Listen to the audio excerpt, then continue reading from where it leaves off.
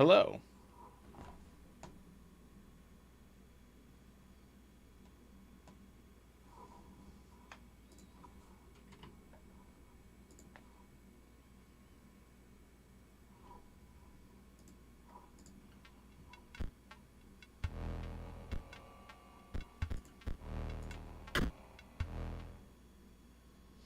Welcome, Jade.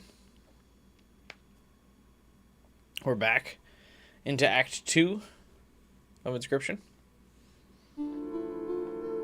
About halfway through Act 2, I believe.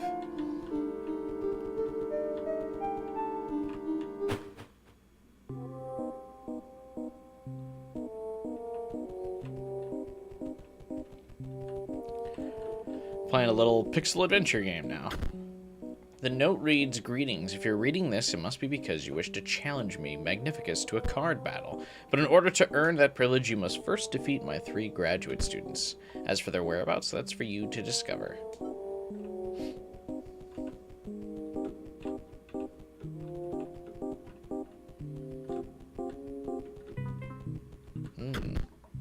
A strange monocle you put it on.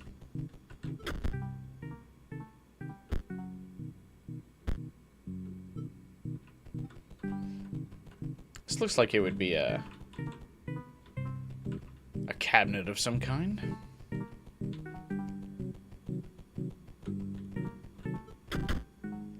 The inside of the chest is covered in a sticky green goo, but you find a card pack. Oh, is this where that one dude is? The guy who was in the bottle in unimaginable pain.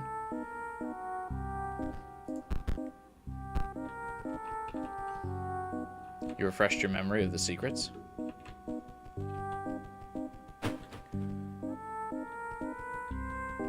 Neat. Collected cards.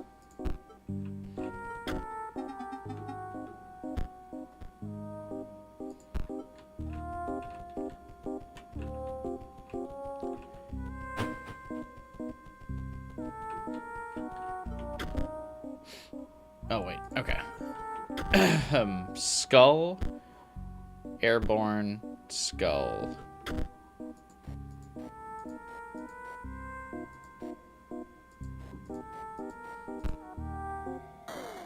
To the moon. Oh.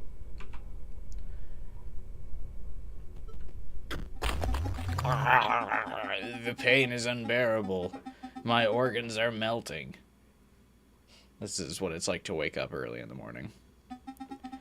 Do you see? Magnificus turned me into goo for my final exam.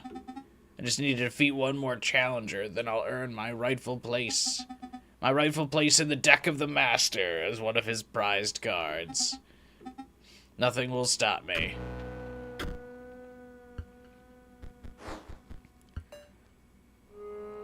Except me. Sorry, buddy. You're going to goo hell.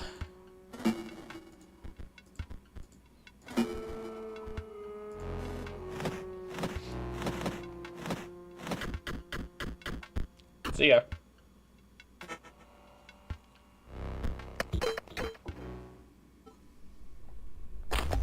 No, please. Please just tell the Master I passed. He won't know the difference. Here, take this.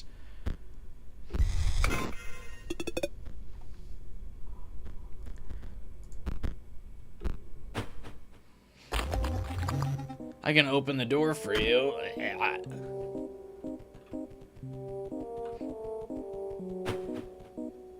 Dude, must suck to work for the fucking magician, dude.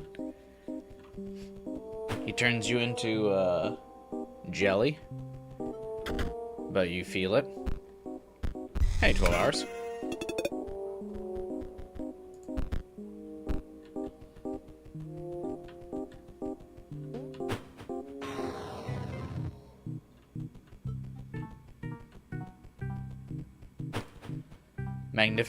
Magnificus is most hated. For gameplay-wise, or because he's a dick?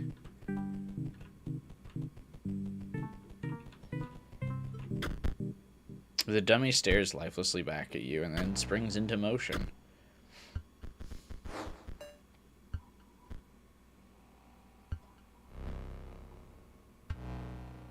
If a creature would attack Force Mage, it does not.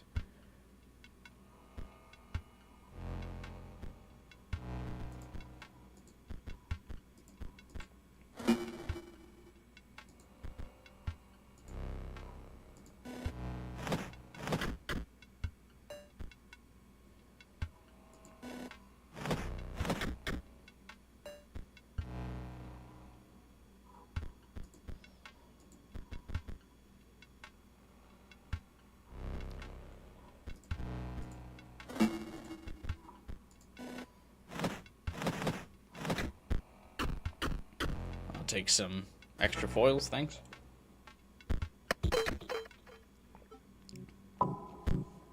The dummy hinges creak back into position, and it returns to its lifeless stare.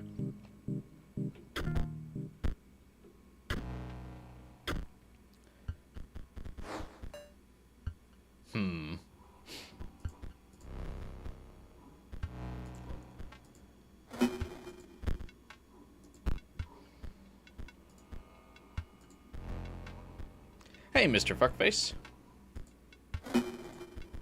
It's going alright? Something going on with this puppet.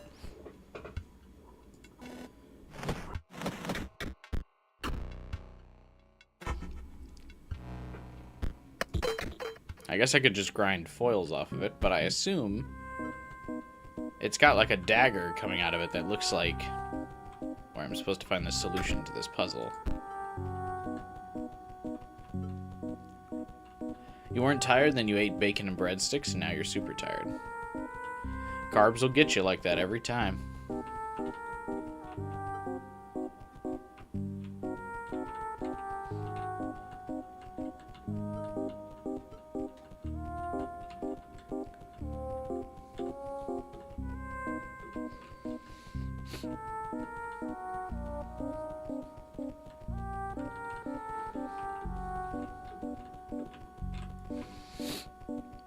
Oh, didn't mean to do that.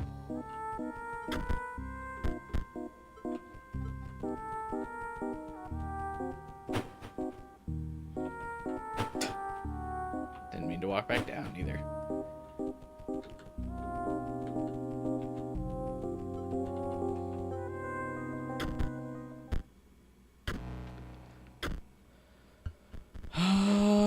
Do I need to destroy these or something?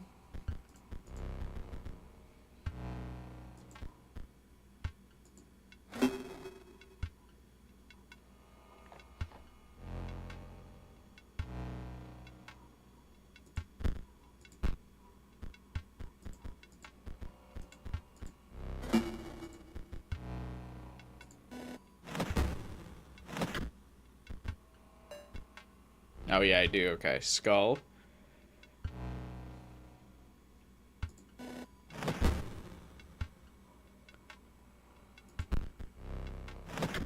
Fist.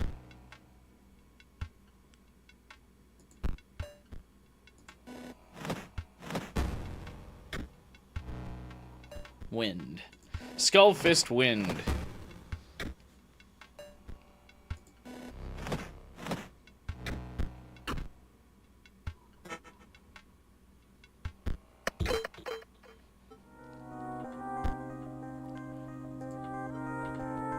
Yeah, it's just there for easy foil farms later on. That's cool.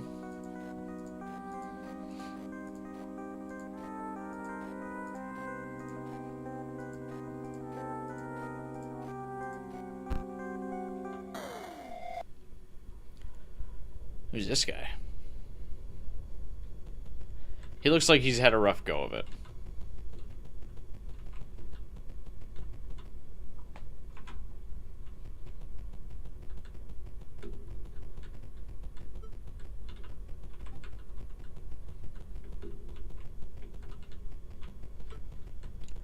Magnificus seems to like torture his people.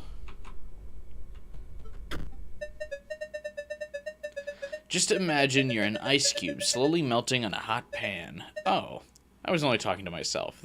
The pain of being a head impaled on a spear is, well, it's worth it, of course. Magnificus will award me the highest honor. I'll be the centerpiece of his deck.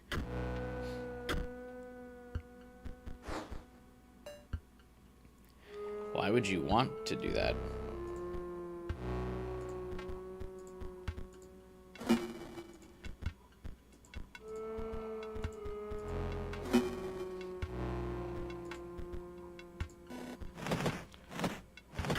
Seems pretty excessive.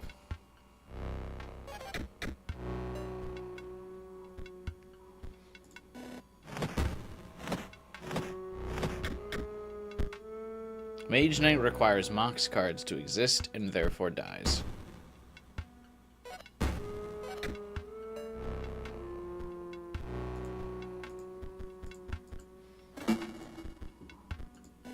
Didn't have enough moxie, son. Perhaps I will not be central to his strategy. I care not. He can use me as a chump blocker. I have mastered disappointment.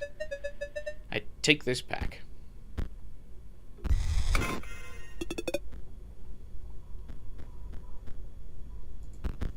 The wizard deck seems like it would be difficult to use.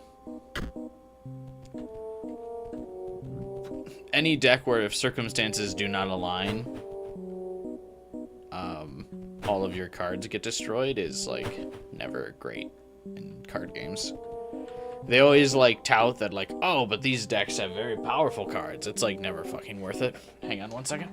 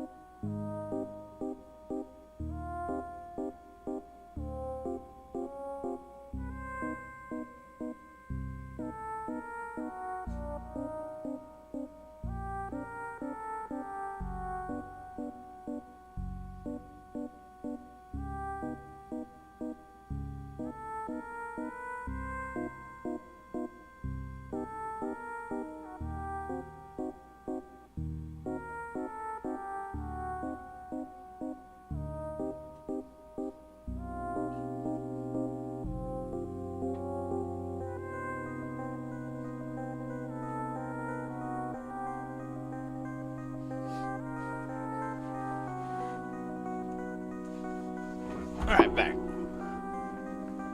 Hey, Sun Matter, welcome. Make sure to visit the mycologist in this act to unlock a secret event. Who's the mycologist?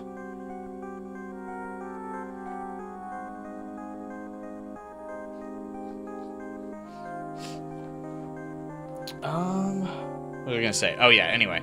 There are some cards like that in Yu-Gi-Oh! That play similarly. Where, like, if you don't have a field spell card out, all of the monsters related to that specific field spell card will die. And it just becomes a game of, like, it's too easy to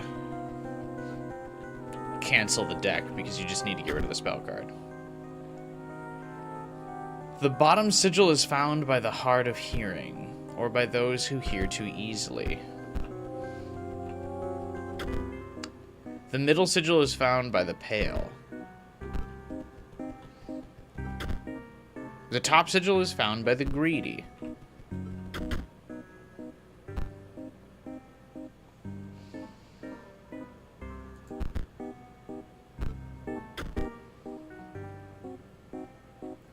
You reach back in for more and notice a sigil where the card used to be. Okay. So the top one must be this, because that's the greedy.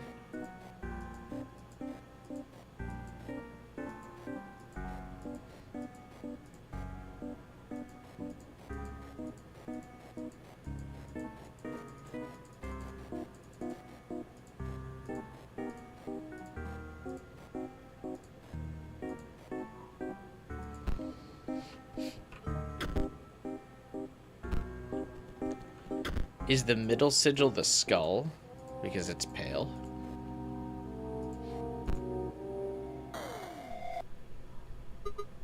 At last! Stimulation! My test has been sensory deprivation, you see. Oh. To unlock the full potential of my mind, you see. It's unlocked now. Hear me, Magnificus? I'm ready. We have to battle? Okay.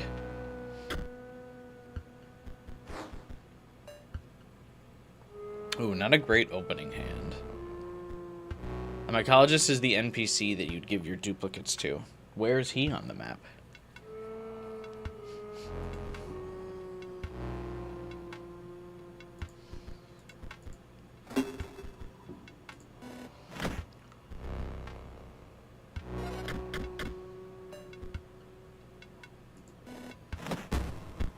Oh! Never mind. I fucked up a little bit, though. I definitely misplayed there.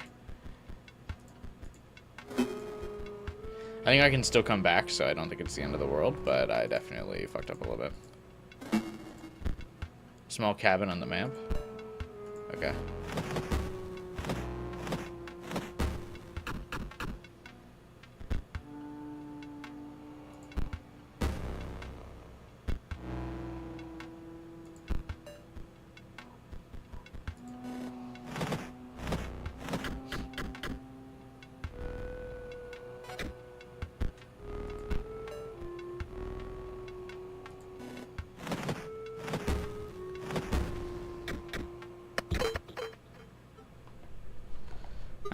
It's fine.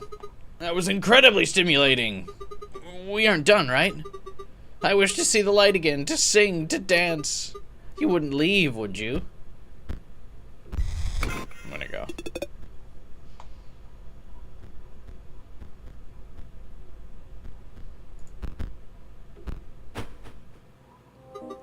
If I open the door, you'll stop by on the way back and let me out, right? Sure. There's an interaction with the angler you missed? Alright.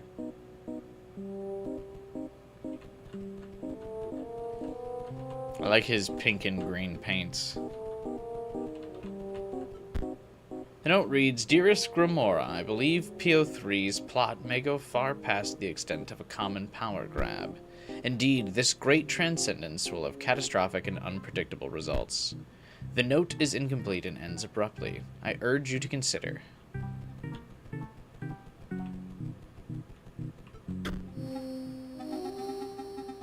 You're here at last. How do my pupils fare? No matter. There are far more concerning issues at hand. Do you understand the canvas that you've been woven into? Nay, you are the brush, and the artist moves you with terrifying mastery. My eye aches with premonition. This guy's ugly. The future is very grim. He kind of looks like the slime dude as well. First, we must battle. Do I have broken obols in my deck? No. Behold the brush of the scribe of magics. My pupils would die to be painted by it and live forever as a card. But that is not the full extent of its powers. Now for a bit of color.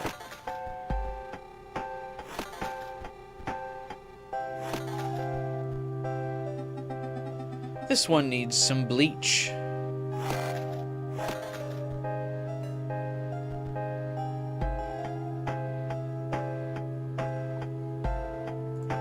What is Mr. Stimulus down here dancing around for?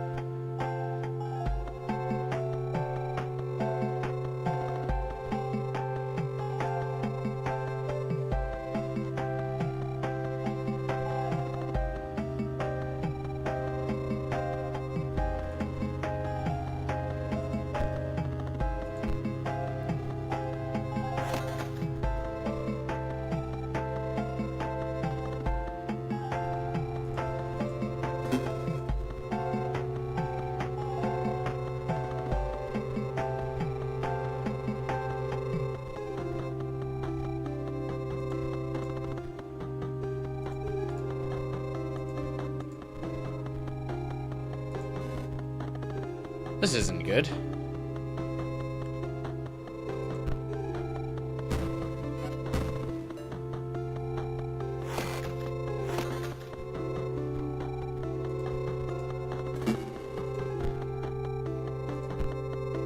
Does this rabbit have a special ability? What is this? When rabbit is played, you draw cards equal to the amount of mox cards on your side of the board.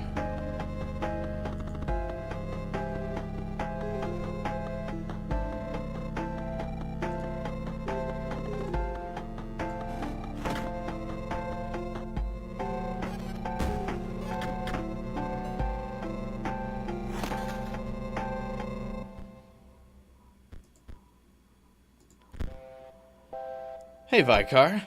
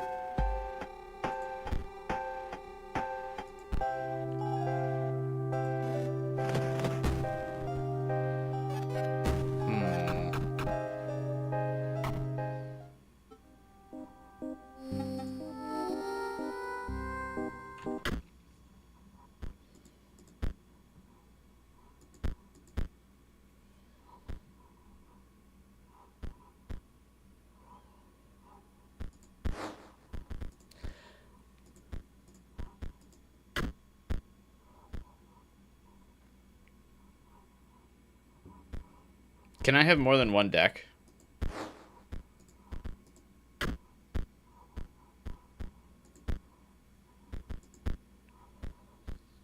Because I assume you basically have to play against him with a Mox deck. Because he paints the Mox symbols on your cards, and then it doesn't... You can't do anything, really. Completely destroys the synergy of, like, non-Mox decks, basically.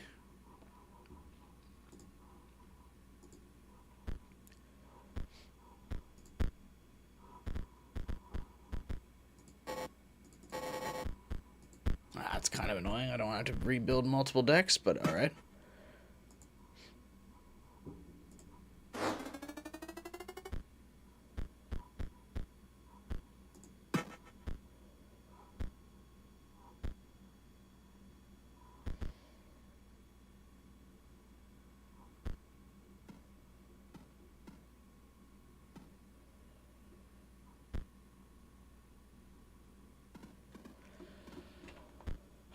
Master Orlu.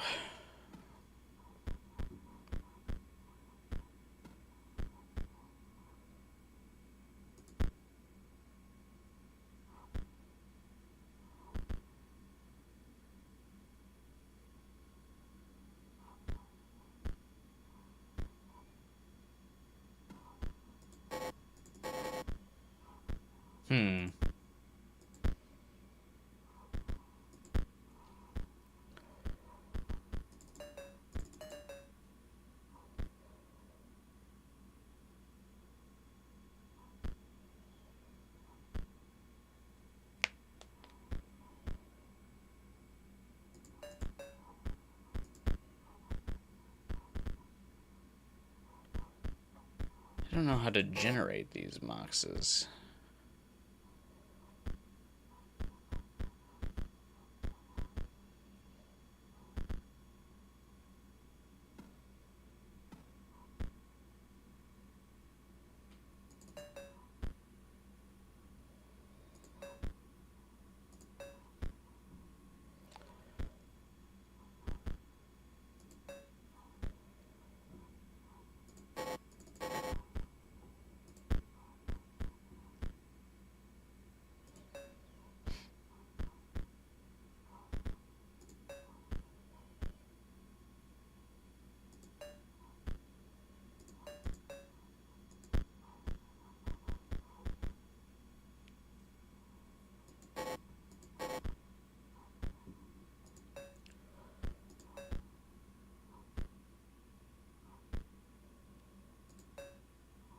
I'll give it a shot.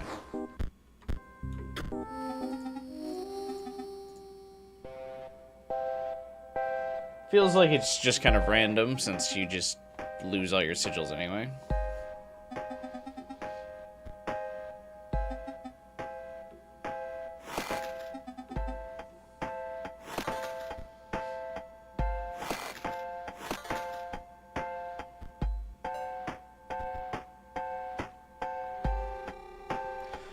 All right.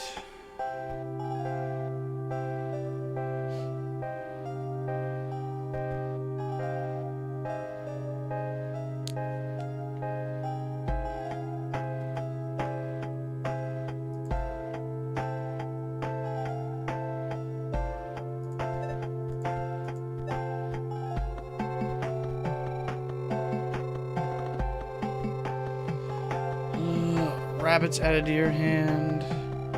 Mox cards on the underside of the field gain +1 power.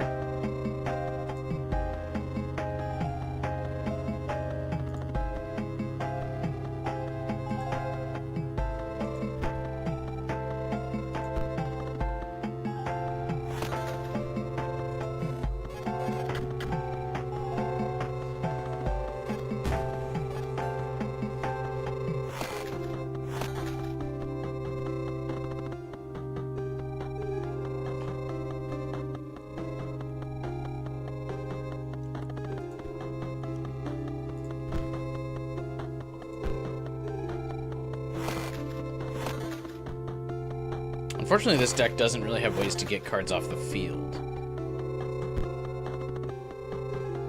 Oh, wait.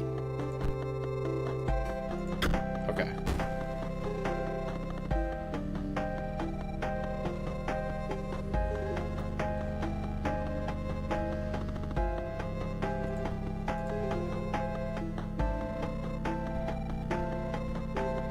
Ox cards on the owner's side of the board gain 1 power.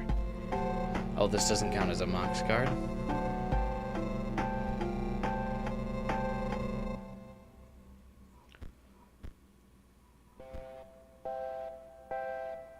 Hey, Max Hatter.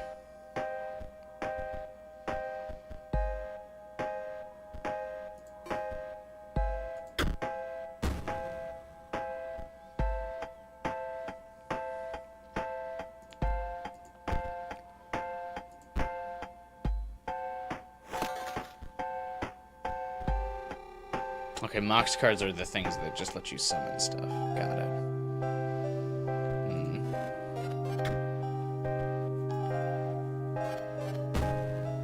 This deck is, like, overly complicated.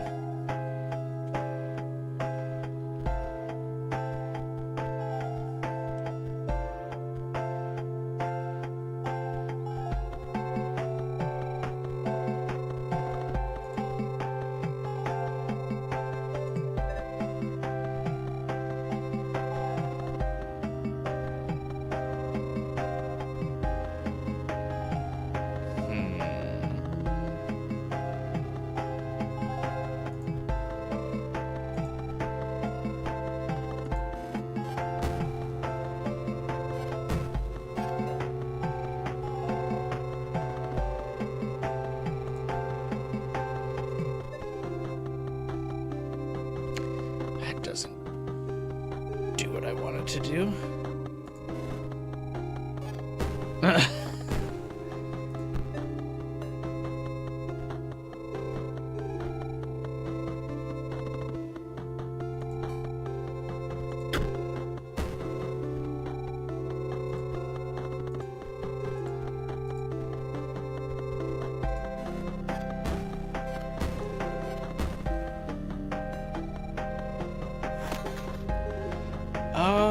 So you started playing not even a full day ago? Yeah, we just started playing for the first time yesterday. It goes alright. Just trying to figure out the rules and stuff.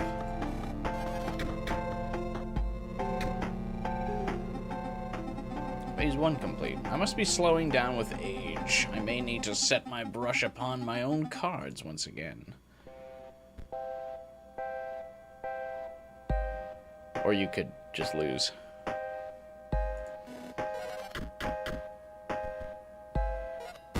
No.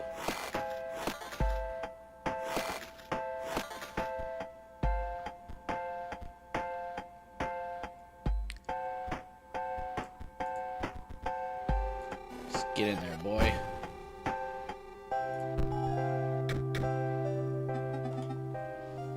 We take those. Very well. Which scribe am I? The beast. Very well. We have battled, and now I may speak. You see my eye? It aches because it remembers it was excised by none other than Leshy, scribe of the beasts. And a beast he is, arrogant, single-minded, obsessed with gaining power, but he is far from the worst scribe to become hegemon. You see, the ejection of my eyeball is far from the worst thing that can happen around here.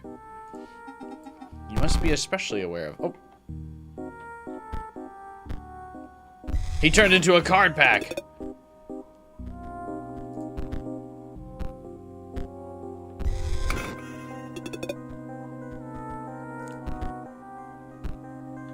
Goodbye.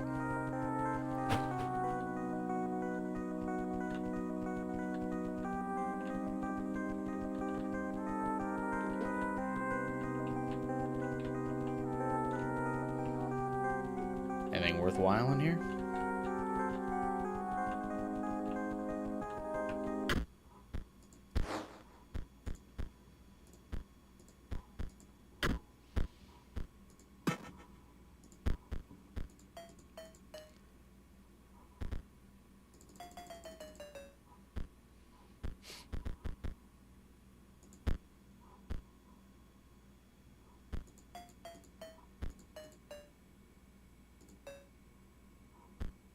I immediately am going back to reset my deck to the beast layout.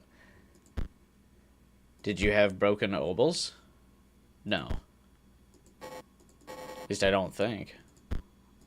I don't know what that means. Like the card?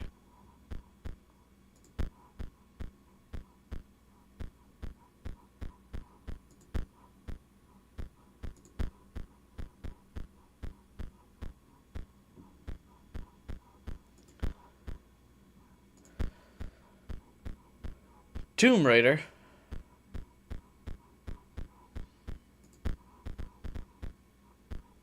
Broken obol. Yeah, I've got 2 of them. 3 of them.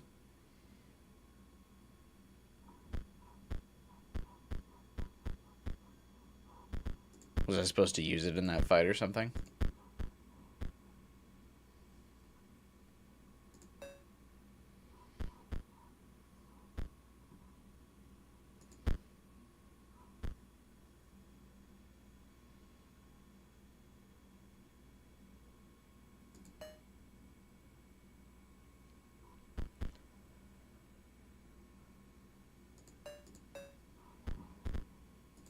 I don't remember how my deck was. I really liked how my deck was set up. Oh well.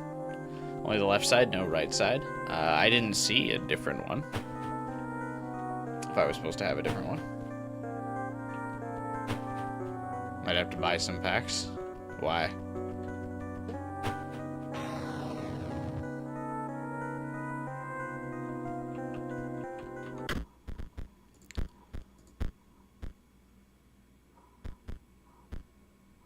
What are they?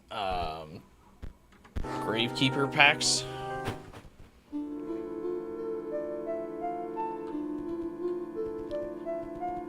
For a secret.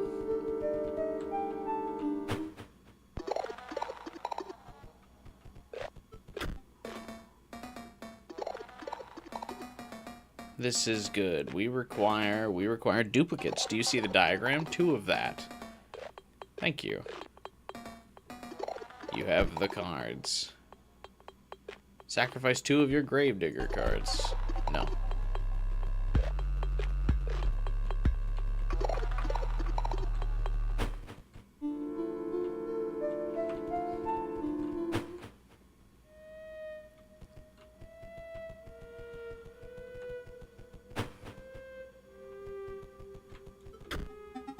What are you selling?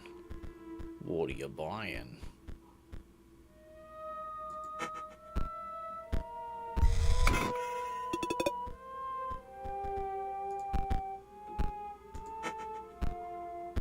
Obols?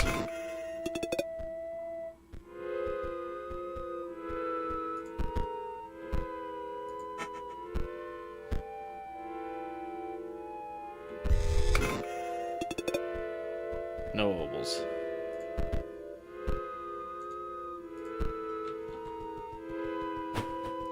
Do you have Emerald Mox, Energy Conduit, Stim Mage, and Buff Conduit? I'm gonna guess there's no search function in these, huh?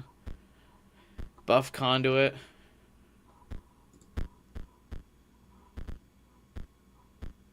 I do not have Emerald Mox, I don't believe.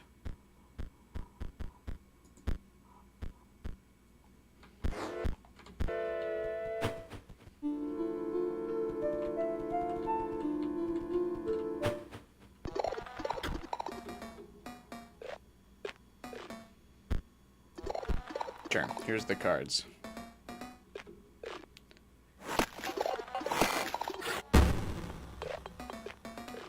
Thank you, here is your prize. Spore Digger.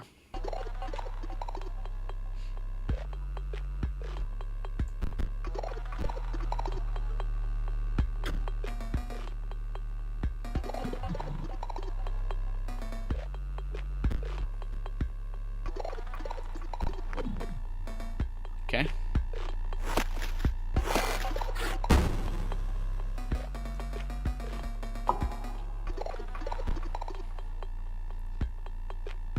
When Spore Mice is played, a copy of it's created in your hand. Also, when Spore Mice is played, a copy of it's created in your hand.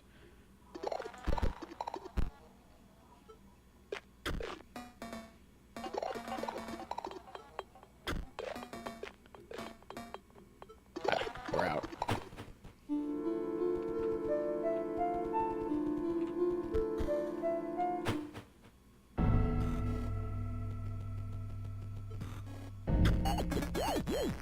Challenge me? Weak cards, total lack of synergy. This pile really doesn't stand a chance against me. Look, I'm trying to finish up my conduit control list here, but the bots they're sending down the line are trash. Get those workers to send me something good. Tell them to throw themselves on the line if necessary, and please have a decent deck by the time you're done. How dare you? I've got the ultimate cheese deck, brother.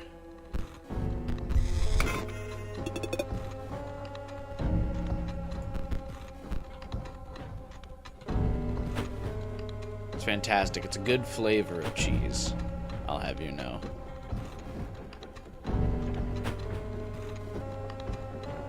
The obol pieces have to be played together to create an ancient obol that's given to the creature in the coffin as an offering.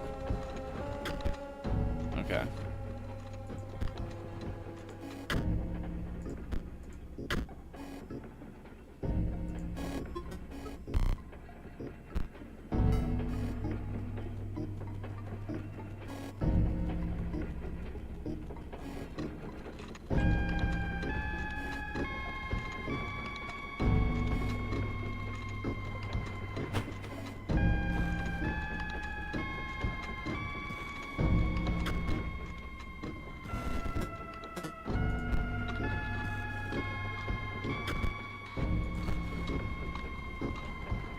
What did this puzzle do? I solved this, like, battery puzzle and then nothing happened?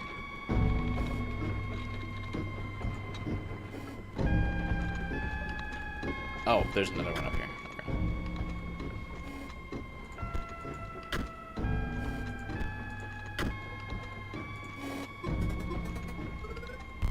Okay. I didn't see the other one, actually.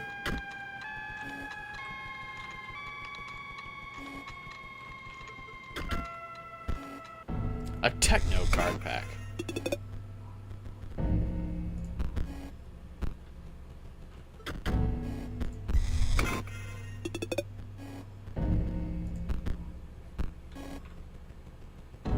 And I want to go back to the Spore house because I think I just got a duplicate of the card that they wanted.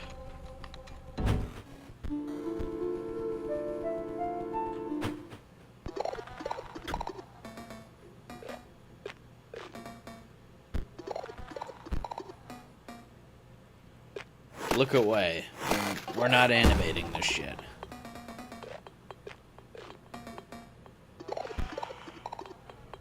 Sentry Spore.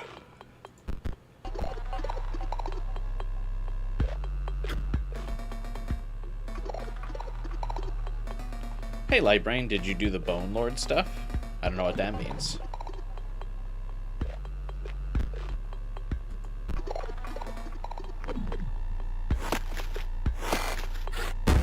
Bone Lord is ready.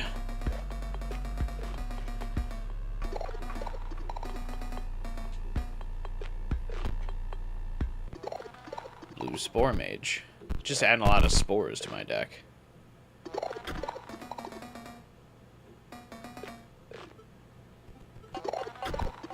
You found a strange flickering key. Its use cannot yet be understood.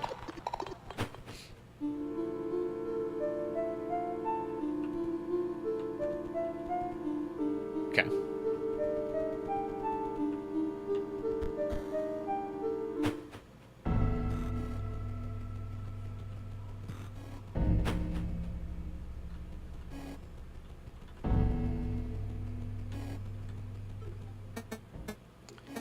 Can't you see I'm busy? I'm very busy here. What? PO3 isn't happy with my output, but I am merely the inspector. To put better bots on the line, I would need to. Who are you? To be carrying orders from PO3. PO3 would only trust someone with some semblance of card game skill. I'm very busy, but I must know if you're qualified to give me orders. I'm assuming his name is actually Poe, but saying PO3 sounds more interesting.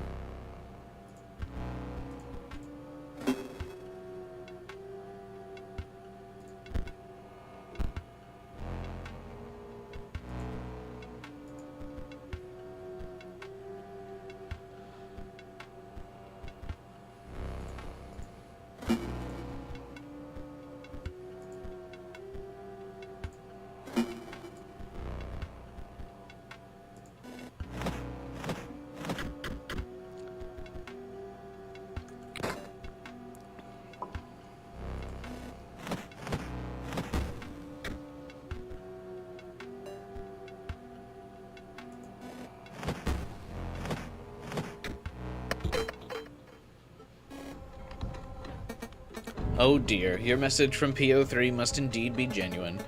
As I mentioned, I am merely inspector, not an engineer, not a designer. I cannot send new bots down the line, but I can send myself. I am proud to have served PO3 faithfully. Well met, stranger.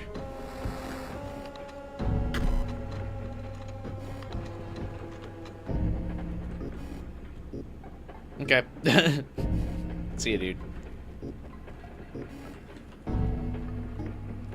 You brought the Resident Evil 1 remake on Steam because it's on discount. You wanted to learn its save room thing. Oh, you wanted to listen to its save room thing. Can you just pull up the save room theme, like, video on YouTube? There's like an hour-long video on YouTube of like a compilation of all the different save rooms.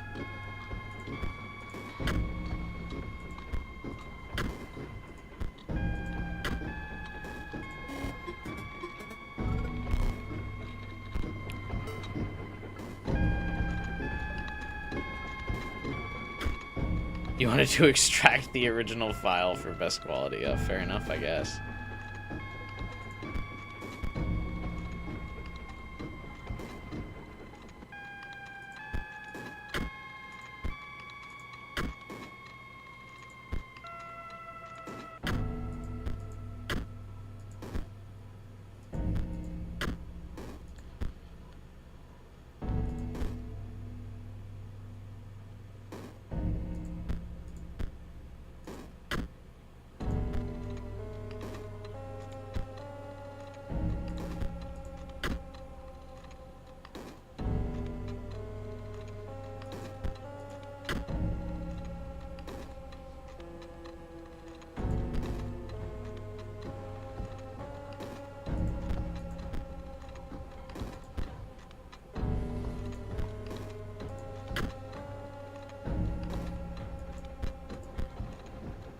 These are probably the hardest puzzles in the game, by the way.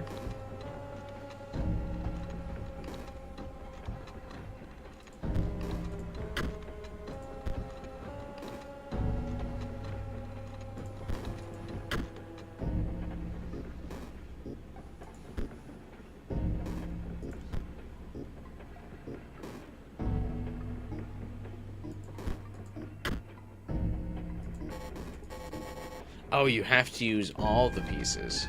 You can't just get 5 out of 5.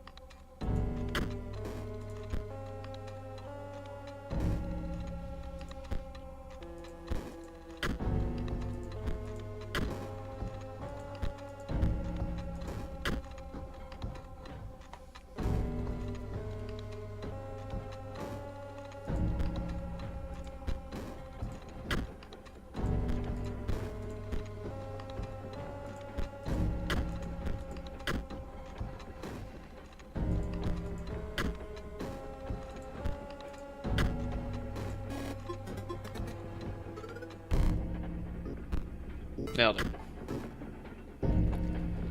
Not as fast as I got the first one, but that's alright.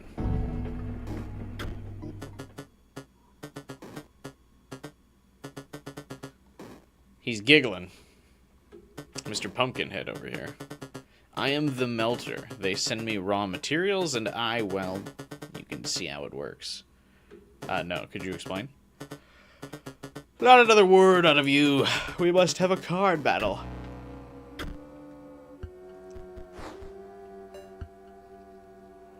Agree to disagree.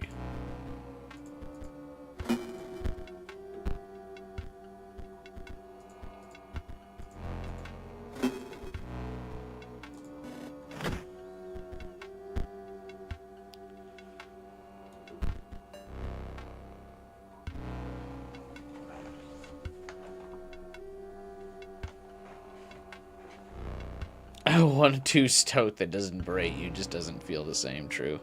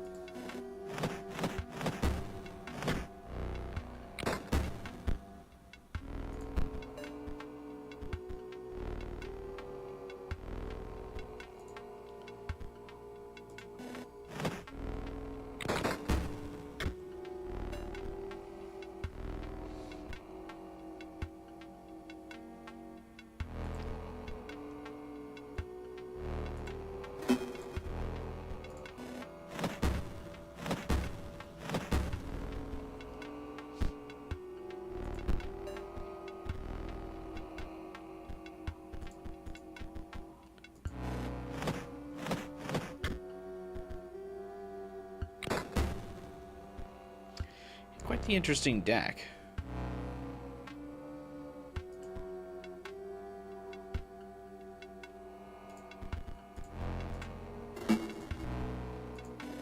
So this is one of those decks that's kind of designed around flooding the board, I see.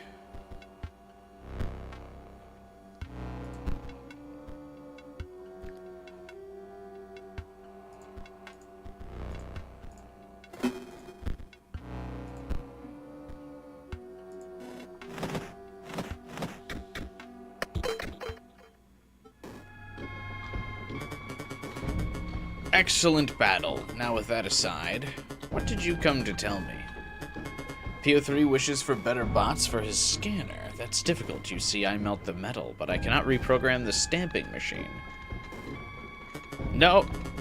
There is a way to send at least one new bot down the line. No. Yes, for PO3.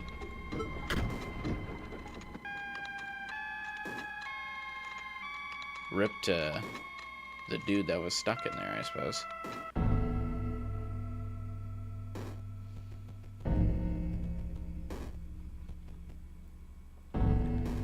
Can we talk to the guy?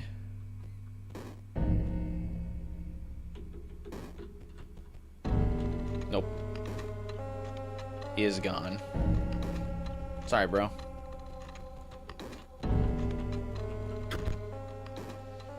Fucking math, dude.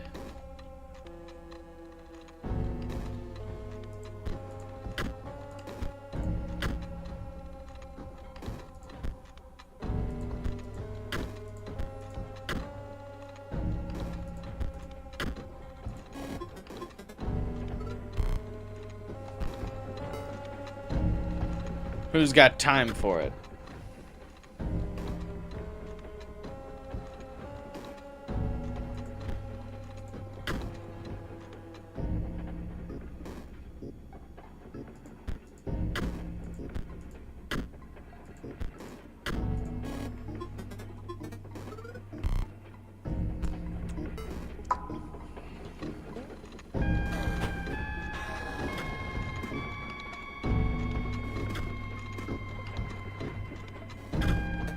Oi, mate.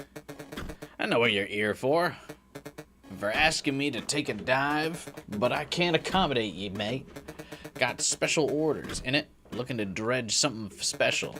We can duel, eh? Maybe even give you something if you win. But I can't be taking a dive. PO3 will understand. I don't think he will.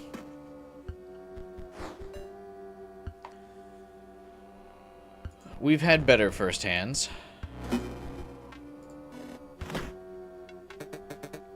Know what, mate? Can't take me eyes off my work here. I'll give you this one. Oh, thanks. Here, take your pack.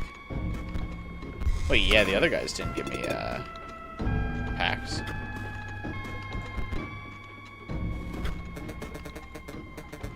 Now off with ye. Boy, is that? PO3 is gonna reward me big for this one.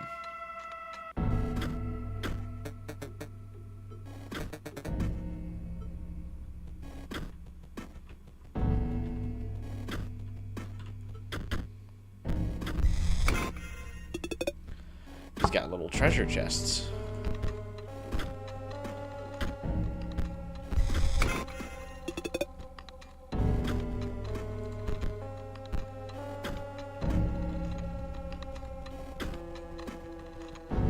Wait, there's the dude glitching out.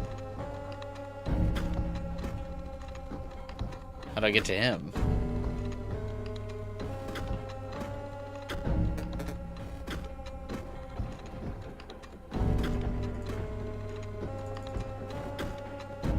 I gotta go back up.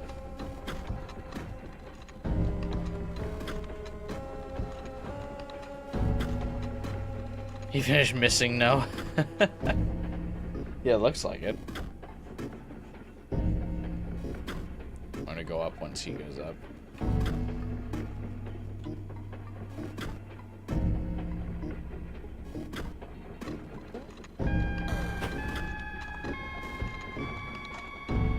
You're done? Oh, I don't gotta, like, follow it back.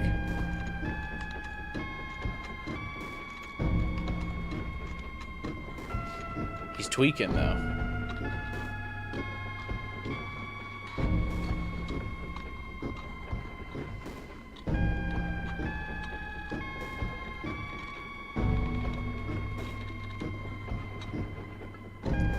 Speedrunners, beware. You have to watch him transition through the factory, or else your run is invalid.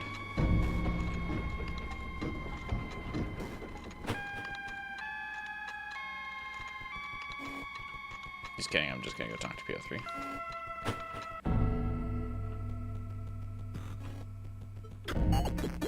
The bots haven't gotten much better, but you battled all my workers and you won.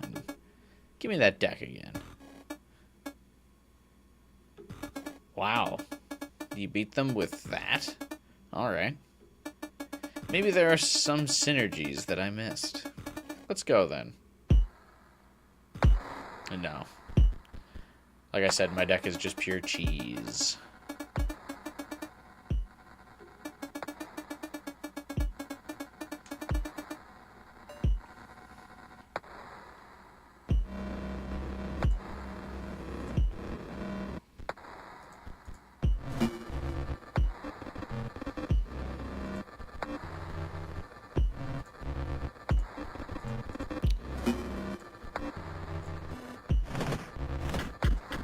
The goal with my deck is to just win as fast as possible. My turn.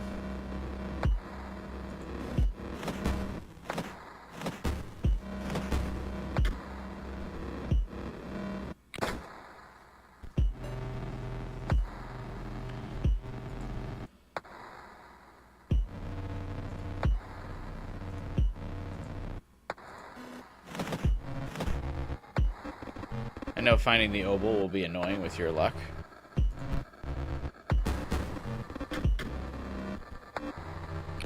Oh, for sure.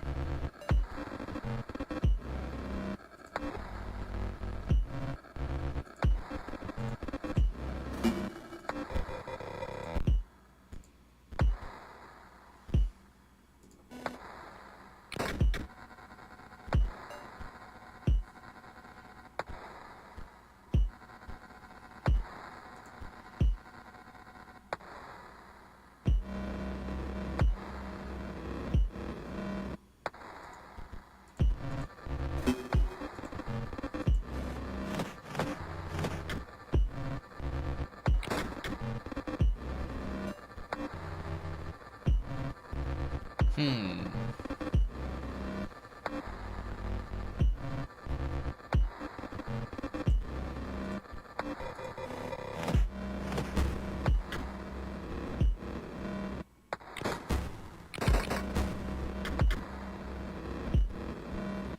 Fucker's tricky. I probably don't have enough damage in my deck. So like I said, obviously my deck relies very heavily on the cheese.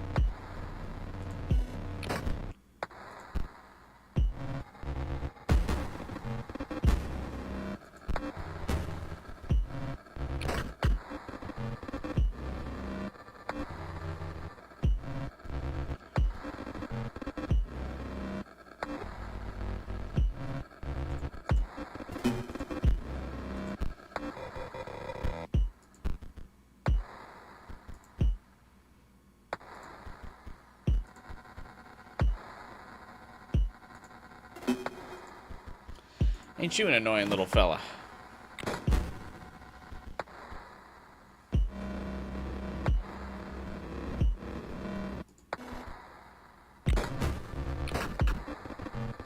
Damn.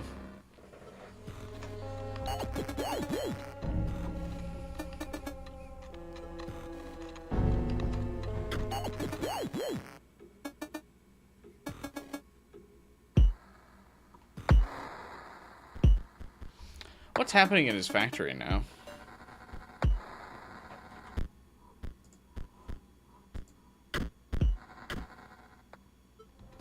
With two of his, like, production workers. Already out. I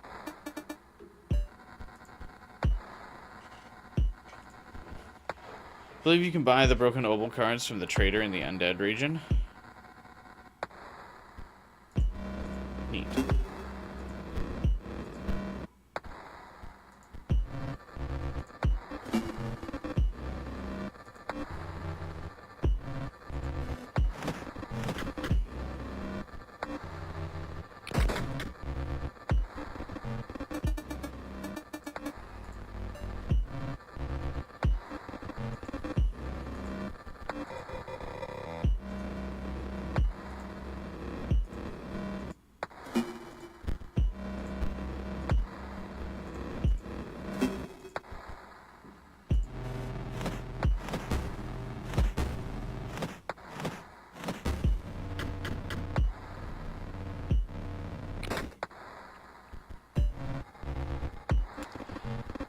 I'd say this deck is certainly the most difficult to play around.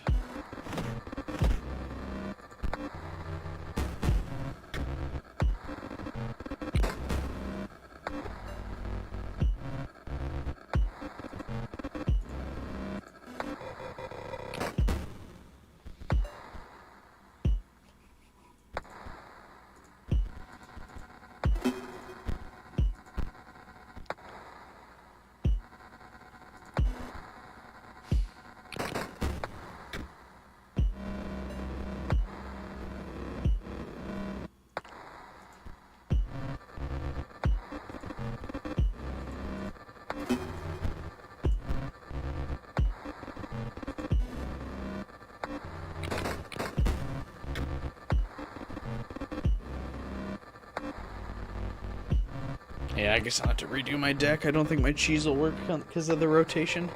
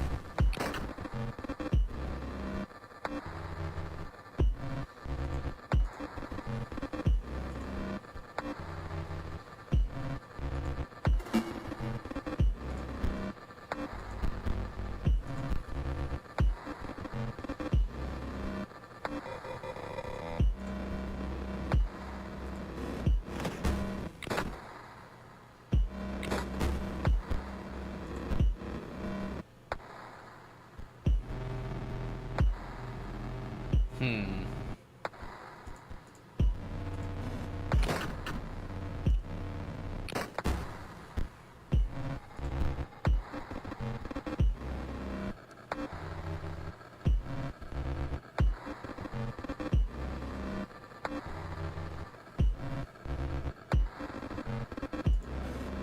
Oh, you know what I probably should have done? Bust the card before it goes back over to him.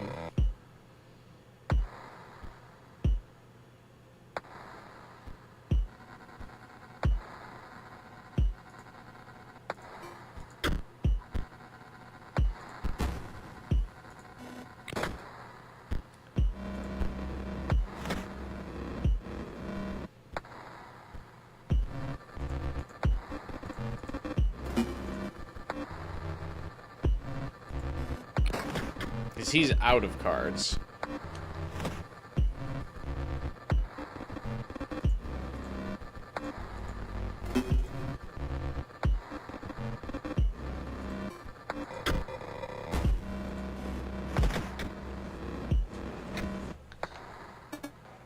Does that refresh our deck? Which card to scan? Just kidding. Obviously the one with the best stats. The stat line could be better. Yeah, it's pretty shit, buddy.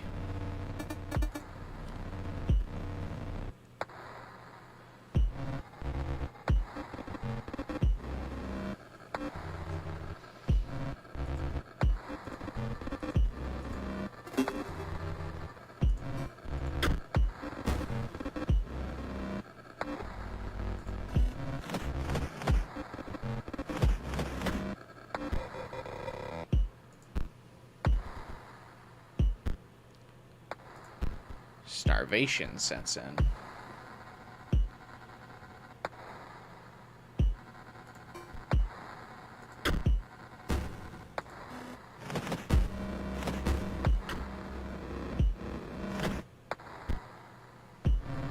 How come I don't get a starvation card when he runs out of stuff?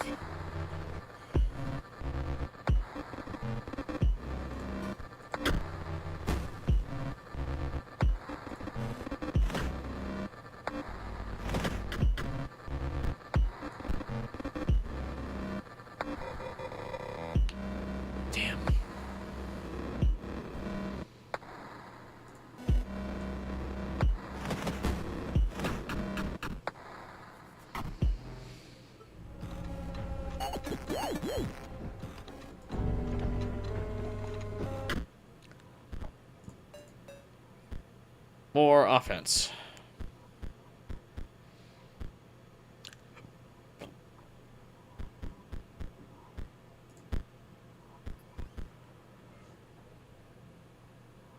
Yeah, that'll do.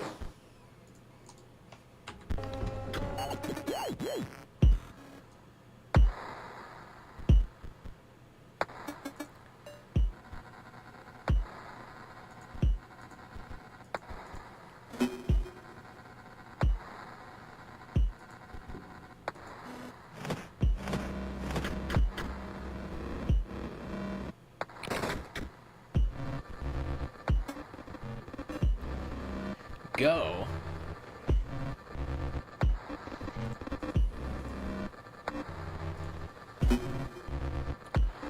Harder, not smarter. Yeah.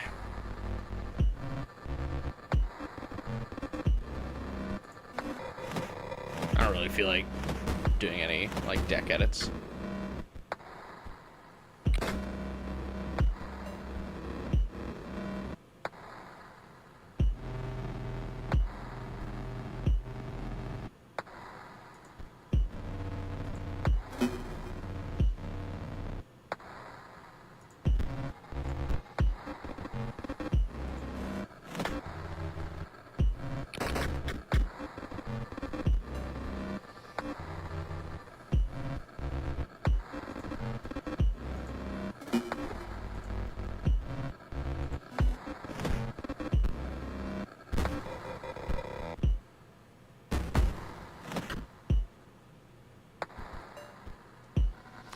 Should be fine, though.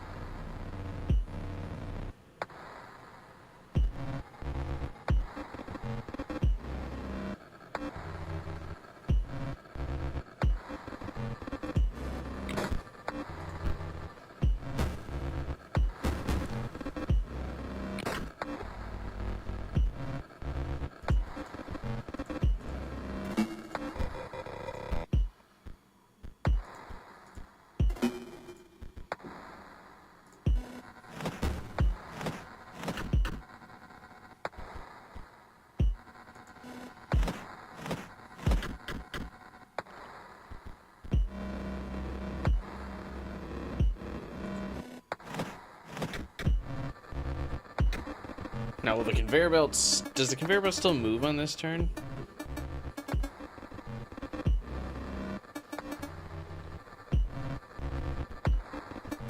Oh.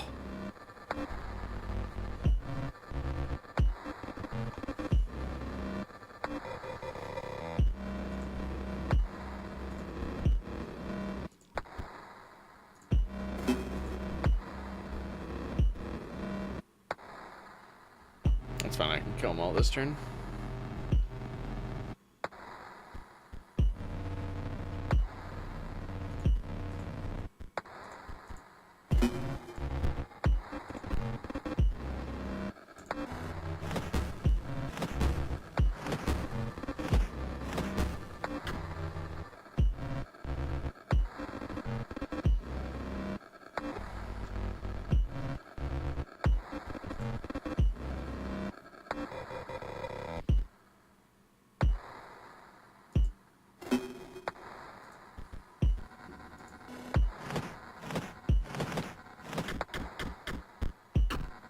We did it. Nice luck you had, bruh. I guess playing a perfect game is no match for good RNG.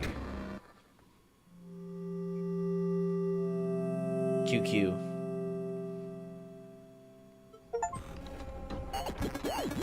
I guess you won. Your ambition is to become the scribe of beasts. That soft-minded stump you ought to reconsider.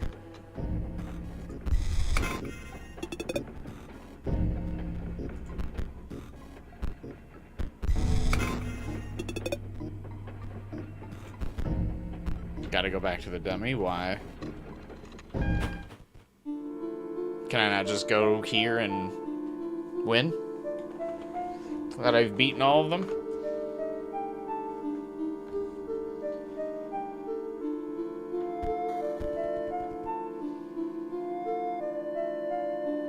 Or can I not, like, progress without the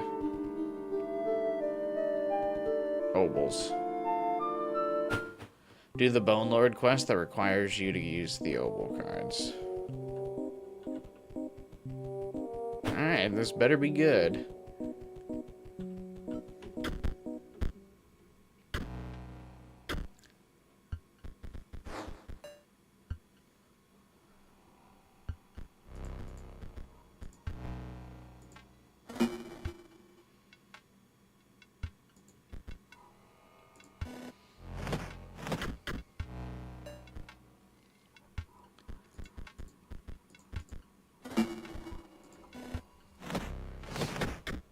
So can I buy that obol card directly, or no?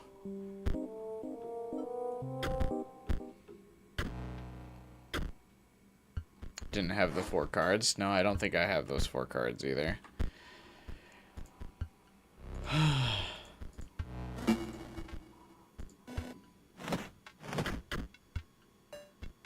Remind me what they were?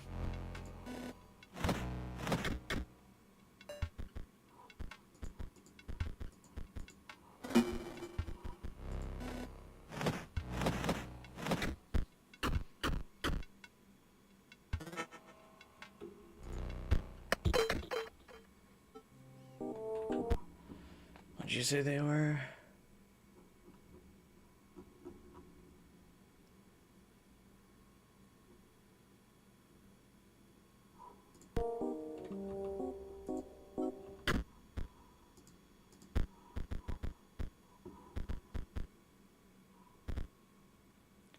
I don't have the Emerald Mox.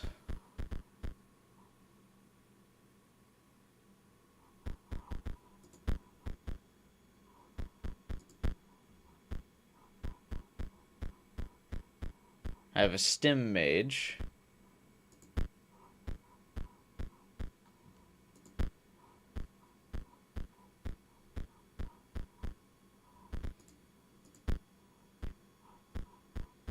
I have Buff Conduit.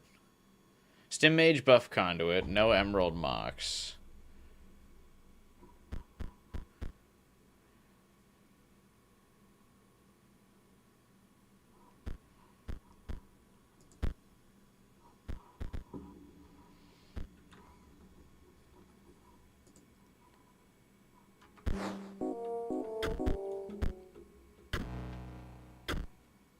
How the fuck you don't have an Emerald Mox?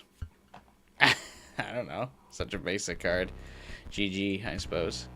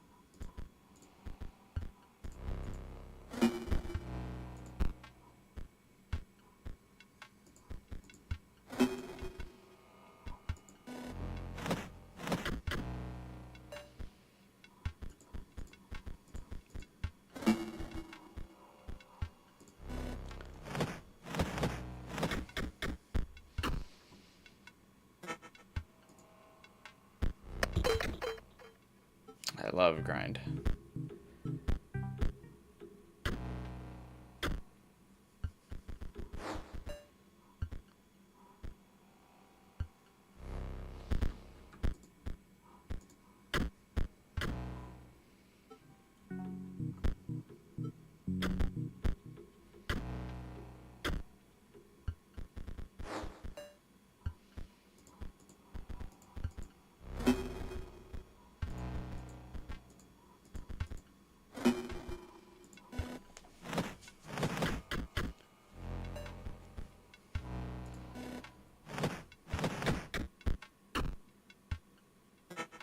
I got 10 foils. Let's go see if I can buy some of these cards that I need.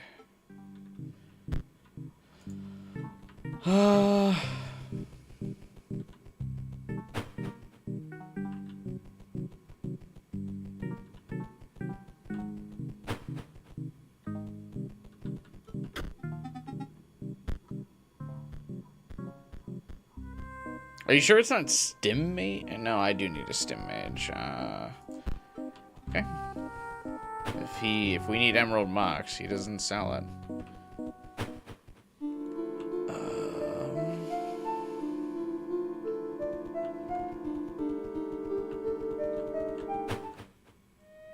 What am I doing with this key that I got? Am I supposed to do something with that?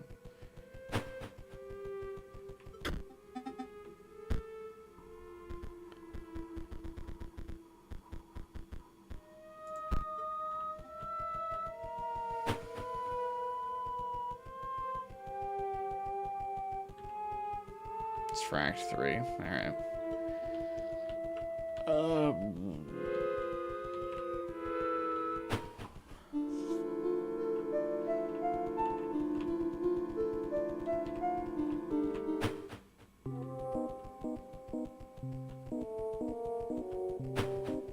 Well, guess we'll buy a card back, see if I can get an Emerald Box.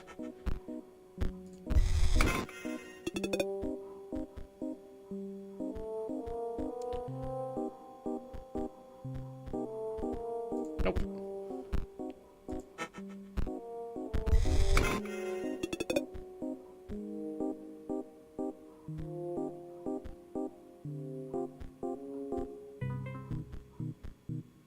Nope. We run it back.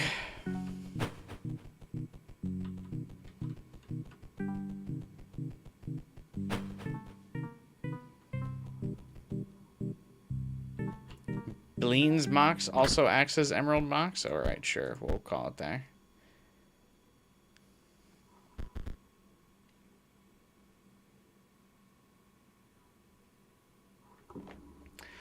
Alright, what else do we need?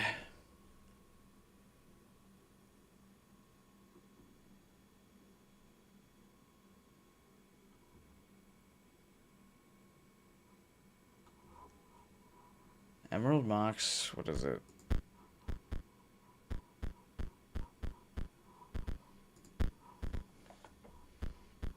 Buff Conduit.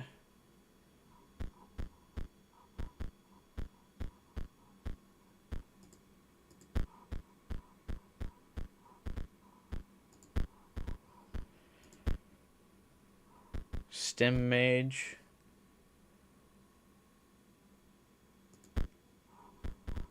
I don't have Energy Conduit.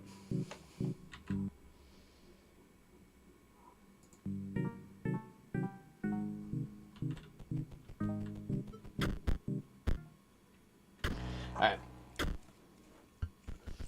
Hang on. For grinding for this, I gotta get some caffeine real fast. Be right back.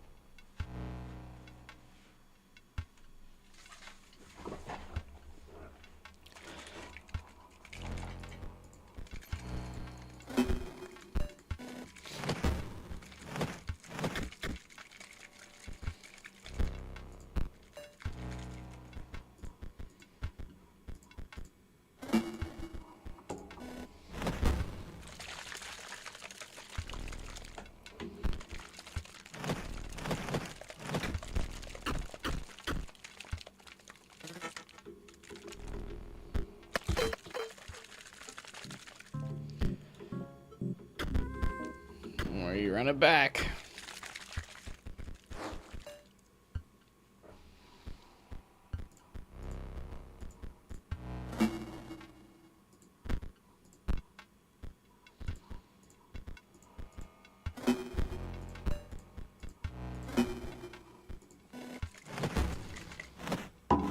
I have 4 copies of the left Broken Obel, actually.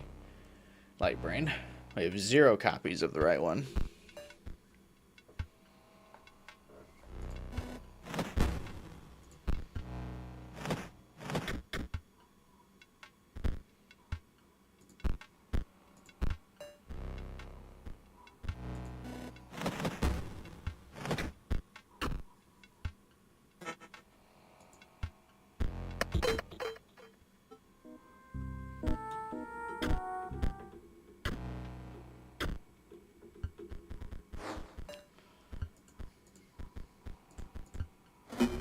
Is this like, does this do something interesting, or does it like make it easier?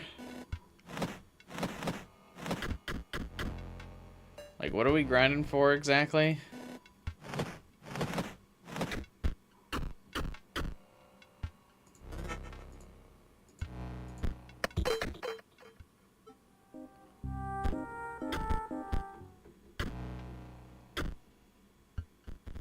For this story.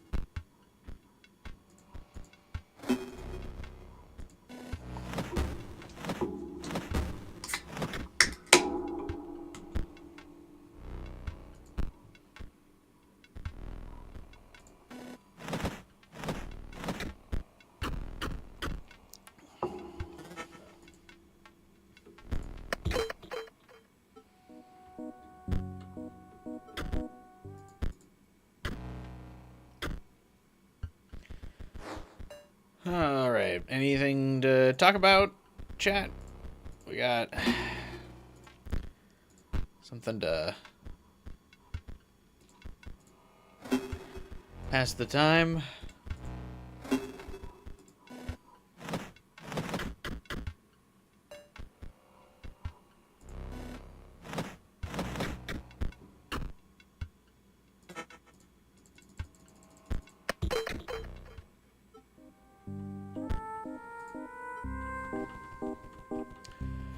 Alright, the obols. Do I gotta go to the trader in the graveyard to get my fucking obols or whatever? I had enough for 2 packs.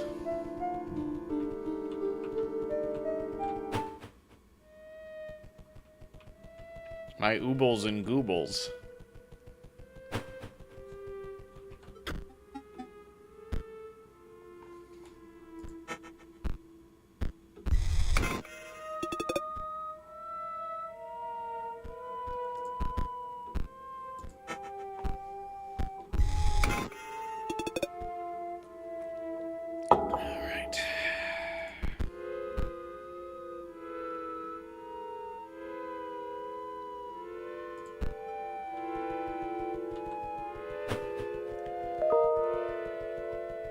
I got an email.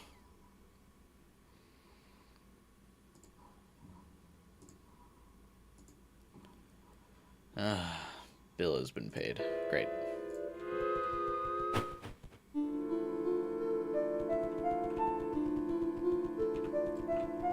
No oobles. So we grind again.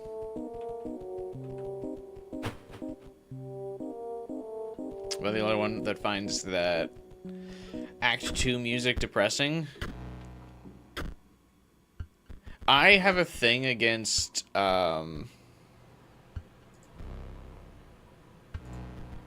this kind of music. And it's gonna sound like weird trauma. It's not actually trauma, but like... So when I was younger, obviously, like a lot of people my age, you know, I would play handheld games that would have a lot of this, like, I don't know what you call it, 16-bit music. But my parents fucking hated the sound of this music.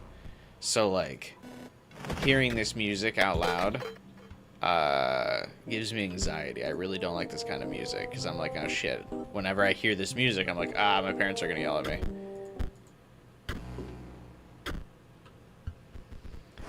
So I hate this kind of music.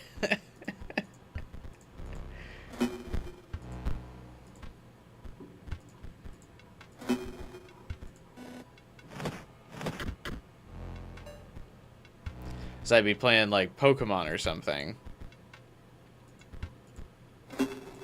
And you'd be hearing this kind of music on the Game Boy. Parents would be like, turn that shit off.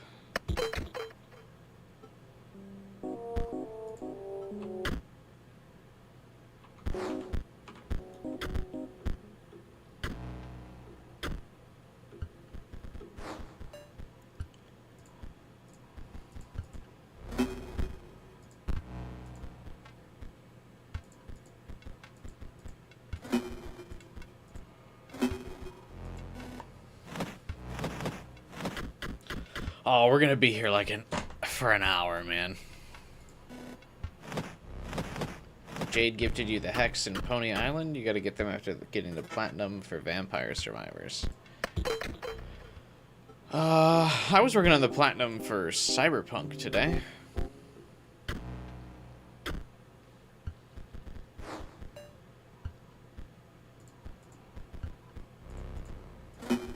I'm basically done with it. I have to finish up a few more, like, NYC or NC police things. And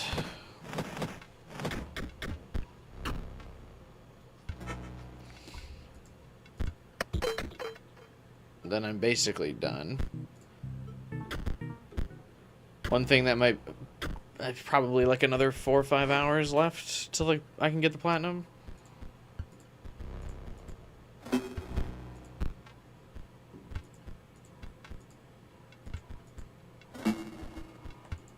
The only thing that I think might be difficult is I gotta do, like, the detonate grenade quick hack or whatever. But I gotta go find... I think I might have to, like, reset my character build so I can have enough RAM to use that ability.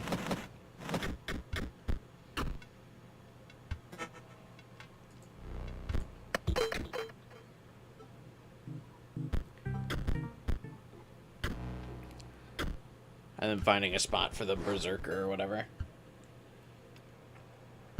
Trophy for doing some Berserker ability.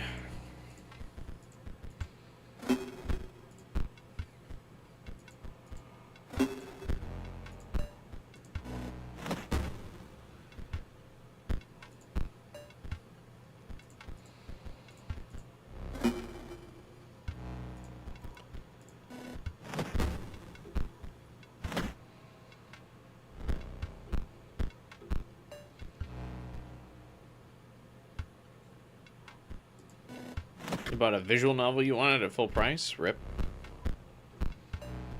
Just kidding. I feel like I generally pay for most of my games at full price.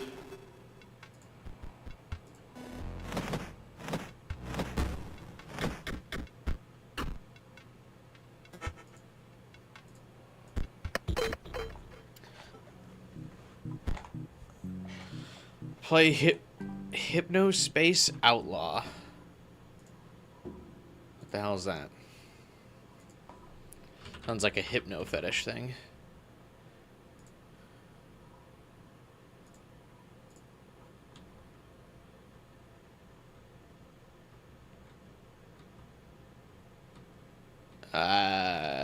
This doesn't look like a game I would play.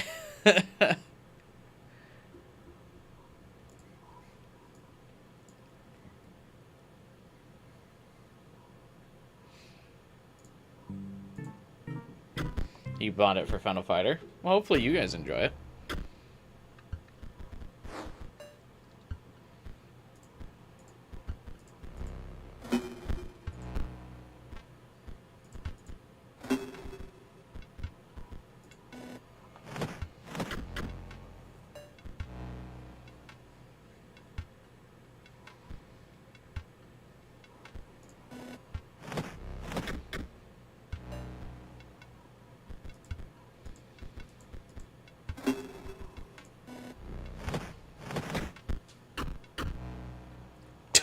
Excess damage.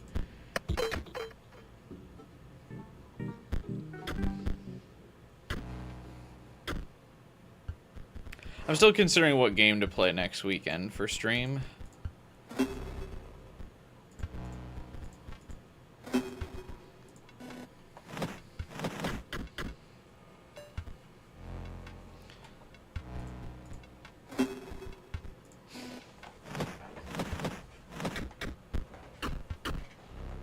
I do not know. It sucks that Life is Strange Reunion comes out at the end of the month instead of just like fucking next week.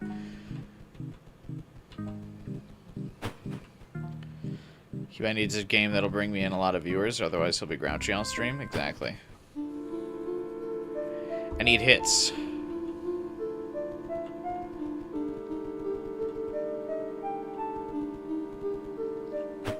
Any new and flashy, something that's jingling the keys for the Zoomers out there on YouTube.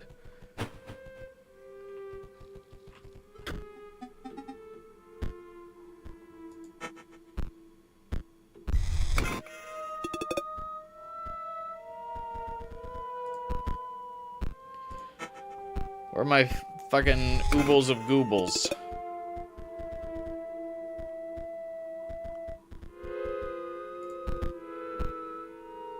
Is it like a rare card? Like, what's happening here?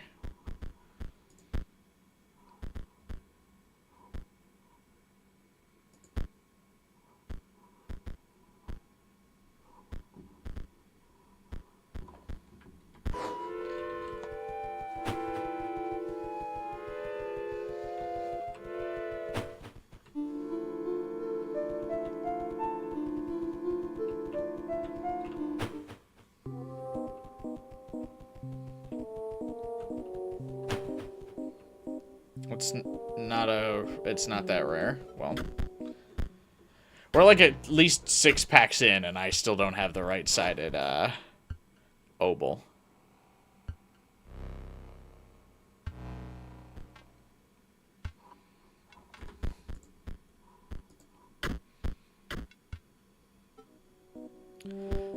There's got to be a better way to get it, right?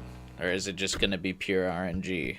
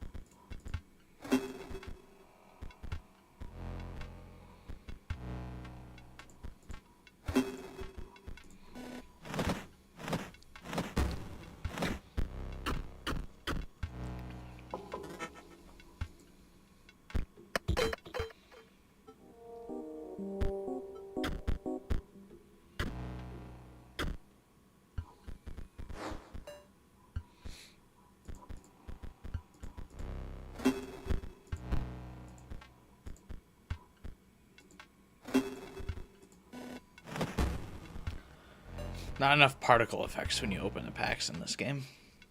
They gotta, like, explode and make a lot of, like, loud jingles and stuff, and then be like, dun dun dun dun dun dun dun dun, and play like a pack opening song. Where's the dopamine? It's like this game's not even trying to get me addicted to it.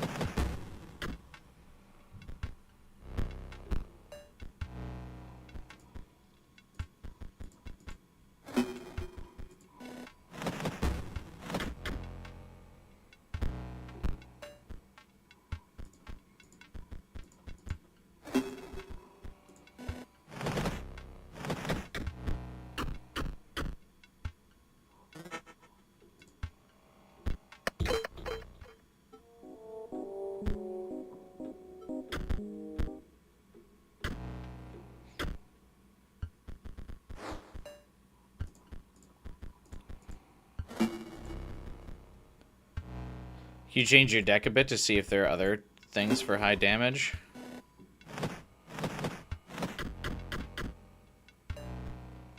I don't know if it's worth. I feel like this is getting me consistent, like at least like 2 to 3 foils every round. I'm not too worried about it. I'll worry I'll make a deck with less high damage potential or like with less easy summon potential and it'll take even longer. Give me my broken oobly doobly doo. Let's go. Another 2 packs. Oobly doobly doo. I wish to summon you. Oobly doobly doo. Give me the broken ooble.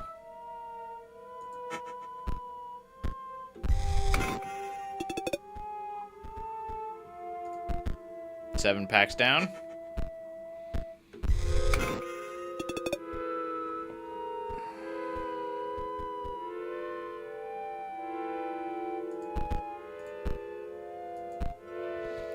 Another 8 packs down.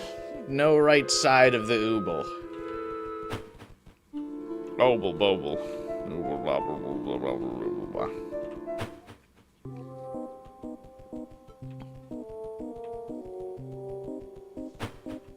No wonder this game only sold 1 copy that literally got buried underground. Major publishers saw it and was like, where are the gacha mechanics? Where are the microtransactions? It doesn't even have a little jingle when you win.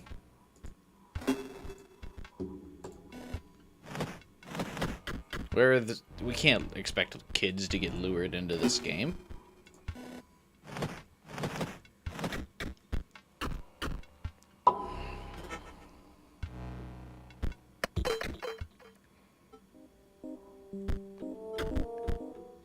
popular were gotchas back during the floppy era? Boomers love slot machines. So I would say decently.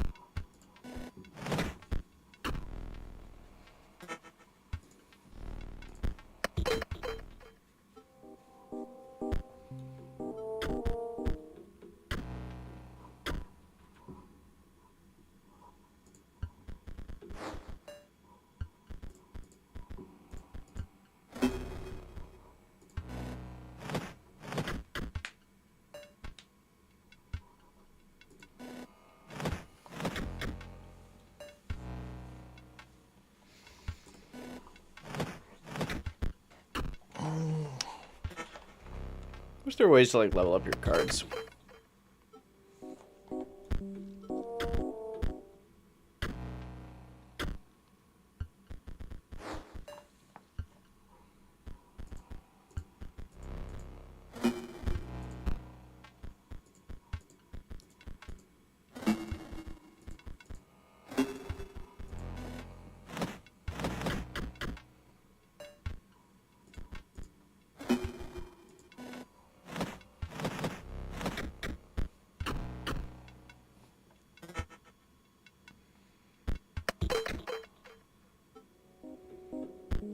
Okay, before I roll for the next Gravekeeper pack, can someone confirm that the broken obols are in the Gravekeeper thing?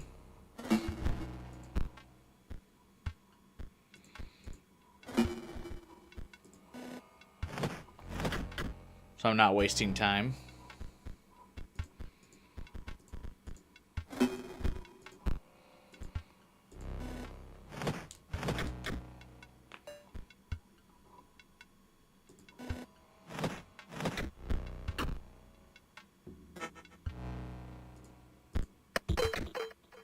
Gravekeeper packs give you more undead cards than other packs.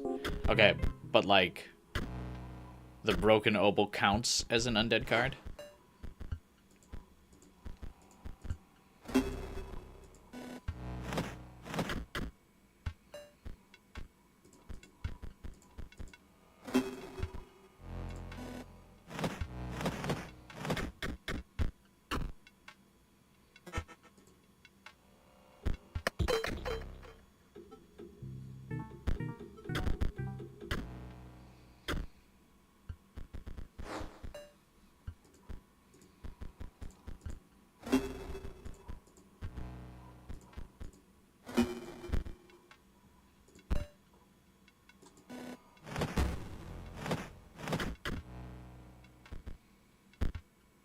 Apparently buying single cards off the trader might be faster. Looking at an old comment, someone said buying the bottom right card repeatedly will give you the obols eventually. Alright.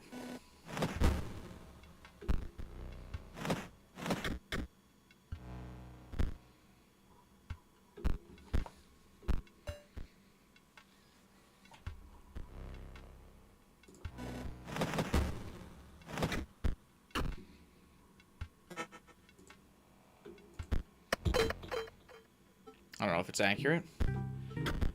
Well.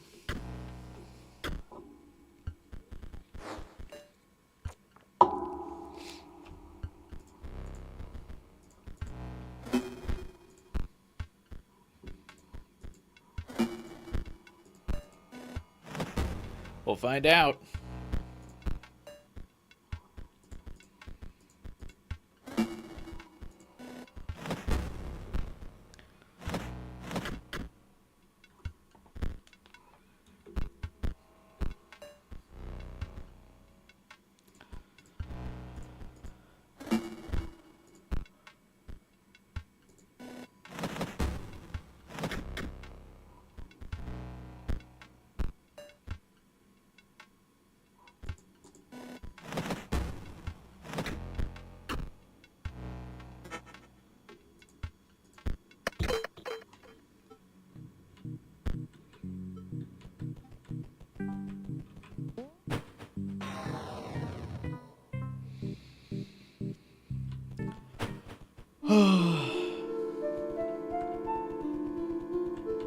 Thinking about hopping back into Marvel Rivals.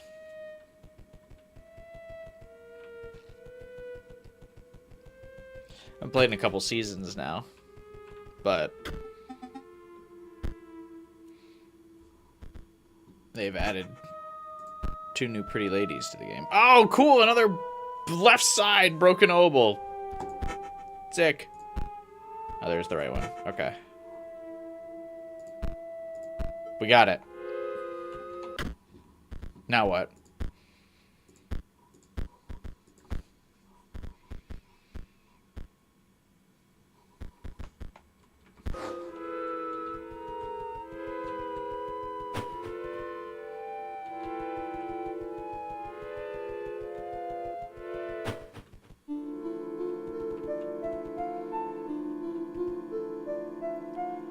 Just have them on the board next to each other? Okay. If I know Cubai enough to know he absolutely won't care about anything coming out of this secret. You're probably not wrong, but it's for the fans.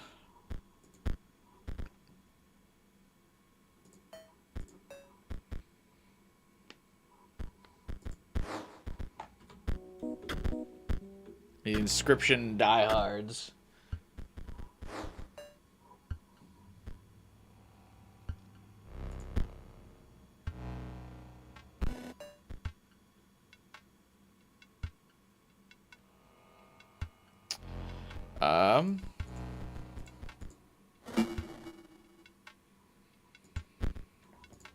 I need to get 6 bones. I must give plus rep on Steam. Yeah, like the video.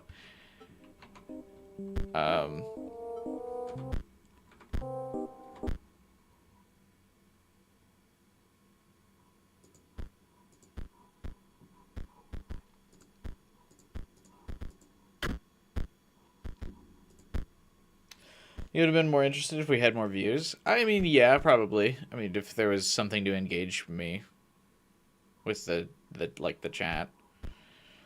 Alright. We got some bone generators.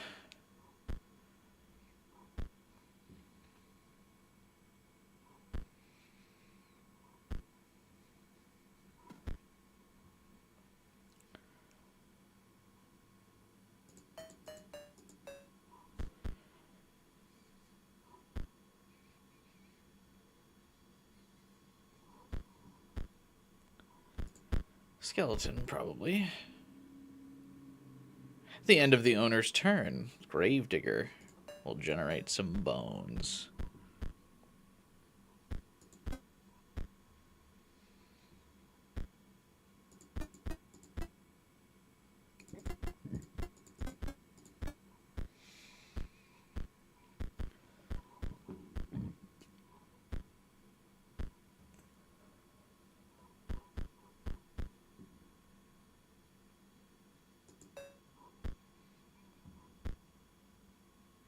Alright, that should work.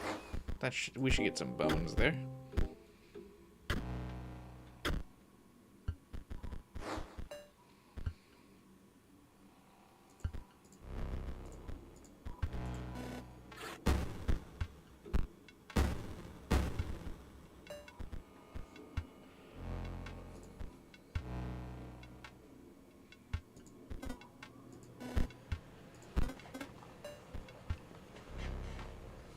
Wait, At the end of the owner's turn, Spore Digger will generate 1 bone. At the end of the owner's turn, Spore Digger will generate 1 bone. Shouldn't I get 2? Shouldn't I get 2 bones? Oh, I do give 2 bones, okay. Bone, bone, bone, bone, bone.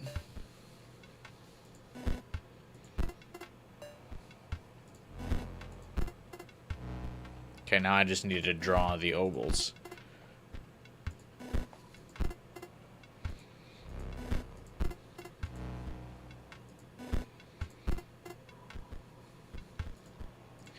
There's 1.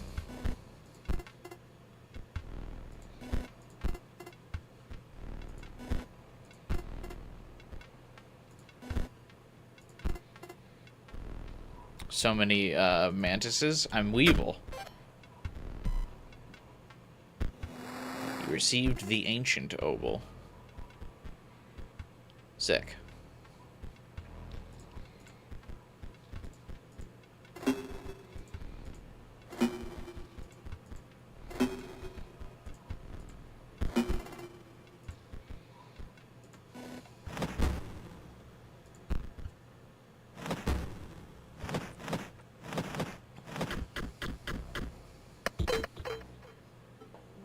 Oh, that was only just enough to break even. Damn. All right.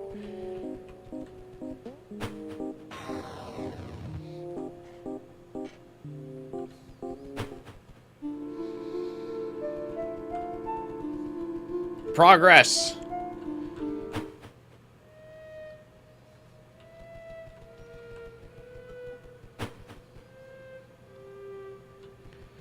Honey, I'm home. A gust of foul-smelling air billows from the casket. An ancient obol. That is a fine offering. Oh my god, is this where Team Rocket Space is?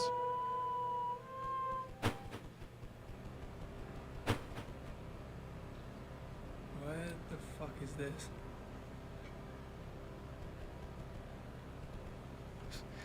I think he's reacting. What the fuck is this? Oh my god, it's a cave underground.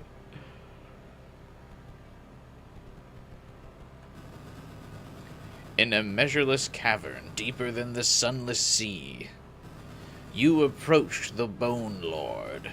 You approach me. You know how long it would take us to walk down a cave that would be deeper than the ocean? It would be several miles of walking. Do you hear it? The old data. Data not found. How it twists and corrupts. How it even invents images unknowable. That's also how I explain all the porn on my hard drive. Do not approach me again unless you will worship me. Worship it. What? Okay, so you're serious. Good. You may not understand its meaning. Not even I do fully, but you appreciate its power. The old data does not take, and it does not give, but I do. Please accept my meager offerings. I got a card. The Bone Lord's Horn. Heyo. Is that what they're calling it these days? Alright, thank you. The Bone Lord's Femur. It endows the holder with bones at the start of battle. Ooh. And another key.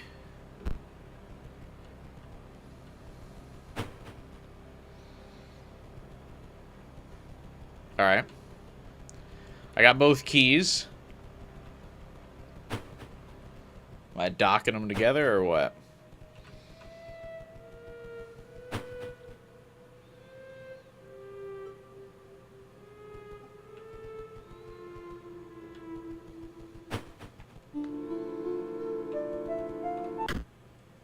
Okay, so what was the other thing you were talking about?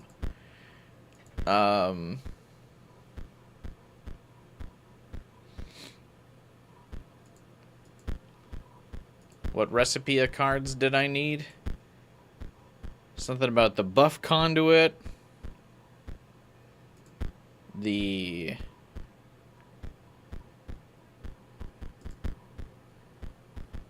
Bleens Mox. Stim Mage, and what else?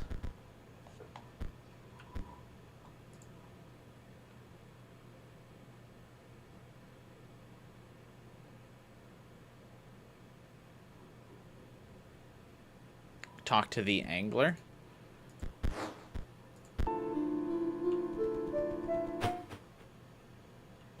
Can I tell him to go fish? Leshy want good fish, fresh fish, corrupted fish. Those are opposites. Leshy trust. I not disappoint. Find corrupted fish. Fresh fish? No, Leshy want corrupted. I find some time, always do.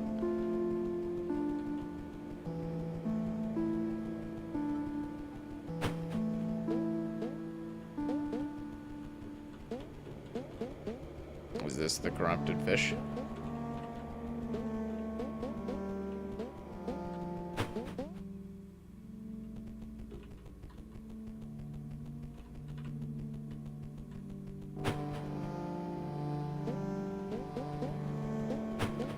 The dredger fished something corrupted?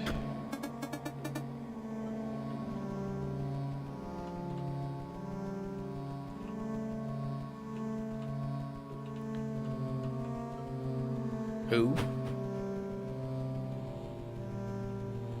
Oh, the painter's over here. Oh, alright, good time.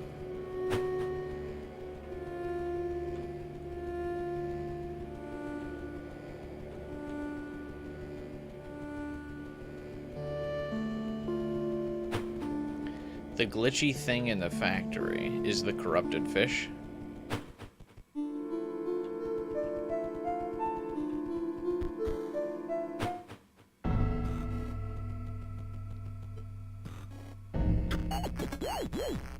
Alright, good talk.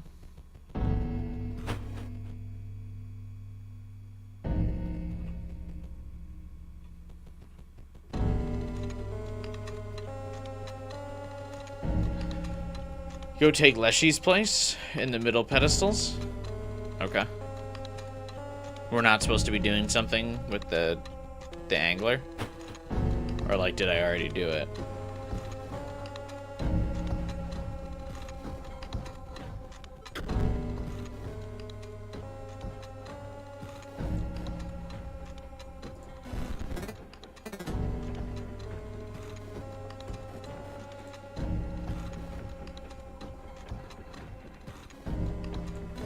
I did it.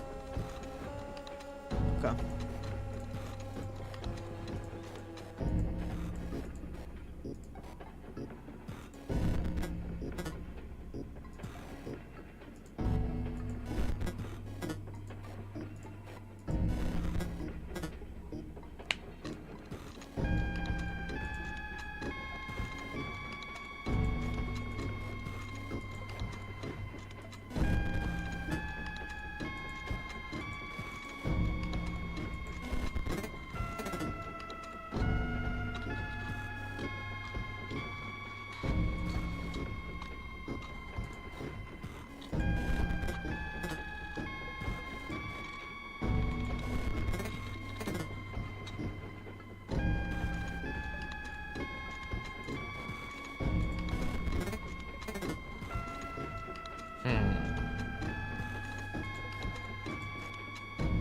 Hey, Dark Reaper.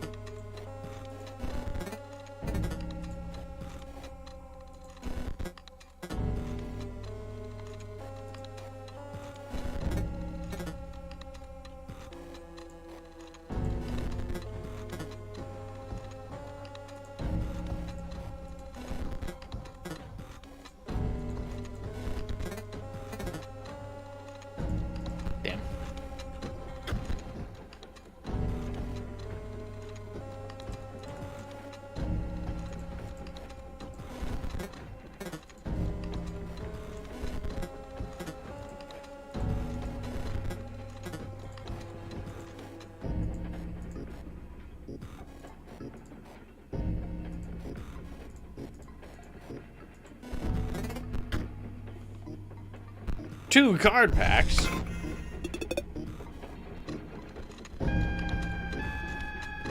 It's my energy conduit.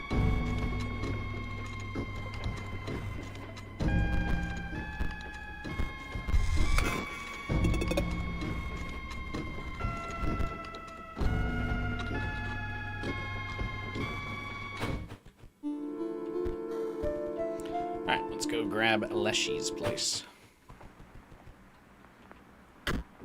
It is time, Challenger. Choose the scribe you will replace. Alright. Oh, my good token. Replace Leshy and become Scribe of the Beast. Yeah, fuck Leshy.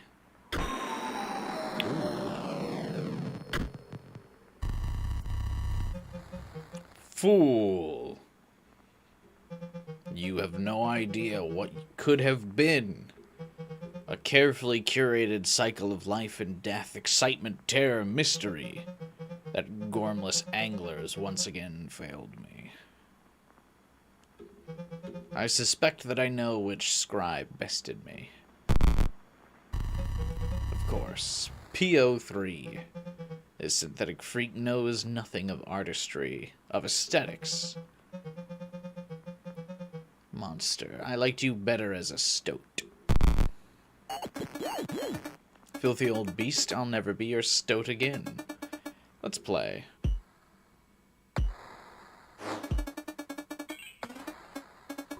You're supposed to battle the scribe that you picked, but like a powered-up version for the finale.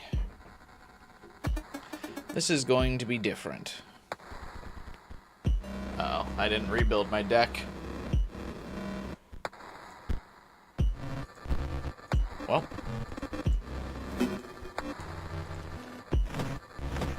That might be fine. I'll just leave this here. Gotta give it to that dredger. Not as useless as I thought.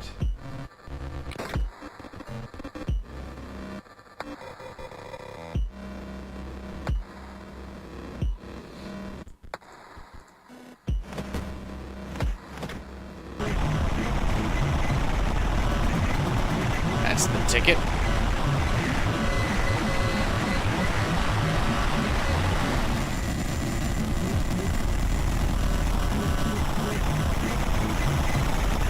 This is how my computer was looking when I was playing Resident Evil Requiem on max settings.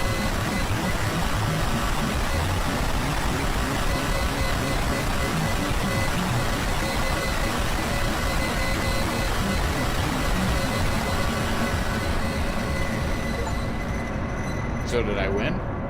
The bitrate destroyer.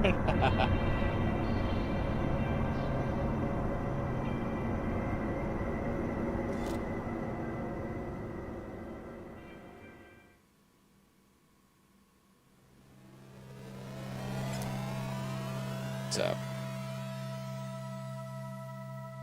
So what if you pick PO3? Does he just get replaced and then you don't move on? You done gawking? We can start? Good. This is Botopia, a once great technological paradise. It's ruled over by 4 Uber bots. That's right. You've got to get out there and beat them. Why? To perform the great transcendence, of course. Doesn't matter what that means. You want it, okay? Get up? No. We've got transcending to do.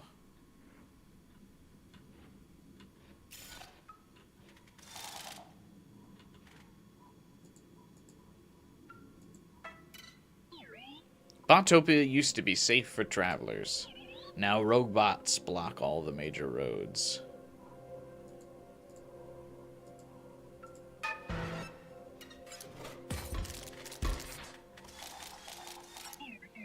You're not used to seeing 5 lanes, are you?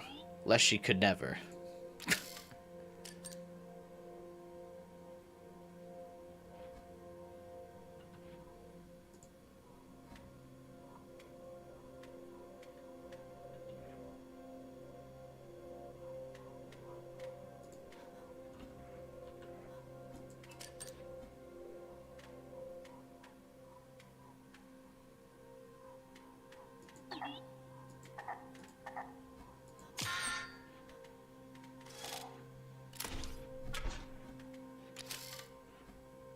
Now we're playing Hearthstone for sure.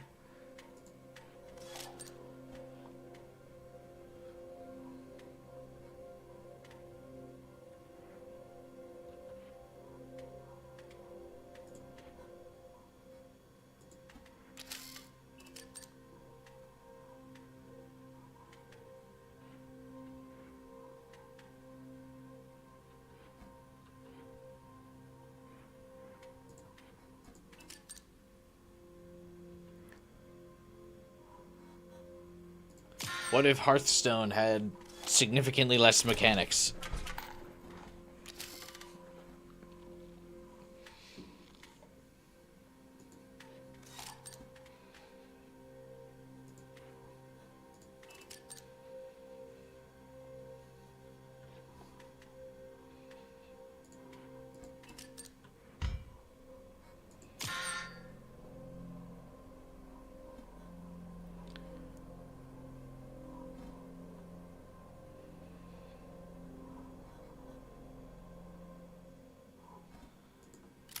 I don't want that guy moving around.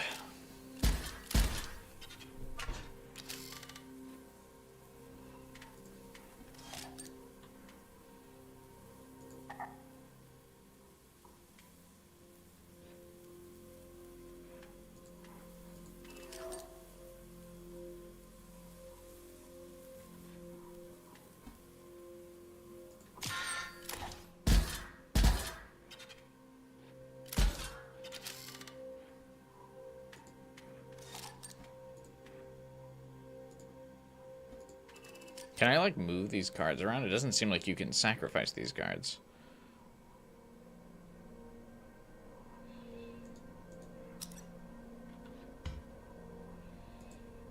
It's like no way to free up the board.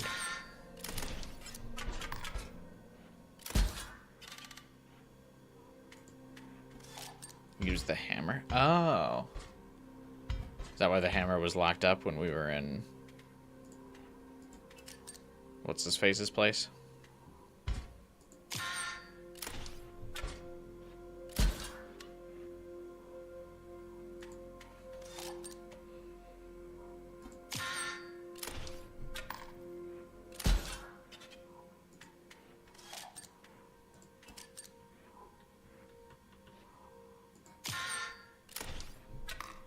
It's a war of attrition.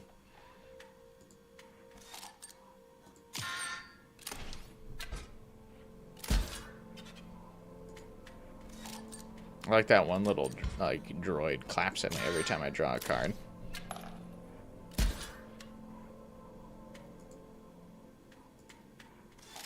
I'm out of floppies.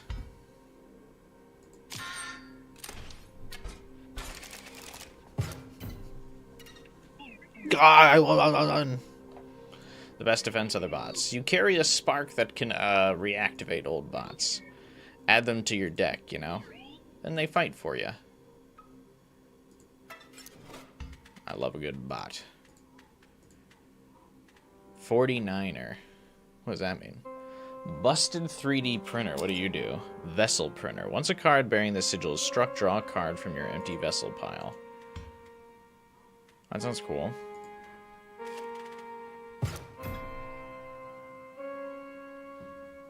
I'm sorry, I might grab a sweater real quick. It was 70 degrees this morning. Now it's below freezing out. I'm getting cold in here. Ooh, move the mouse cursor around to reveal secret rooms. This is a secret.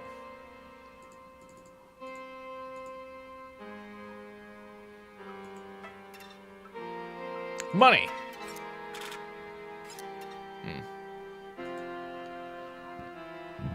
Oh, I'm gonna get lost. It'd be funny if you had to play this like those old school computer RPGs where I had to type like what direction I was going. Go up. You'll need more than a few reactivated bots. That is, if you truly wish to enact the great transcendence.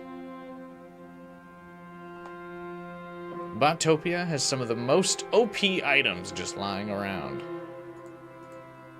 An energy tank from Metroid.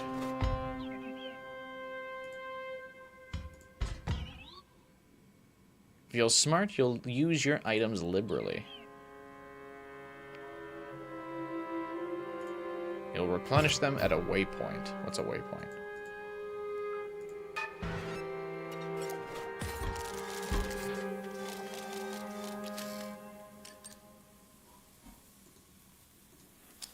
Broken Bot. Detonator. When a card bearing the sigil dies, the creature opposing it, as well as adjacent friendly creatures, are dealt 10 damage.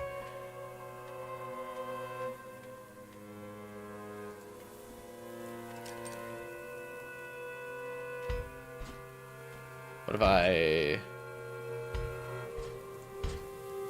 whack it?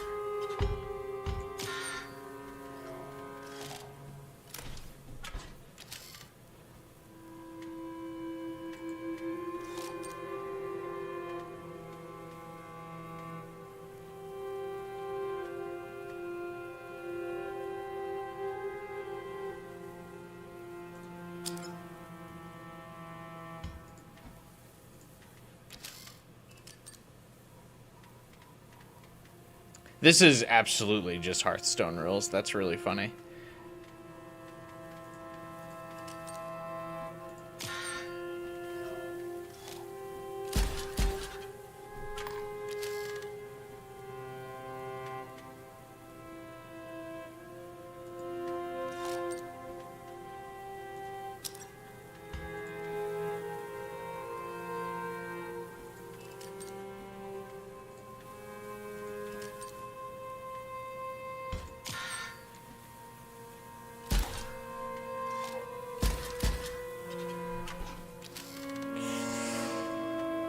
I could use some strength, though.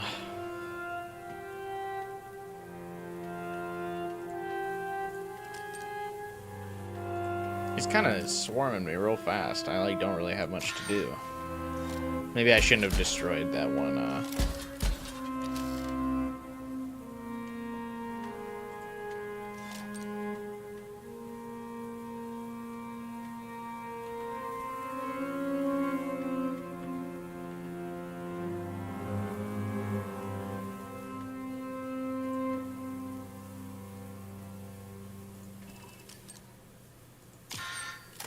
This game was made with AI.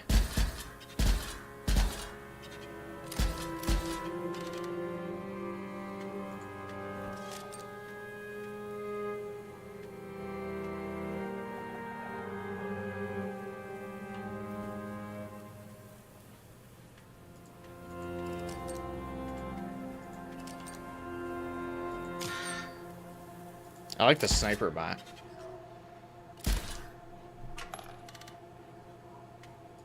I picked the wrong... What? I concede, let's move on. Suspicious. Alright, yeah. I'll accept your surrender, because I was definitely just about to lose. So, yeah, give me that. Thank you.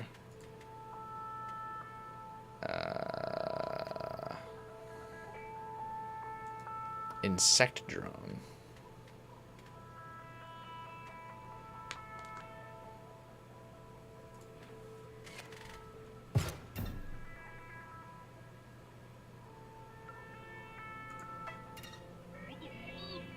The real best way to fight back those rough bots, modify yours, give them OP abilities. Choose a card from your deck.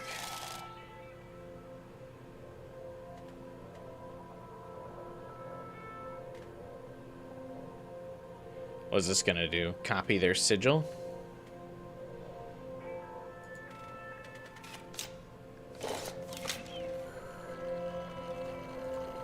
He's got the cyberpunk thing.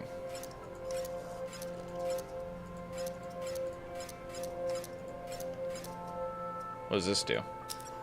When a creature moves into the space opposing a card bearing this sigil, they're dealt 1 damage. That seems cool. Okay, so that's how that works. It's slightly different than the copy from Leshy's game. You're almost at the waypoint. Don't choke now.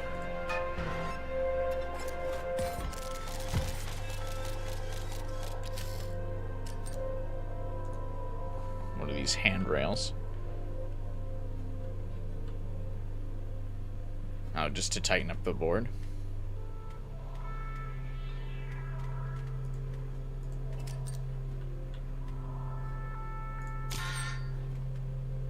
Alarm bot.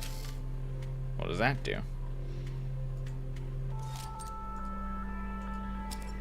Annoying. The creature opposing a card bearing this sigil gains 1 power.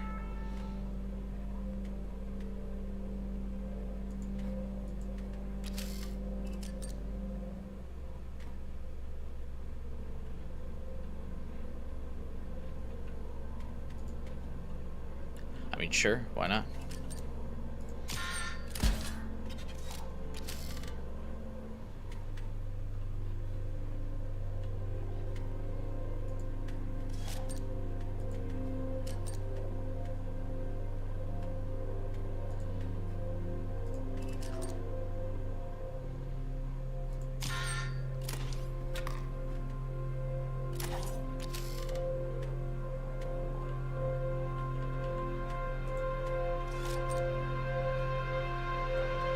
I have low offensive capabilities on this team.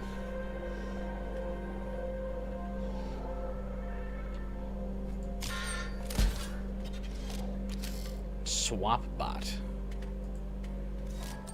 What does that do? After a card bearing the sigil is dealt damage, swap its power and health. Uh-oh.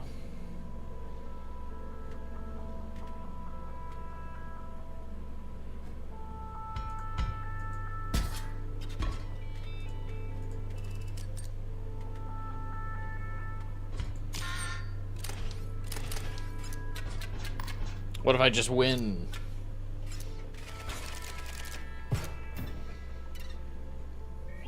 You made it to the first waypoint. Cool. Your items are recharged. Bots that you've destroyed in the area will stay that way.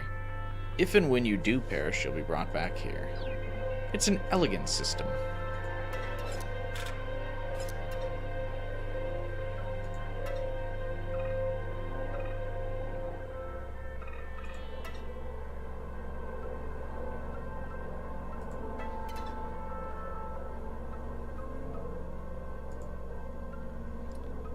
I wonder how the Hearthstone meta is doing these days. Glorious commerce. Your Robux are accepted here.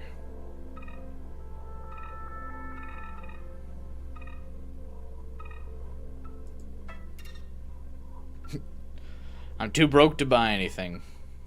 Didn't know this game was so realistic. Eastern Botopia. Not much of value out this way. You still got to explore, you know, for the great transcendence.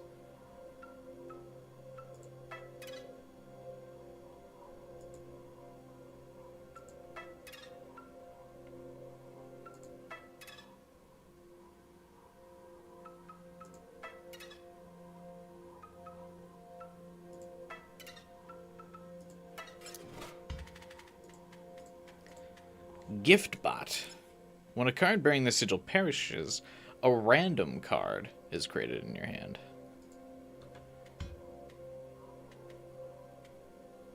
Sure.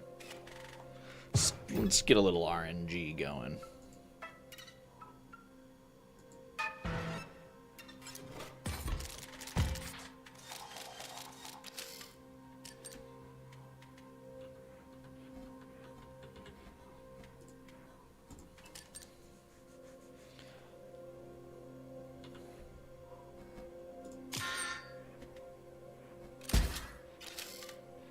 He shot me.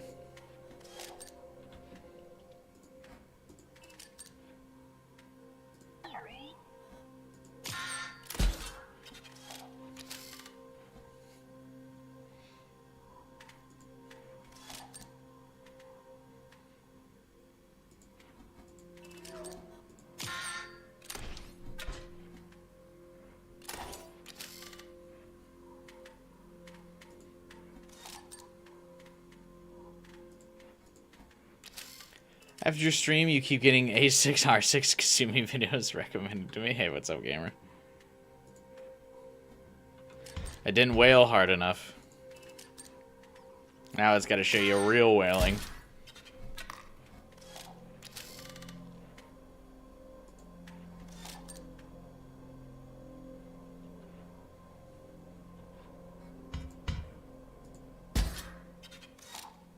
Shield Latcher.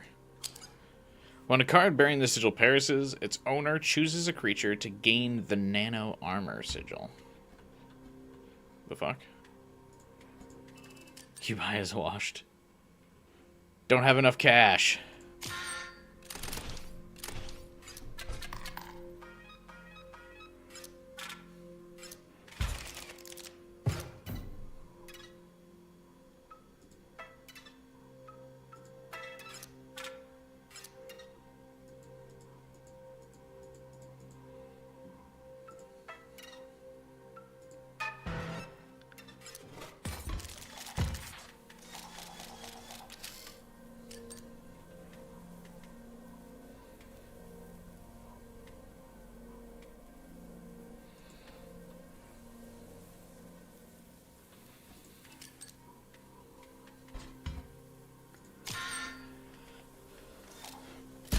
Ow.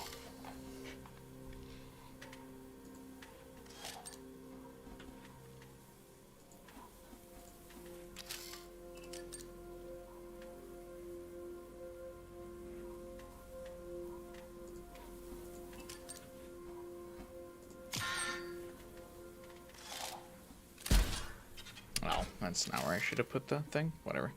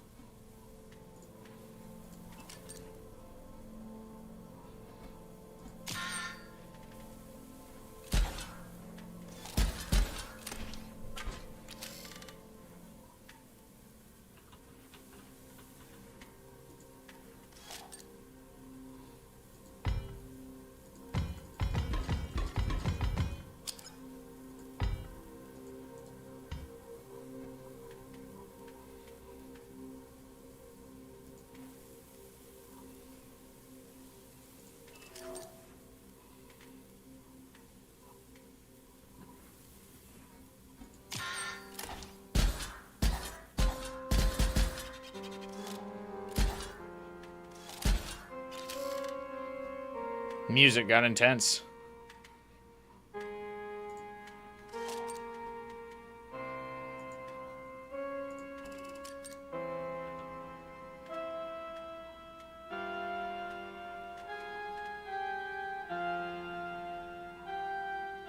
Why, though?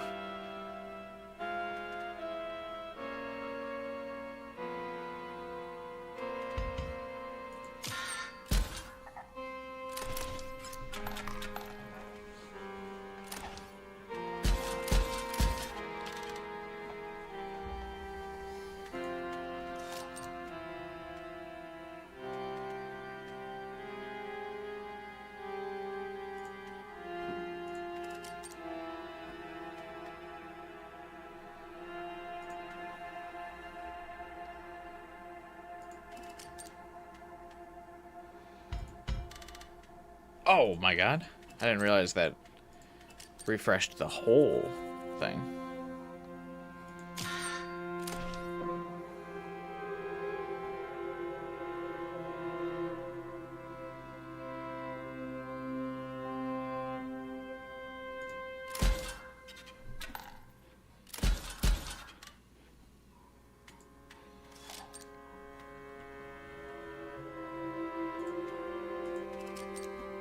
I'm gonna need that random card.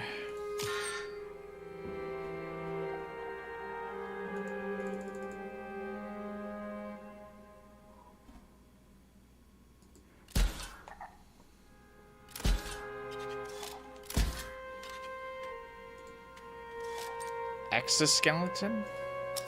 After attacking, a card bearing this sigil dies. No.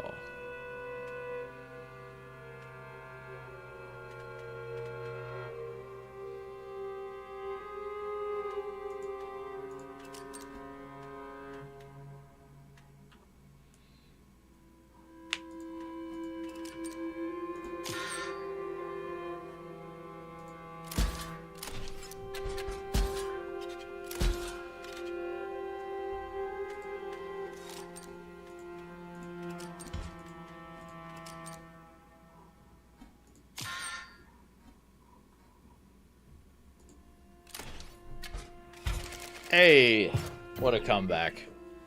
Are you wondering about that star?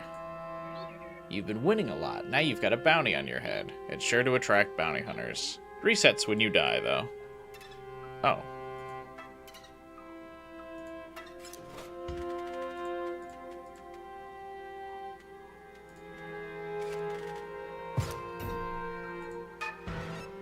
I mean, my opponents are better now or something?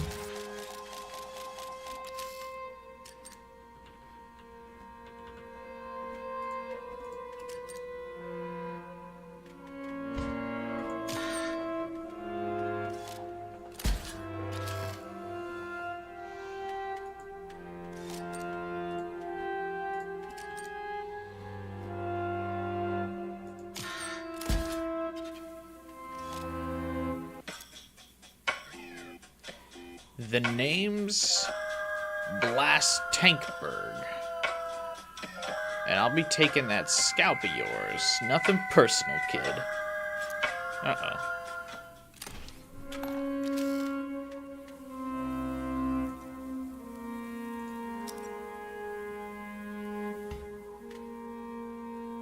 He hit me with the nothing personal, kid.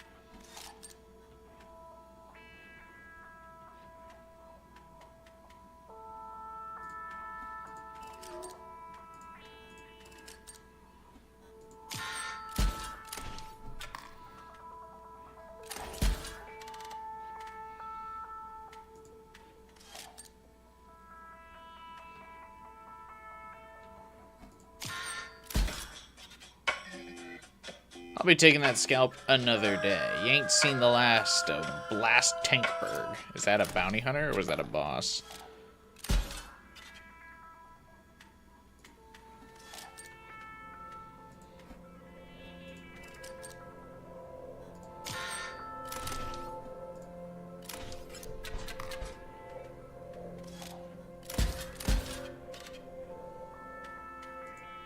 Maybe both.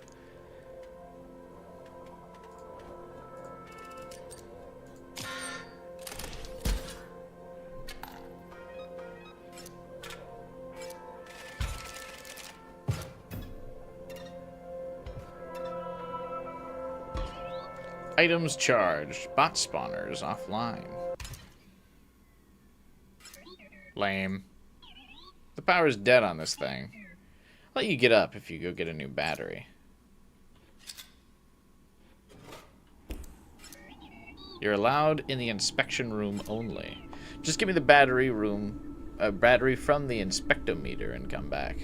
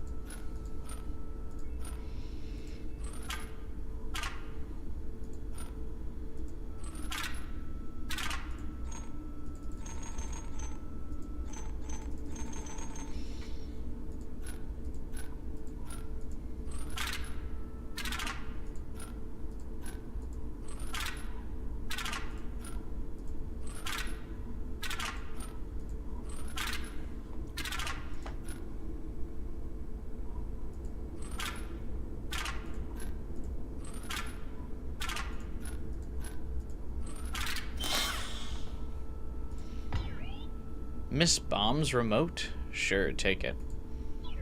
Drop bombs on every empty space. Tactical board wipe. Don't be stupid about it.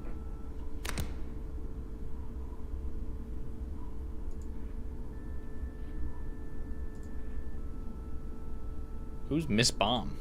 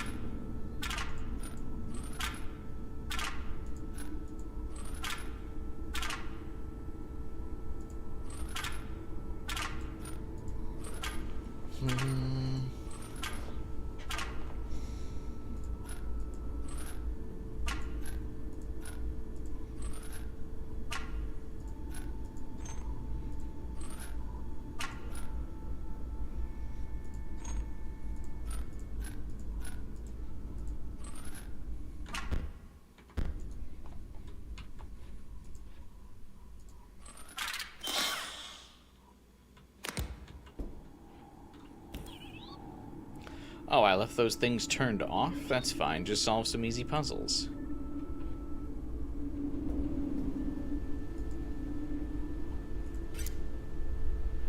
Select all squares that contain cards.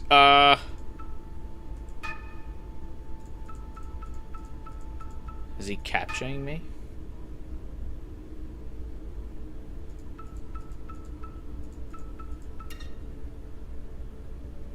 Select all squares that contain cards.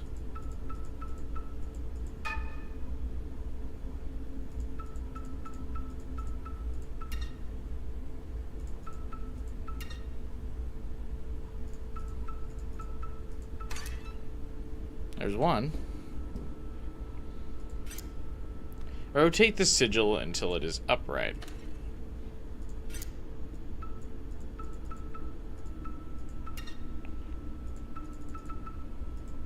Oh, is this why he left them turned off? Because he's a robot? Don't worry, I solved the captcha for you, buddy.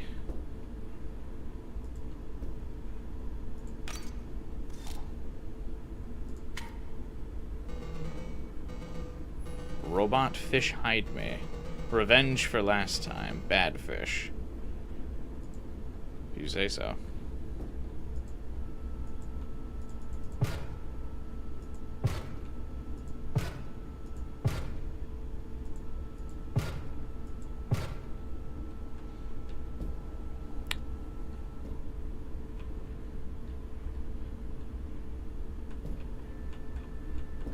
You didn't understand the drawer puzzles in the cabin, and you don't get these ones either. The drawer puzzles are just like mini games of the board game that you normally play. So you just have to win in one turn on the mini games, basically, is the easiest way to explain it.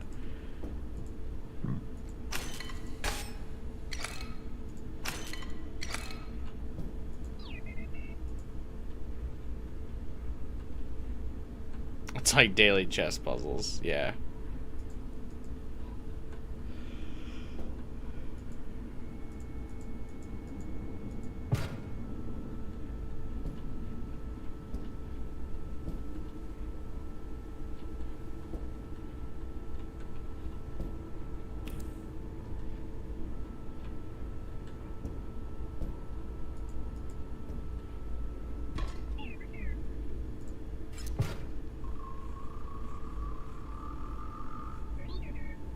That should do it.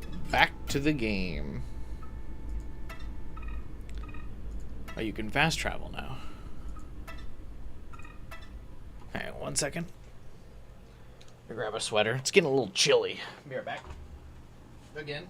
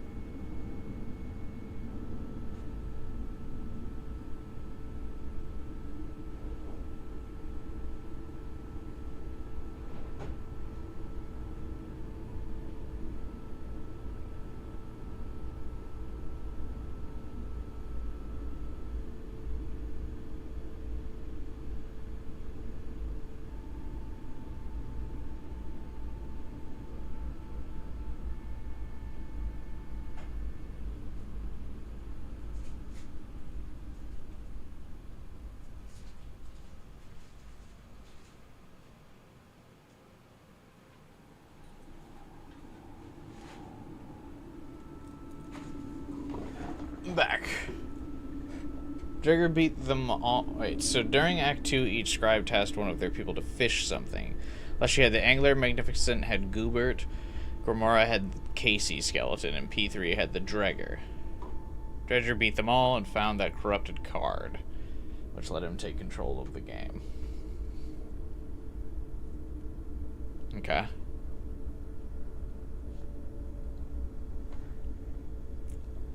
And then what? He became God or something? Ugh. The dank scrapyard is pretty unpleasant. Its inhabitants, grasping claws, seek fresh bots. Watch your ankles.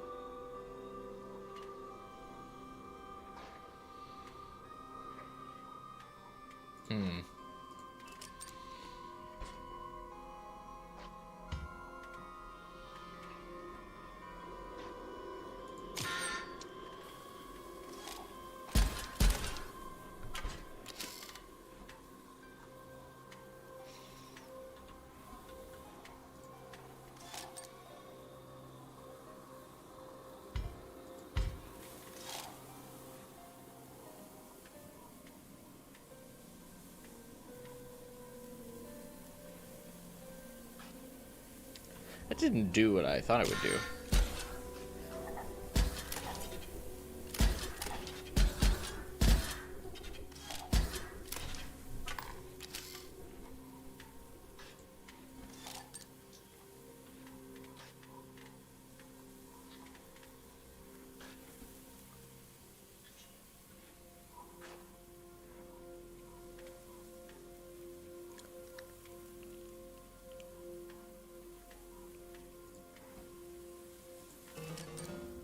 Am I bait? Oh, yeah.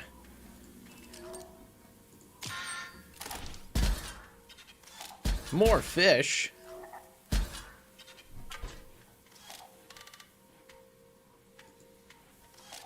What does this do?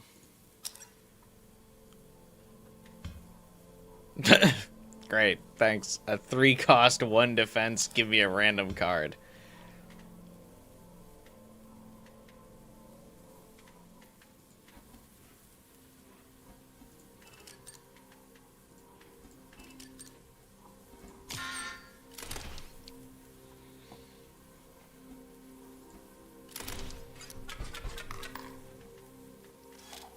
That's fine. I needed it to rally back anyway.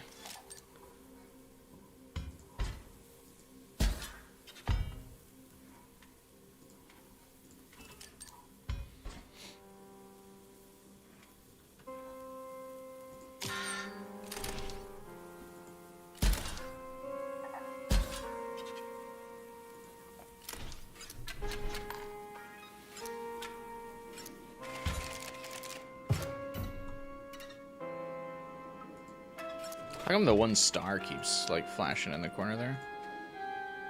Bomb Latcher. When a card bearing the sigil perishes, its owner chooses a creature to gain the detonator sigil.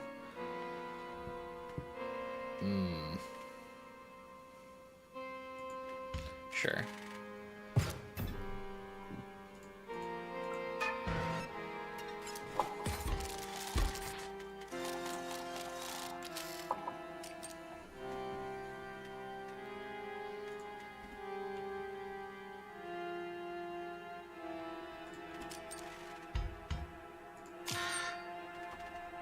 This looks like it might be a tough run.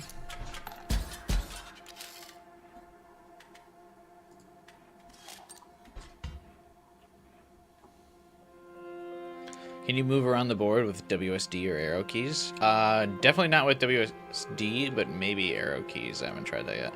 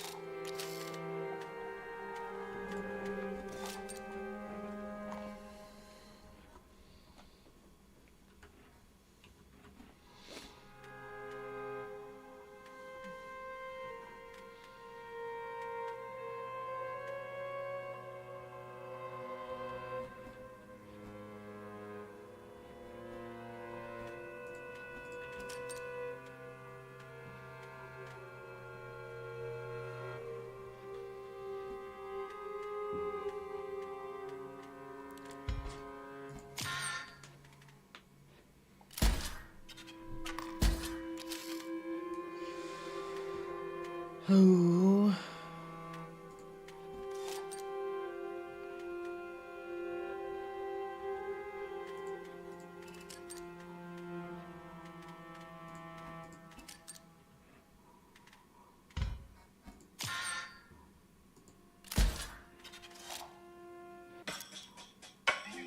Oh, honey, don't cry.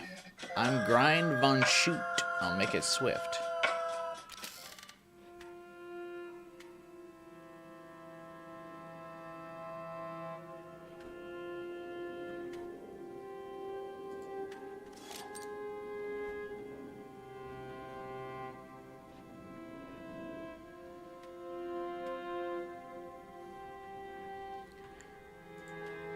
Not swift enough, I'm afraid.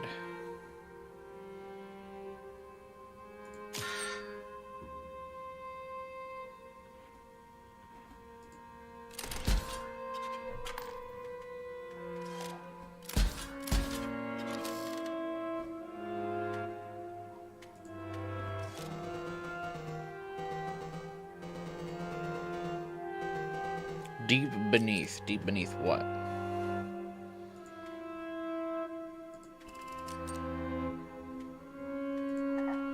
Shit.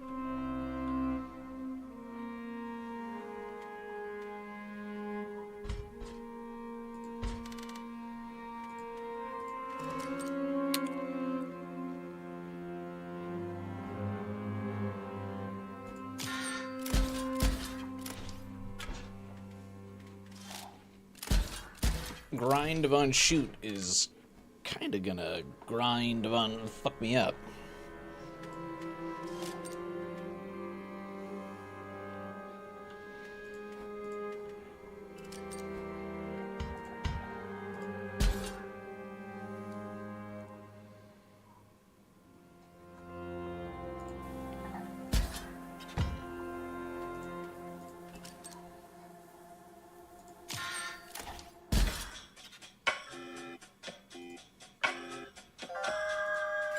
Never mind. Yes! Good fish.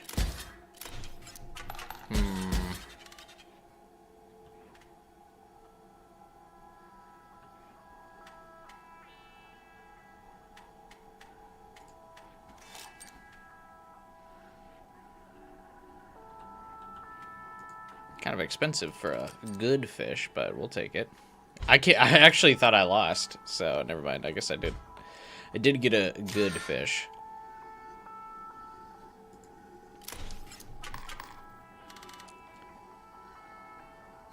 He's pogging out.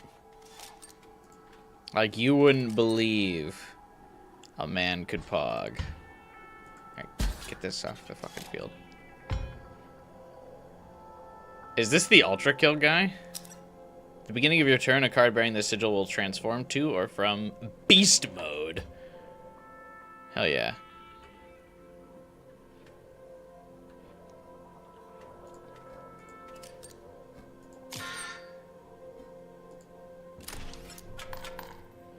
Go Beast Mode on him.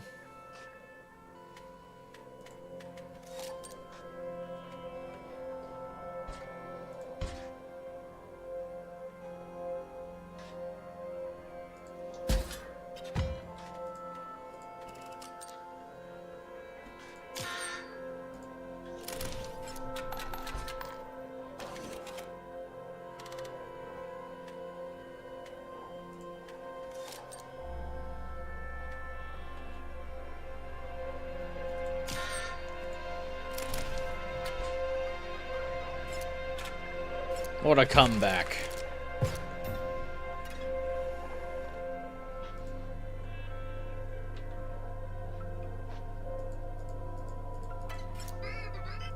You wish to pass this ice? Well, I suppose I could clear it. A little bit of heat should do the trick. What is this?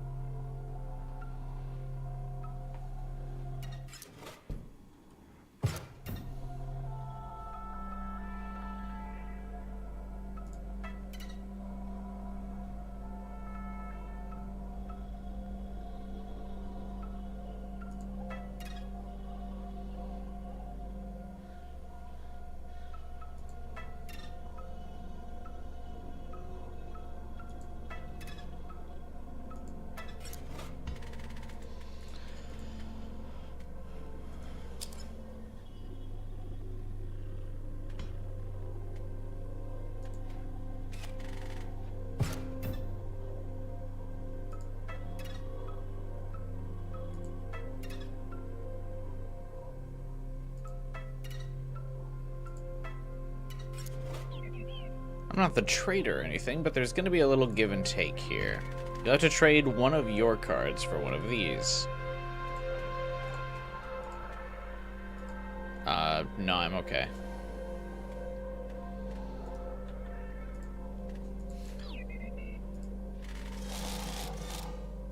What if I just trade him the same card?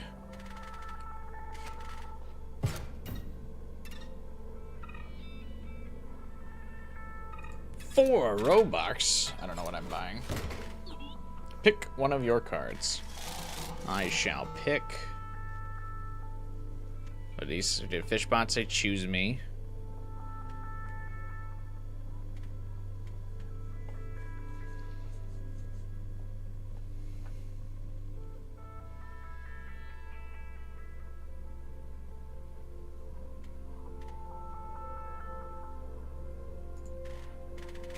Sure.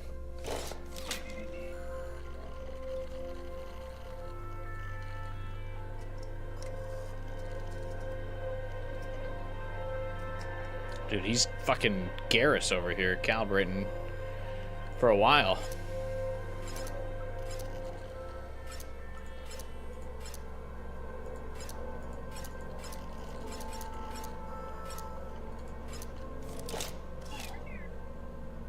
Cool.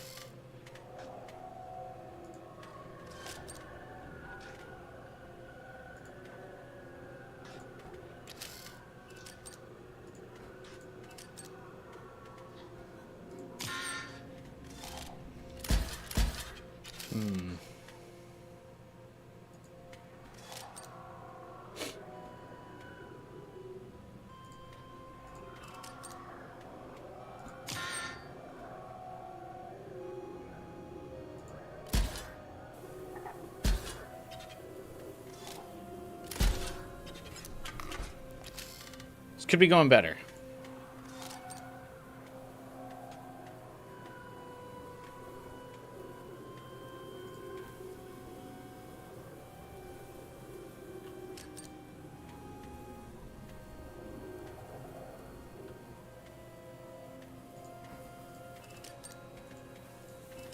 Actually, I think I just lose.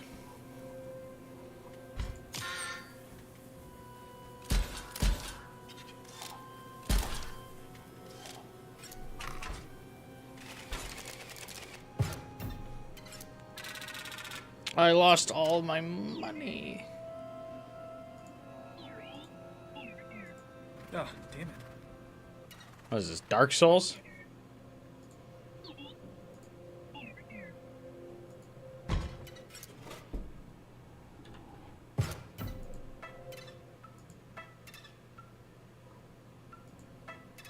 I have no idea where I was.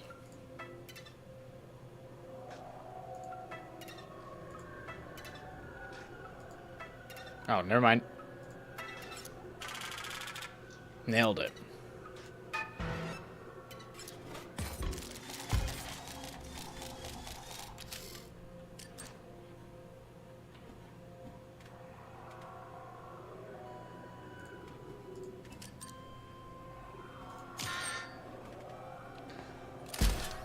Man, this is an annoying setup. I hate to pull the, use a bomb in every slot, like on the first turn here, but...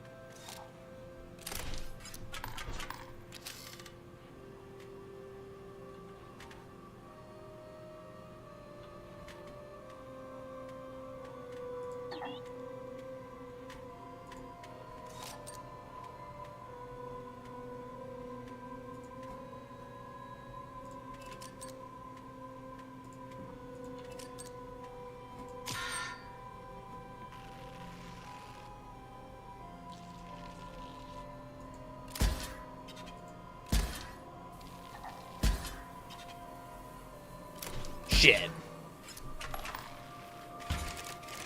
Shit. Hey, that's what I said.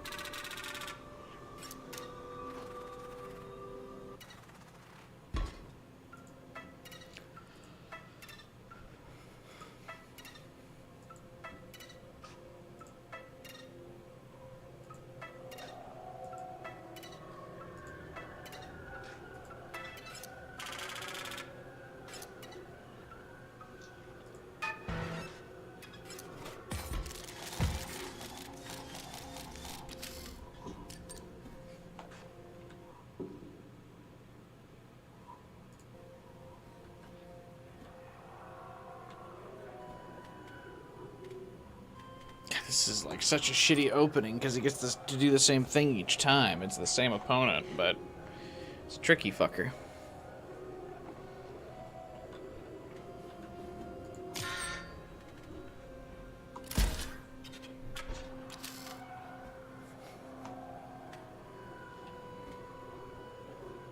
Funny enough, the bridge rails getting destroyed is actually what killed me.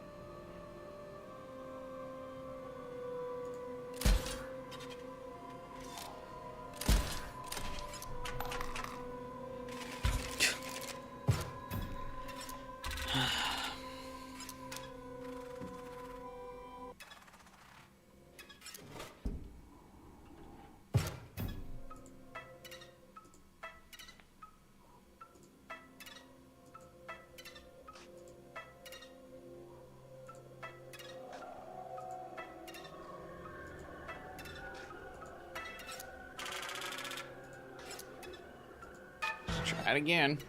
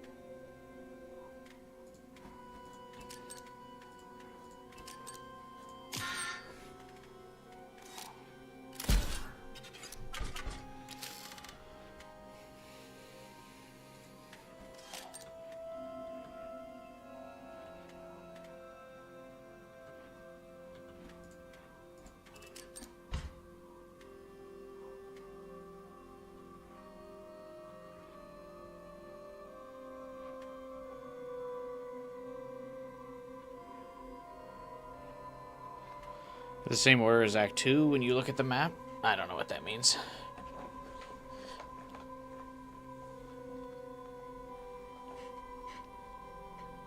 Go the same order as Act 2.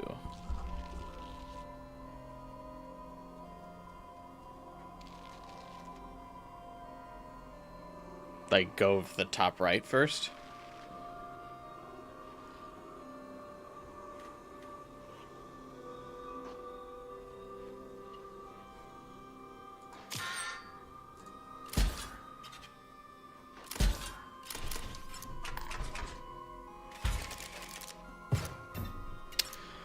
All right.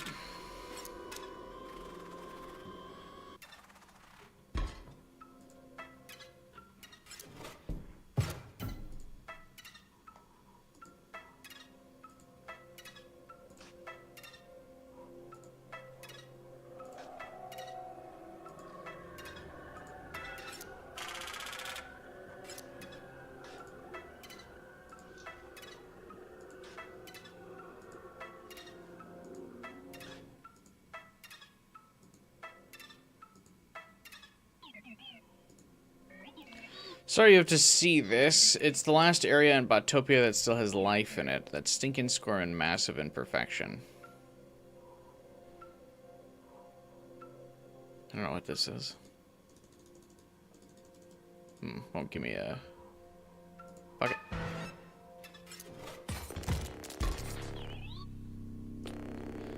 You came at just the wrong time. The generator is about to explode or something. You have to recharge it before that happens. It's a race against the clock, you see.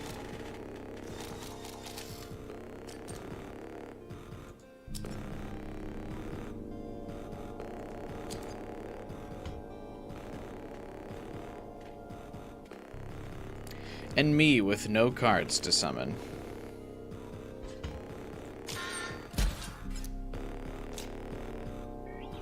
When my face says 0, you lose.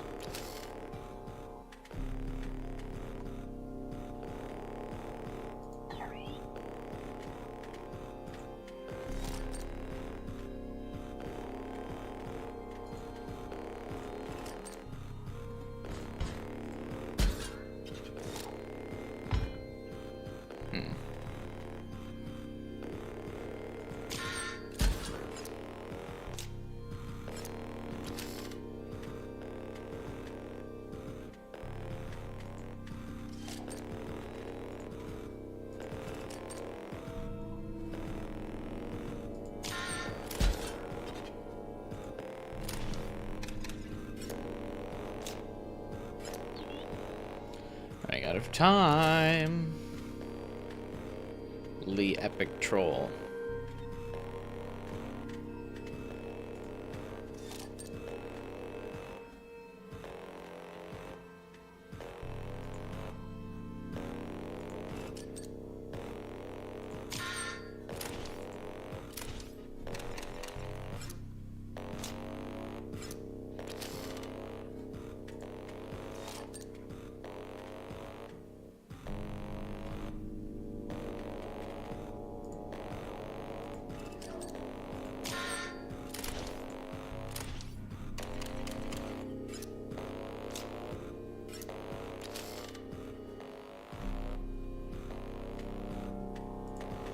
think we got it.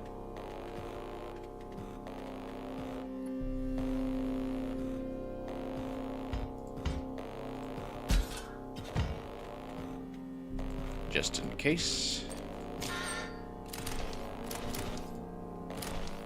Come on! Fuck! You recharged it before it exploded. If I could clap for you, I would.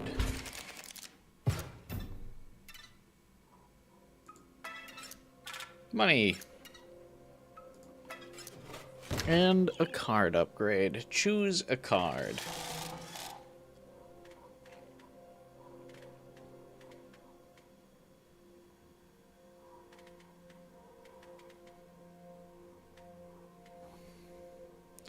Let's upgrade Energy Bot. He's pretty essential for the starting phase.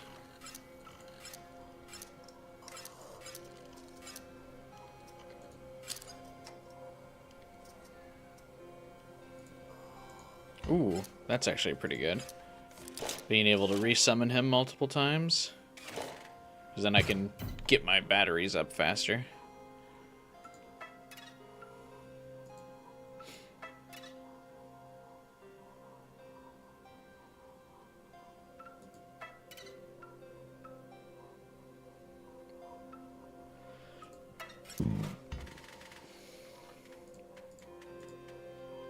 Sonia.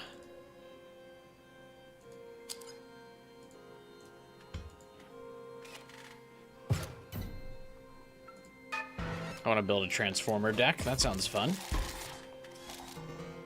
Fish. Yep. There are indeed fish out there, buddy.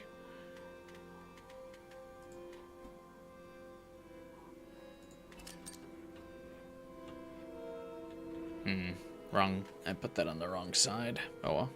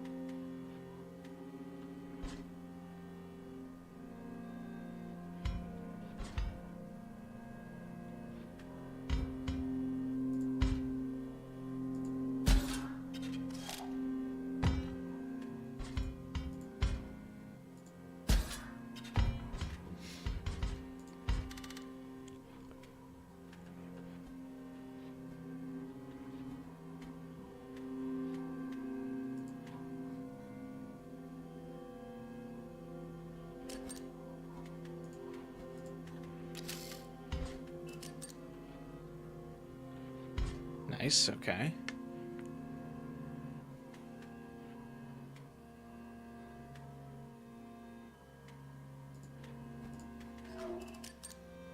Not exactly. Should have done that in the opposite order, but that's alright.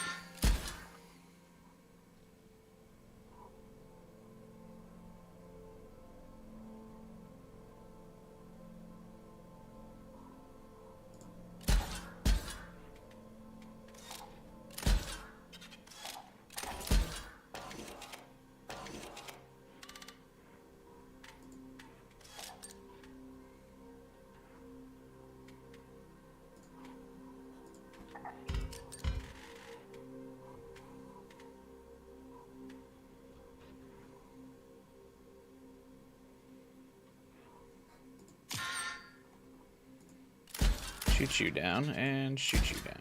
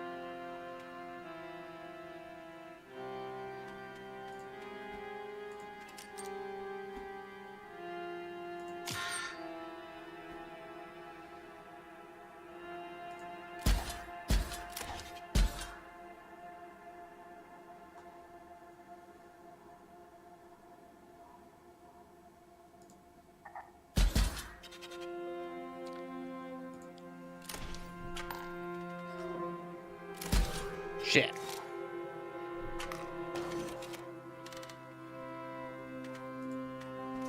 Bad fish.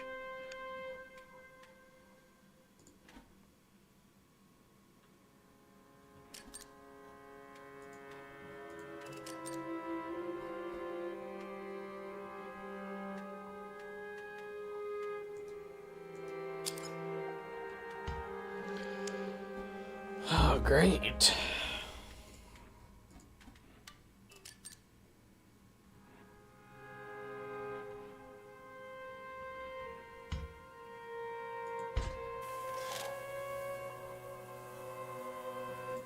Fuck it.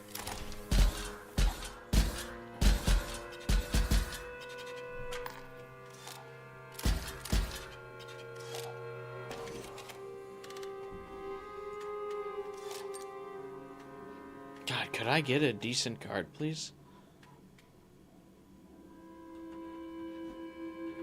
I have no offensive power.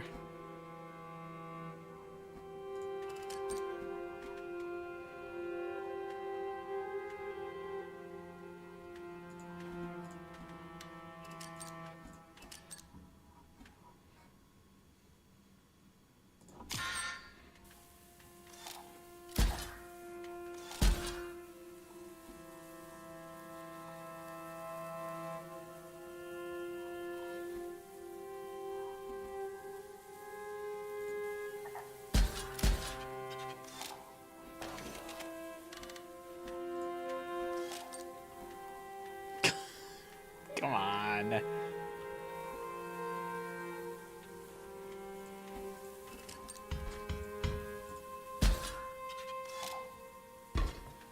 Still nothing.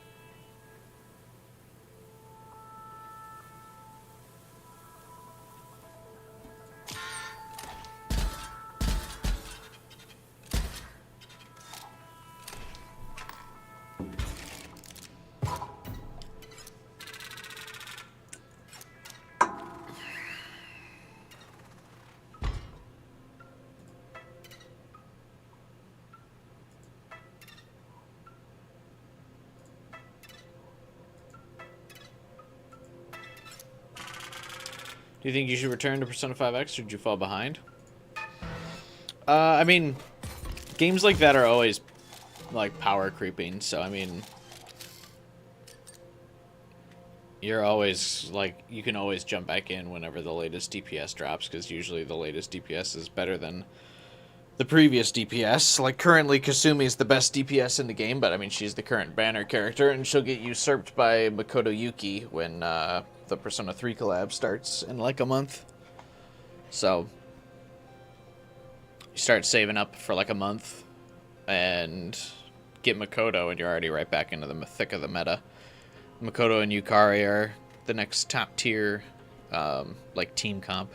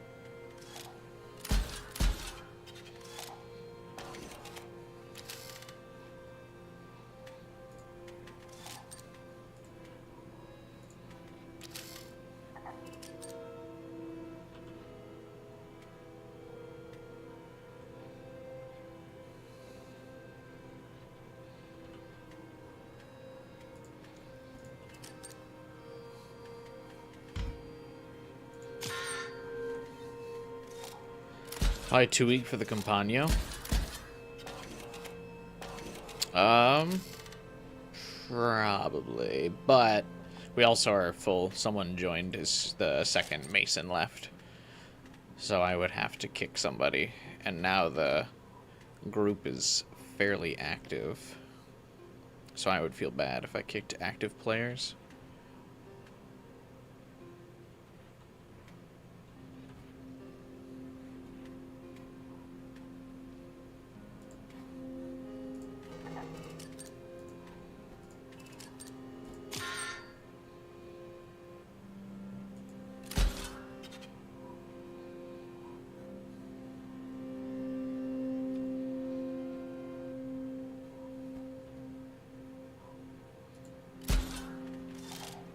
I shouldn't have done that. This guy spawns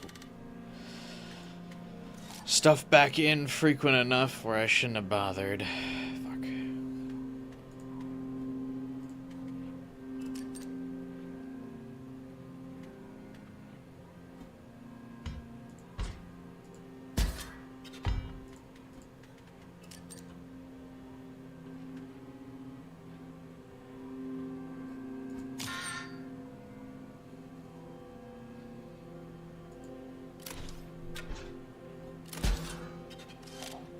More fish.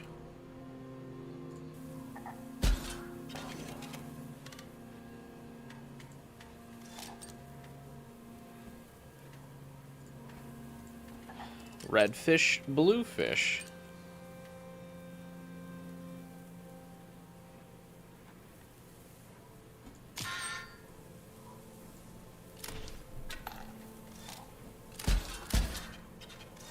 Bad fish. Damn it.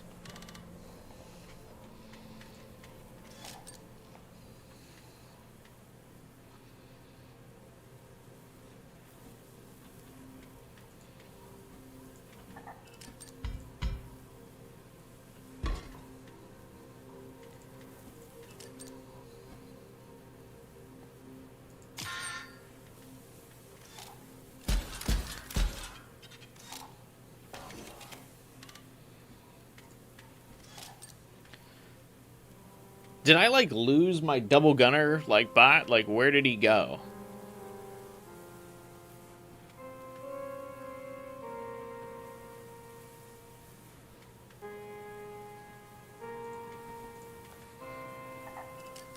Like, goddamn, bro.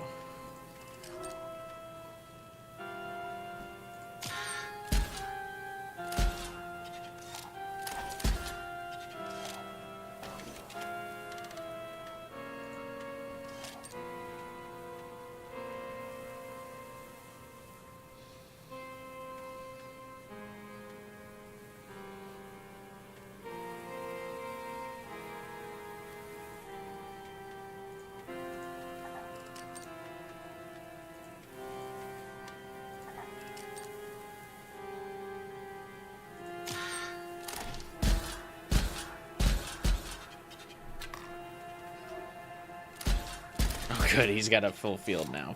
Fuck!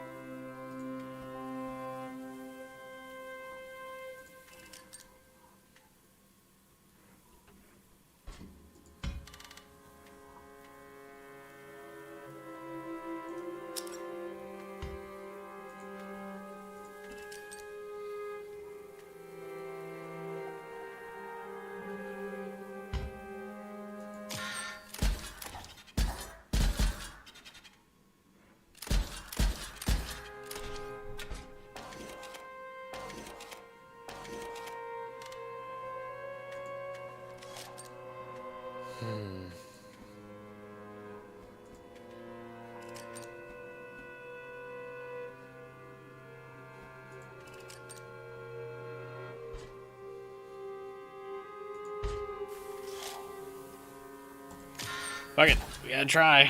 We gotta try something.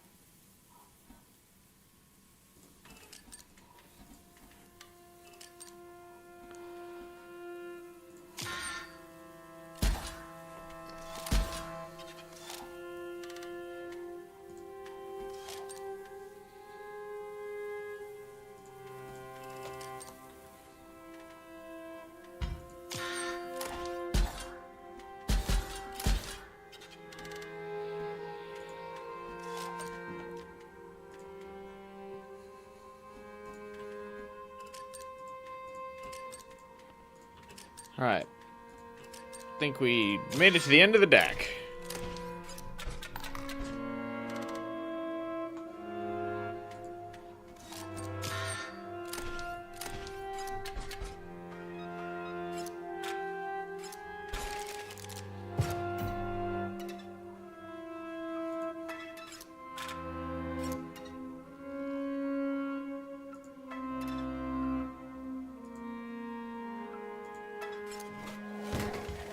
What is this? One of your cards is about to gain an alter ego as a beast. And you get to choose which card and which beast. It's not that complicated. I would like to give...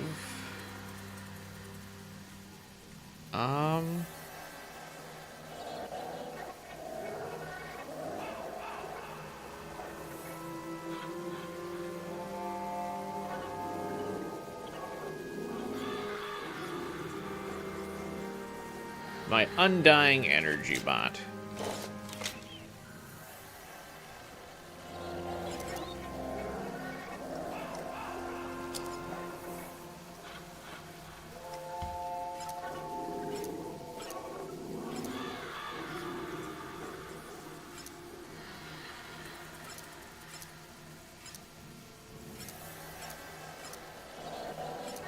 This thing.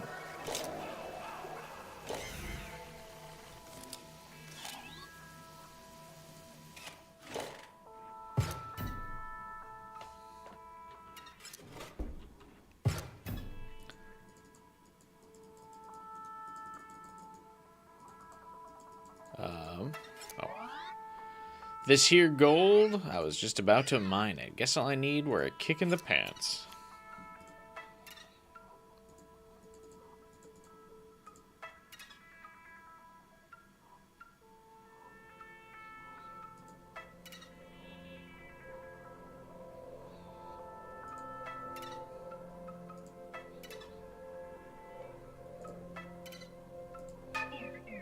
Well, I guess what you're thinking. Go back to the waypoint, refresh your items, maybe go to the shop. I actually want you to win, but it can't be that easy. You can go back to the waypoint, but all the rogue bots you cleared in the area will respawn, so you sure no.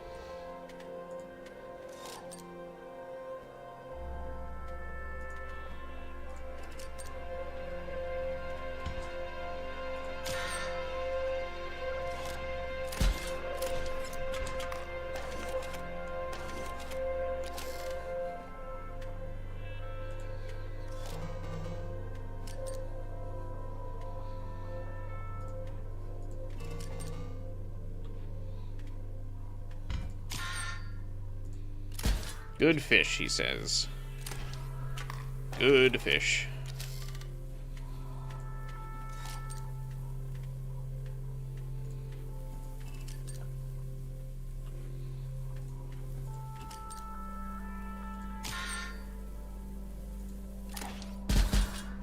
Lamau.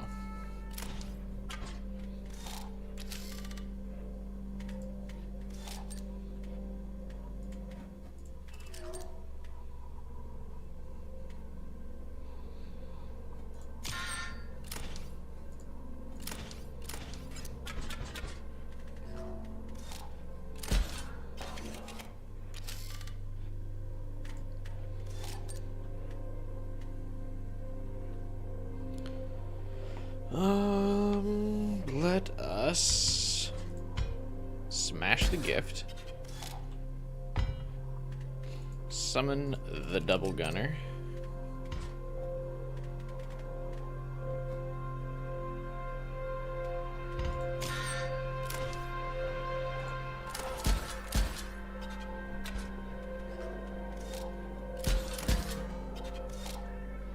He said good fish when I summoned him, and now he's got the audacity to give me a fucking bad fish. Well, what can you do?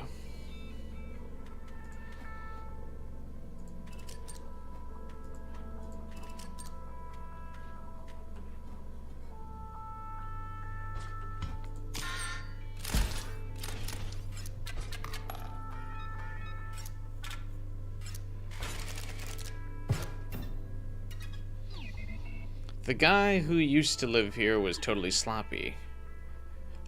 I don't mean he didn't didn't keep a clean cabin. It was his plays. He'd make misplays left and right, cared more about lore and flavor. You were right to try to replace him. Thanks, man.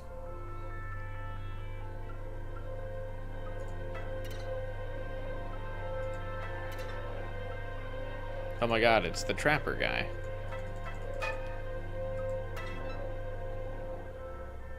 I got the bunny.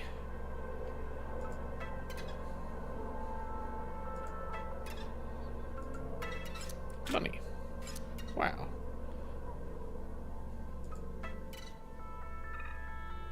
$2! Oh my god.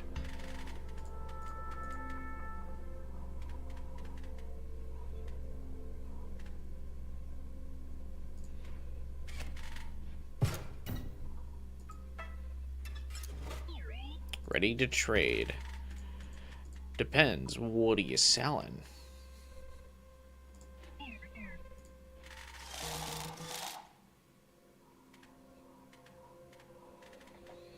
I will give you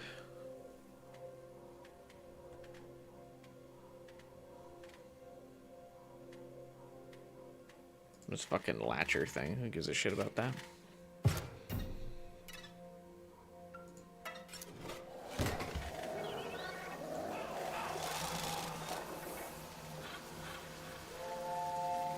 Busted 3D printer could use a beast form.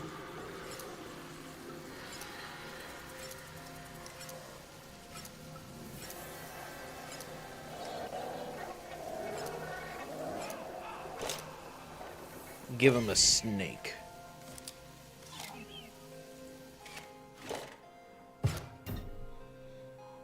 Missed the merchant? Yeah. Shame he wasn't in Resident Evil 9. Somehow. I mean, he's the mysterious stranger. He can just show up in Raccoon City for whatever reason.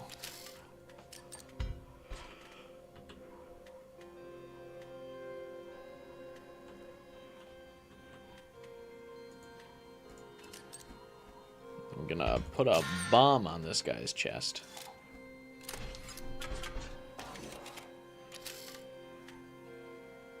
Oh, never mind. I guess he just chose to shoot over me.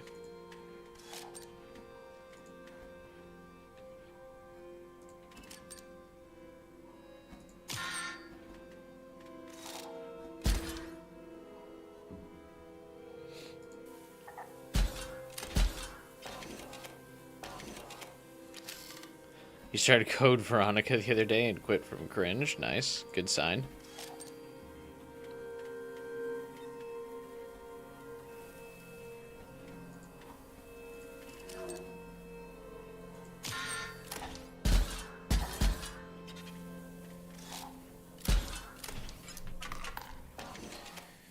Did I just lose? No, I didn't. Okay.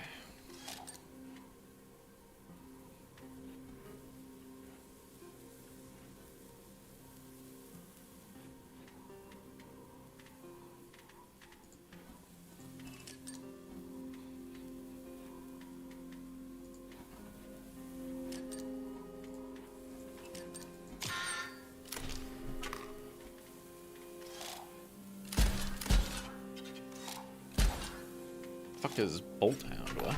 No. Doesn't matter.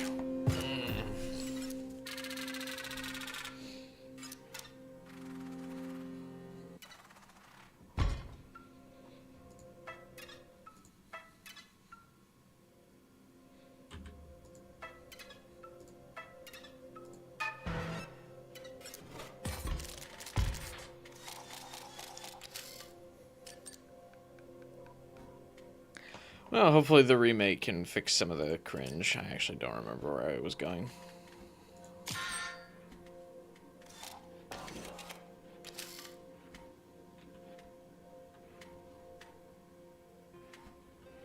Yeah, I remember that being like one of the core tenets of Code Veronica is that Claire's a babysitter again.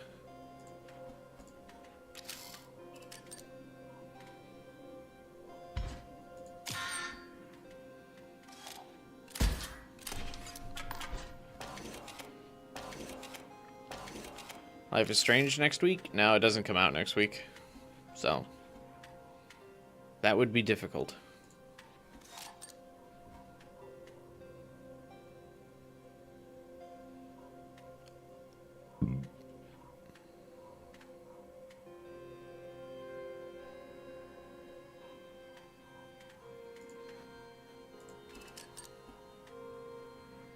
Yes, it does. Does it? Oh. Alright then.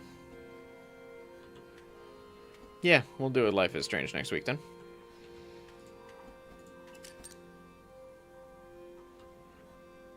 I didn't realize it was the end of the month already.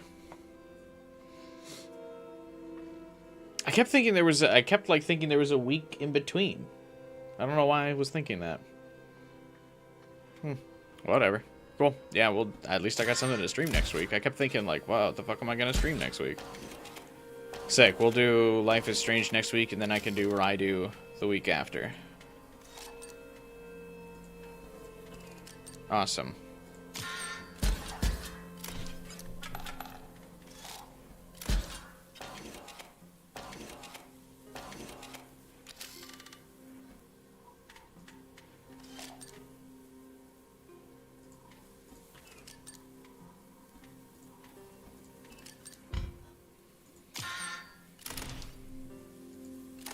You're so worried.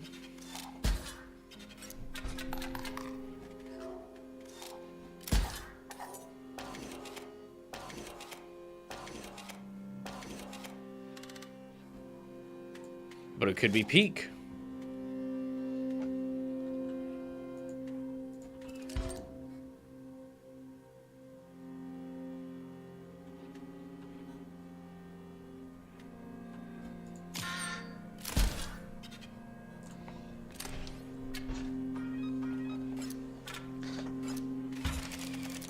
Now they have the opportunity to ruin their character directly. I doubt they'll do that.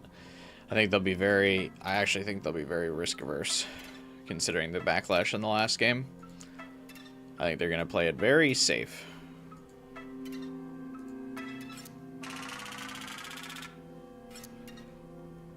In fact, they'll probably go overkill and overcorrect and like glaze her a bit too hard. And portray her as a character with no faults, despite the fact that she has many.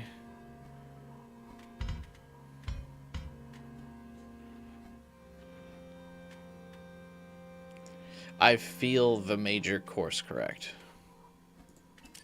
Is it the same writers? Oh, I have no idea. You don't think I spent time looking into Life is Strange Reunion, did you? No.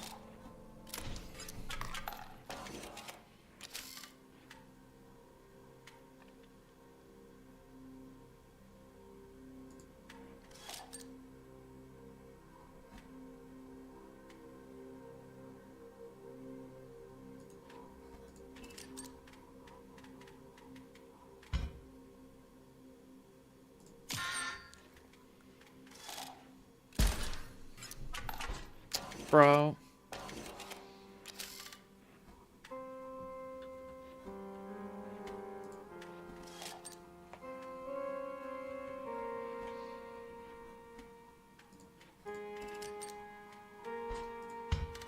God, it sucks to do this, but I'm gonna get fucking wrecked if I don't.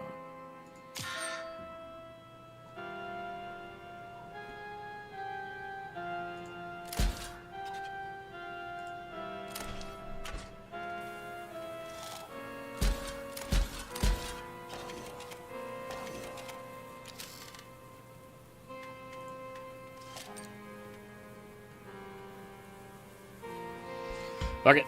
We kamikaze the board.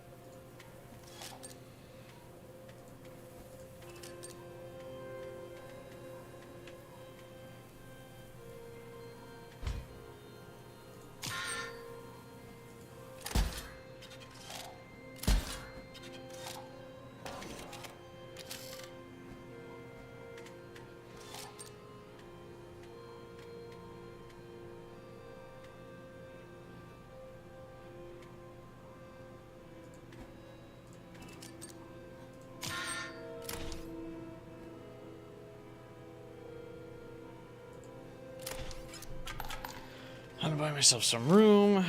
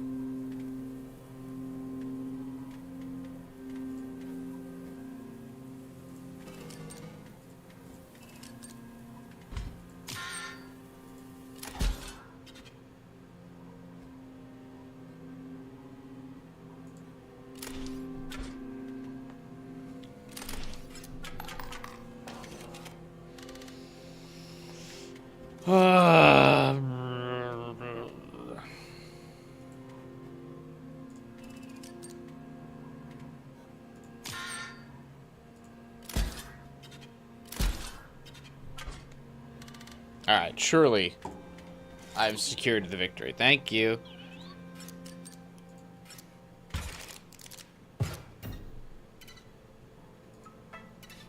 I think, isn't that Rihanna, the person who has voiced Chloe in every single instance of Chloe but the first game?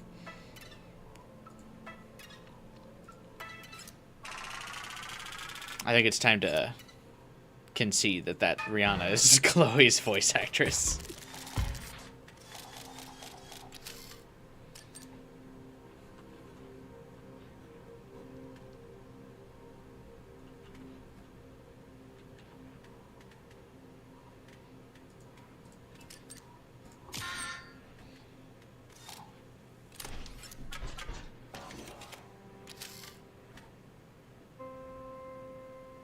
Or instanced you one game. You mean one game? Are you sure?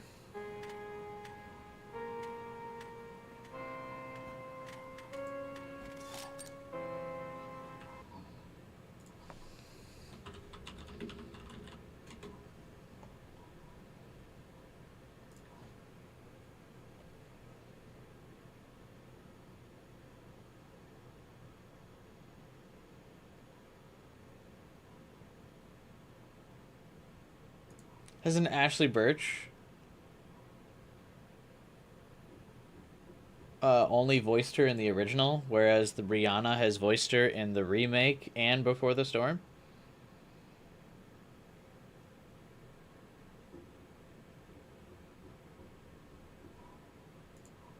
Right?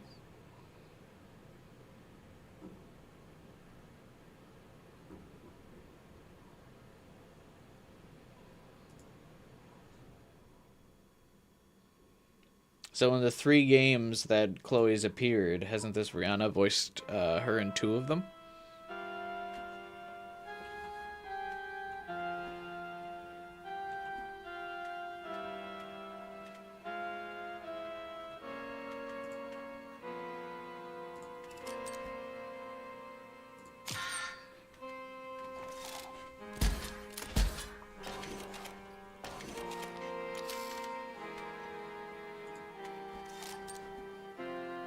You just remember Before the Storm? I'm pretty sure remake, she had a different voice actress as well.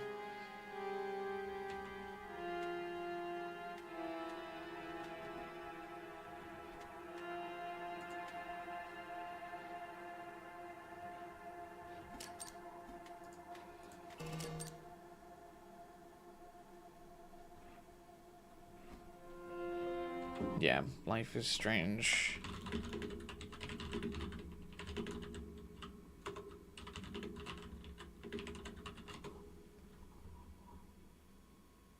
Yeah, Life is Strange Remastered. She was voiced by Rihanna, who voiced her in Before the Storm. And also voiced her in Double Exposure.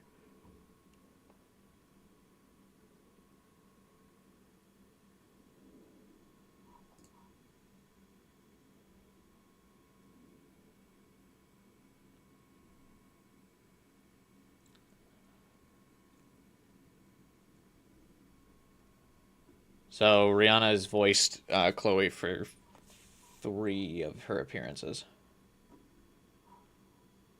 Did they re-record? Yeah.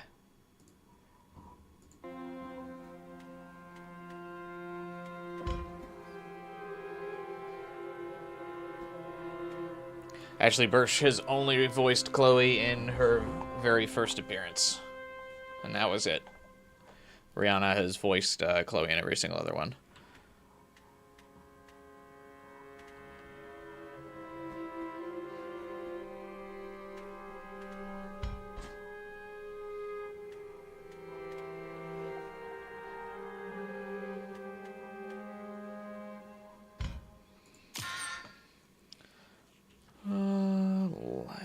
Let's... Fuck.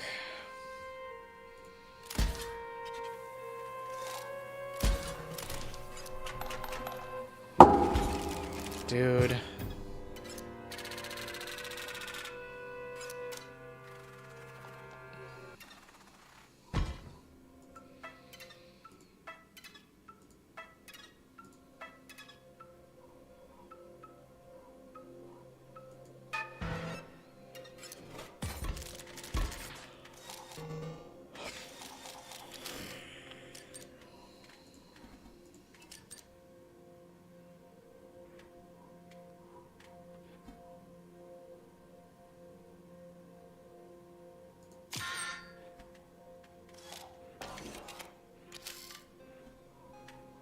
That Rihanna's always done the motion capture for Chloe, though.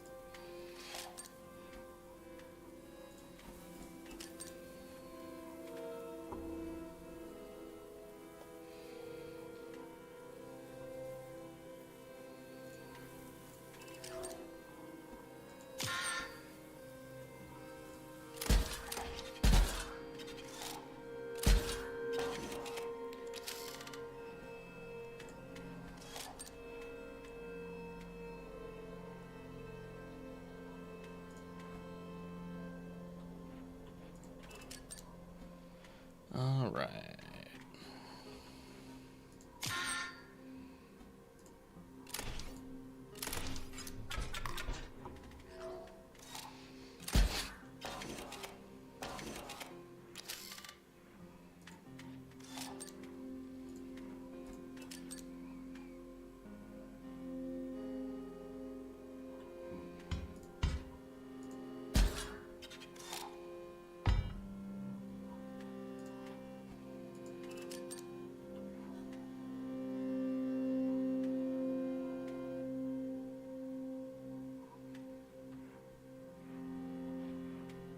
Wasn't asked to reprise my role as Chloe.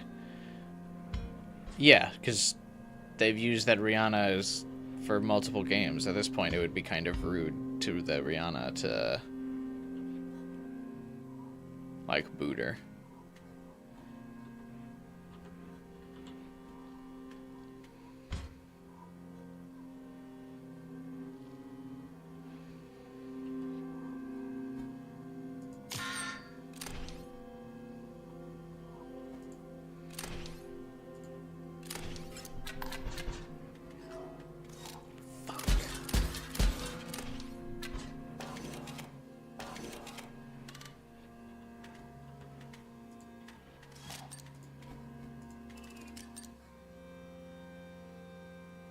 Well, this should do it.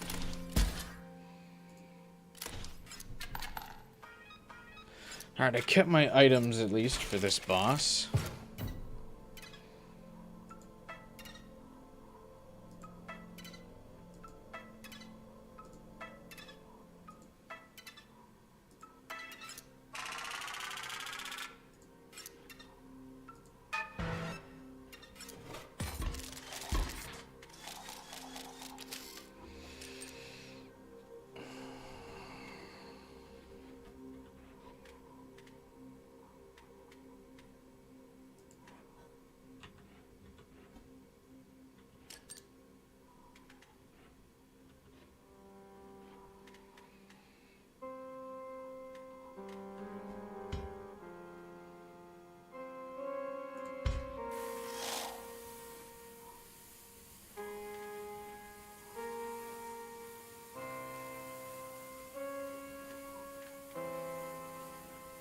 This is a bad idea.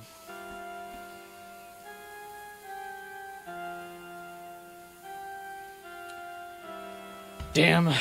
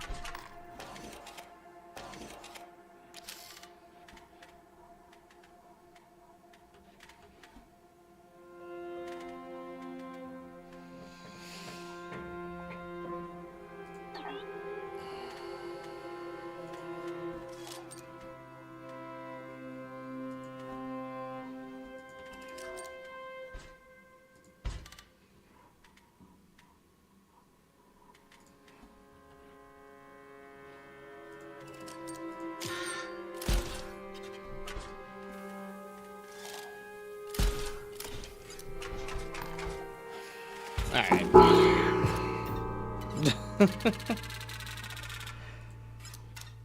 Okay.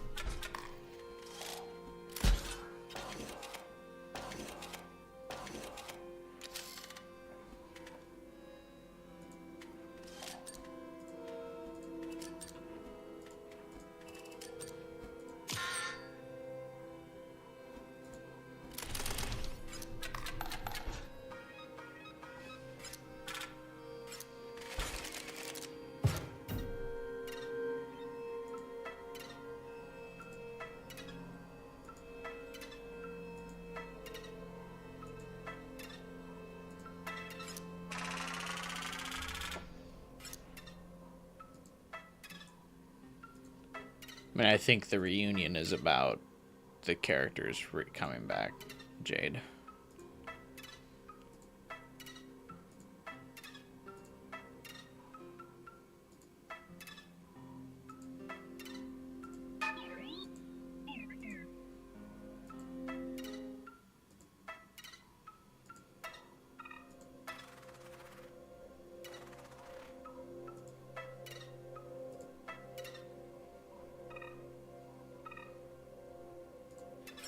What is... It didn't show me what that was. Gives nano armor to your bots on the board. Okay.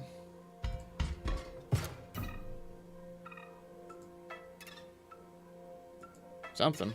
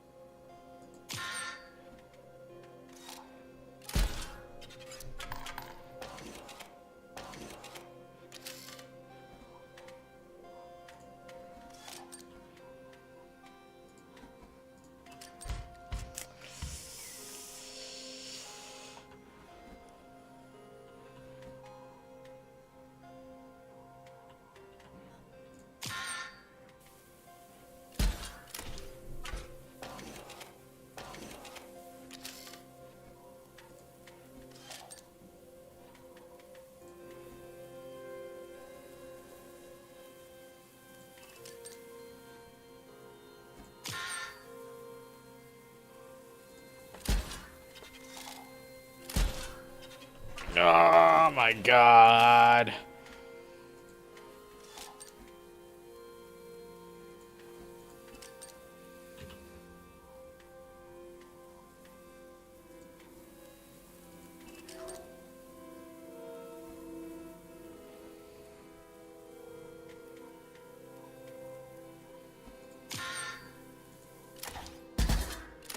I mean, the reality is, Jade, is that they were doing Behind the Storm.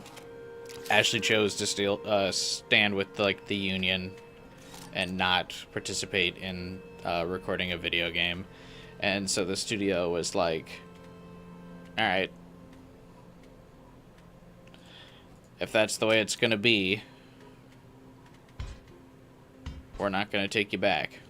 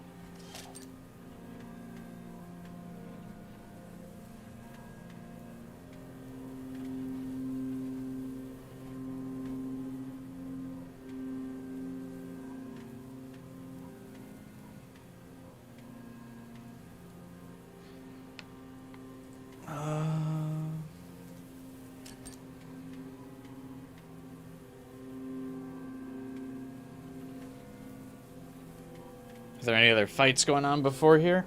No. They took Hannah back? Hannah's not a part of the Union. So she didn't decline to come back for the project.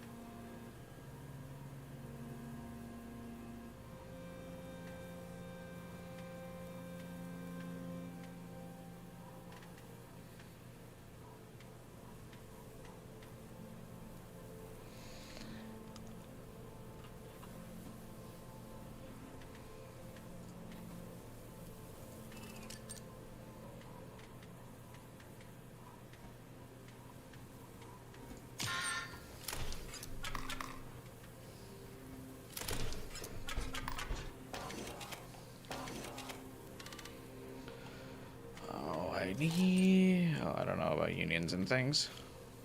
Well. There you go.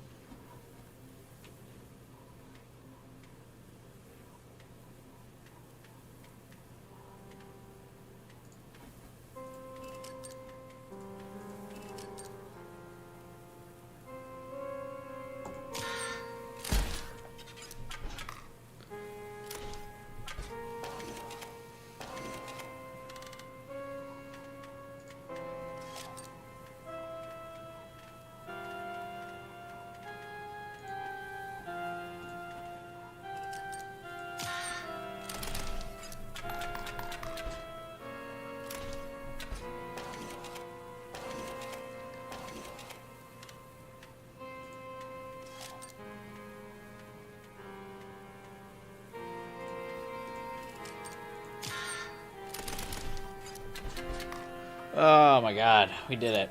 We won.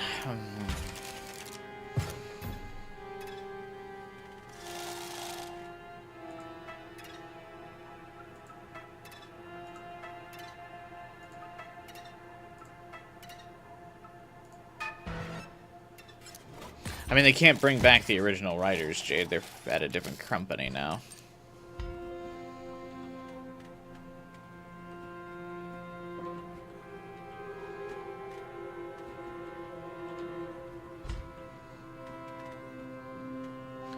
God, this sucks that he just starts off being able to do fucking 2 damage to me, man.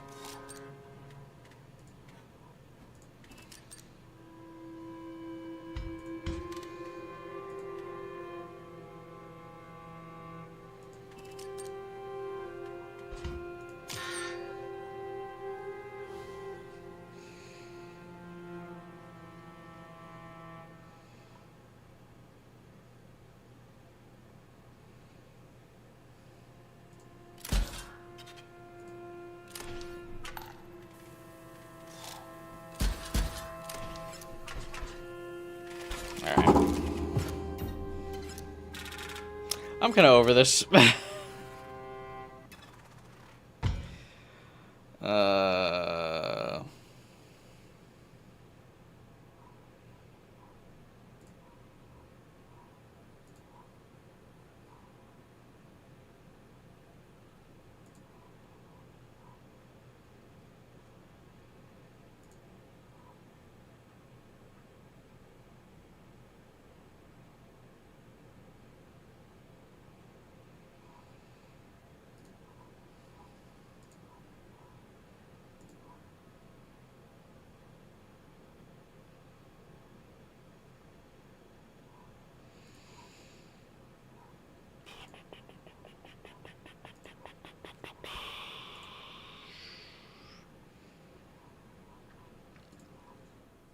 Watching no commentary? I guess.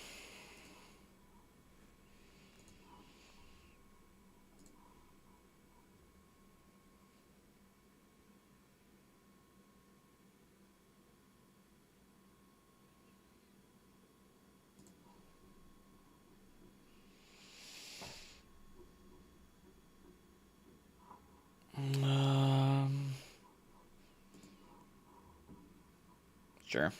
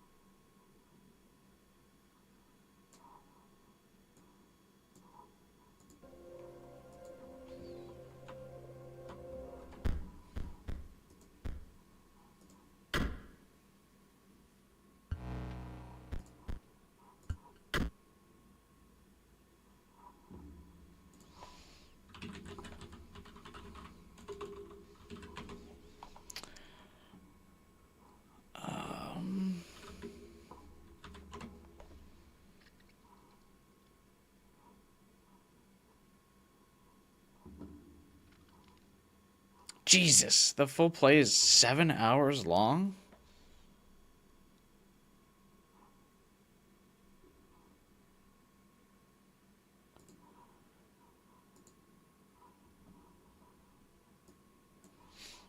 If we take control. Yeah, I mean, I don't know. As soon as we went back to the 3D, it was like Act 1, and I was kind of bored in Act 1. I liked Act 2 because it like mixed it up with like moving around the map and some puzzle solving and stuff, and like a little bit of riddles and things like that. As soon as we got back to the same thing as Act 1, I was kind of like, I liked and like being able to like build your deck from an assortment of cards. I liked Act 2 a lot better than Act 1. I found Act 1 pretty boring.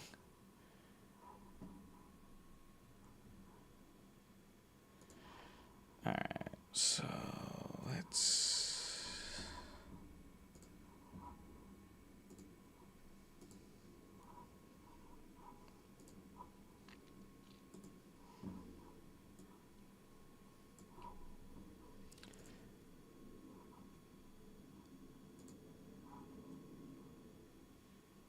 Generally thought you'd act like Act 1. Your reaction surprised me. Yeah, I'm not sure what it was that just didn't like really grab me.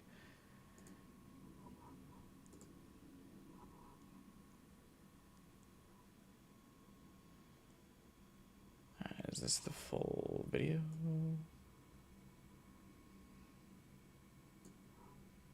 Okay, and then...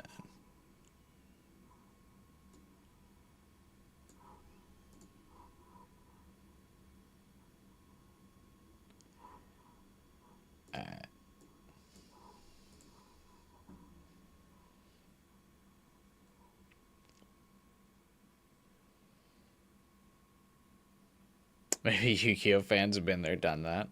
Yeah, I mean, it's like kind of very similar gameplay to most card games. I feel like. Also, this is uploaded by Pixel Claws Gaming Archive. Actually, a fairly small channel. I feel like usually when I look up like no commentary for games, it's like a million subscriber channel.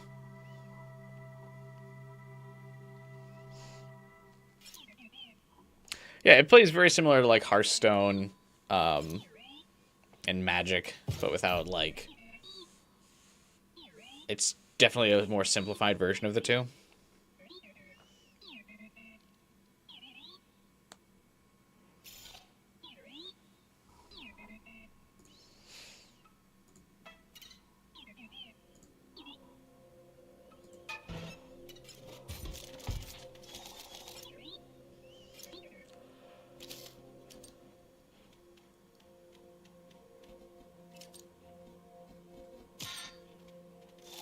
Maybe there's no, like, bookmarks on the video.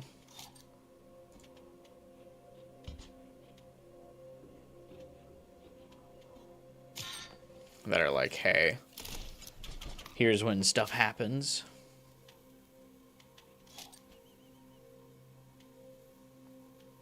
Would you be okay with watching a video about the ARG? I suppose.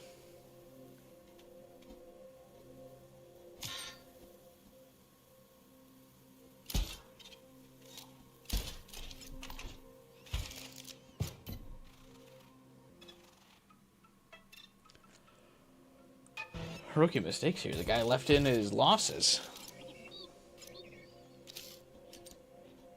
ARGs are like outside, like campaigns outside of like the game itself to help promote the games or tell the story of games. A lot of Bungie games have ARGs.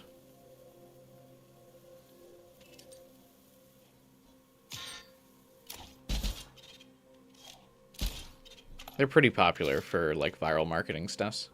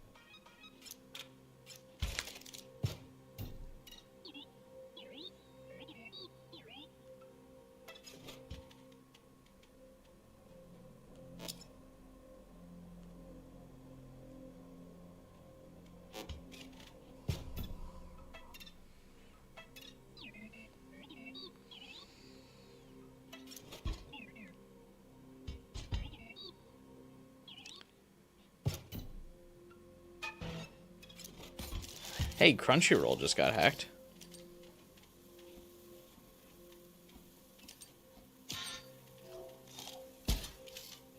That's crazy.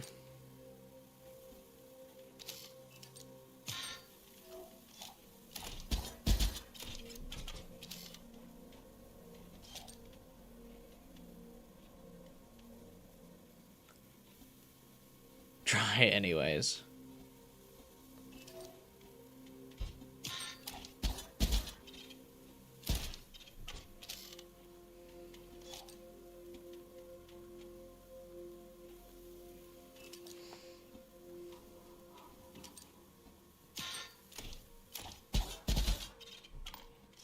What happened? What do you mean, what happened?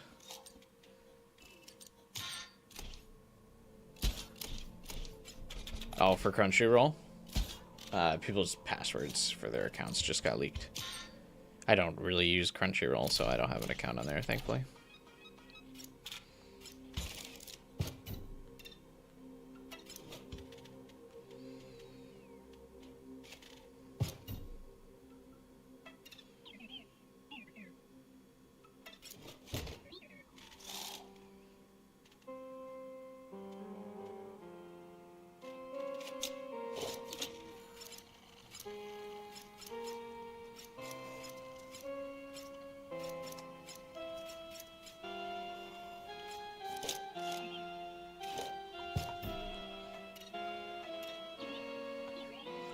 You know, watch anime to get Crunchyroll or whatever else is there. Actually, Netflix has a surprisingly good collection of anime, so I don't really feel Crunchyroll's necessary.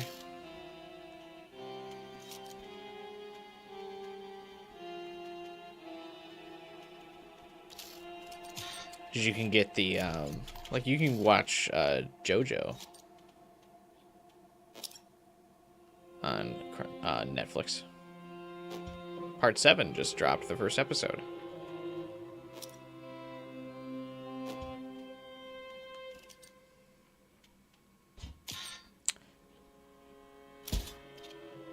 The cost of using an outsourcing company with poor security posture? Is that the drunken snowman?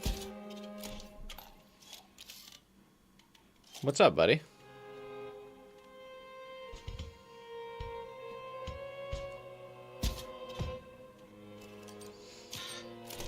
I'm curious, didn't Crunchyroll actually get purchased by Sony? I feel like they should have fairly decent security, but I guess the PlayStation Network gets hacked every once in a while as well.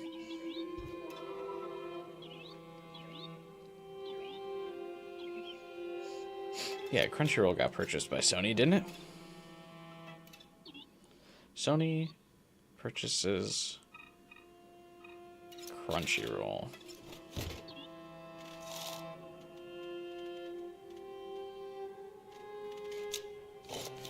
Yeah, Sony bought them. I wonder if they use like a different architecture that's like less expensive than protecting the actual PlayStation Network.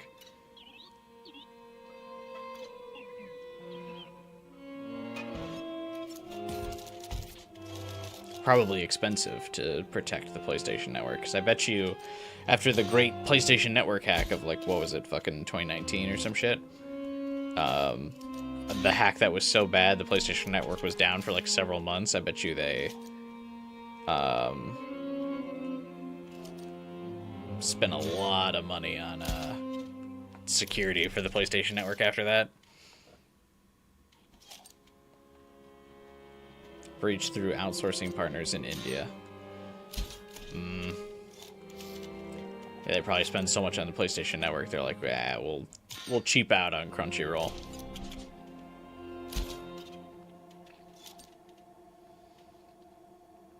That's kind of funny.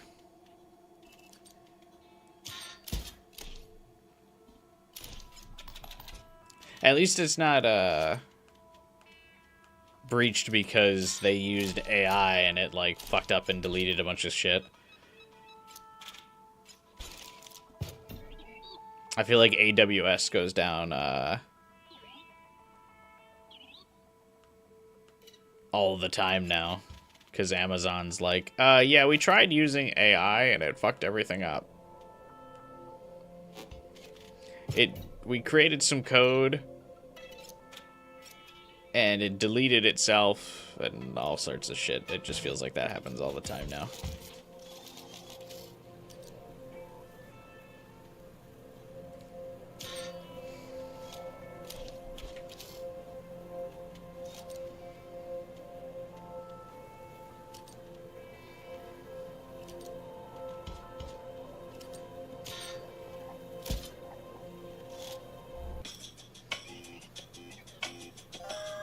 Hey, it's that one scalp, bandit guy again.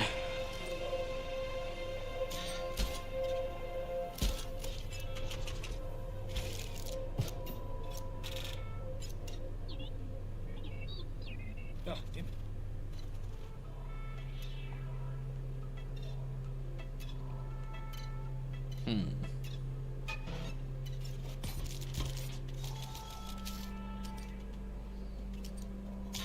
So what are we looking for in this campaign? You can skip past these random battles. Okay. I was like, yeah, it was just kind of like, what am I looking for in this video?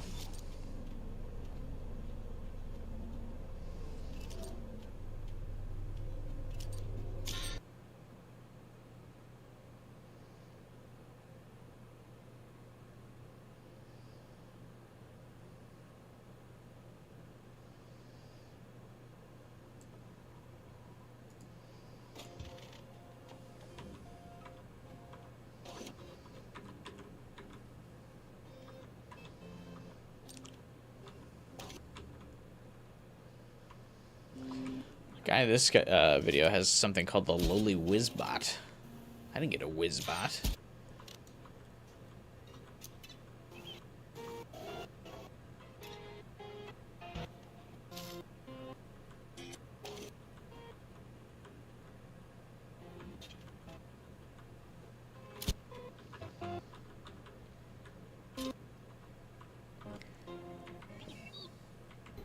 He'd make misplays. Okay, kind of know where we're at here.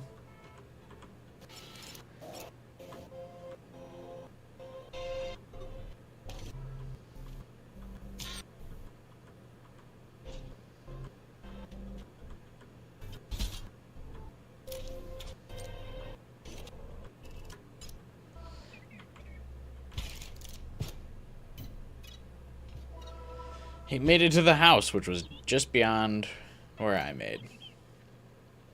Wait, what is this? Okay, Eerie, this Uberbot just sits here in perfect darkness.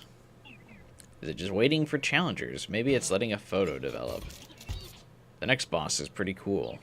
You'll actually need to think about it, a whole new mechanic. Oh, where were those files? Unpacking photo. Unpacking photographer.zip.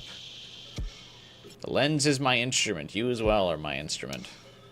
You will aim and I will capture.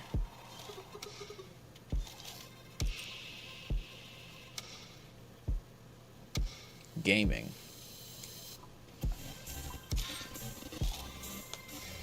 This is my friend. You will aim them and produce a photograph, or you may decide not to. It's supposed to be Leshy, I figure, yeah, because he's the photographer.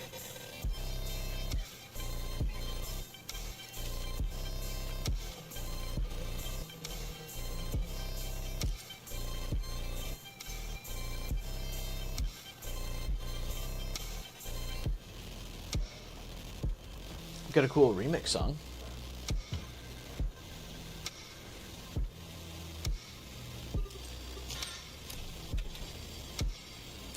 Shutterbugs. Jesus.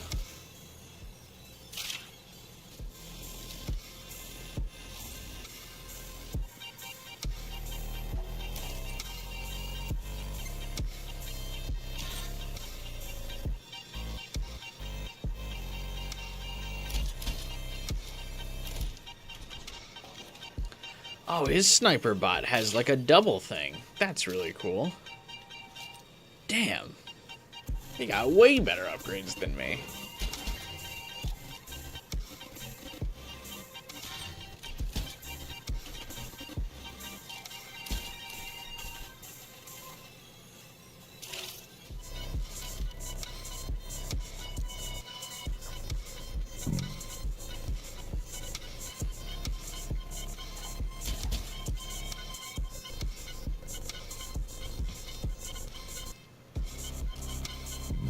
seems like a fairly difficult fight, though.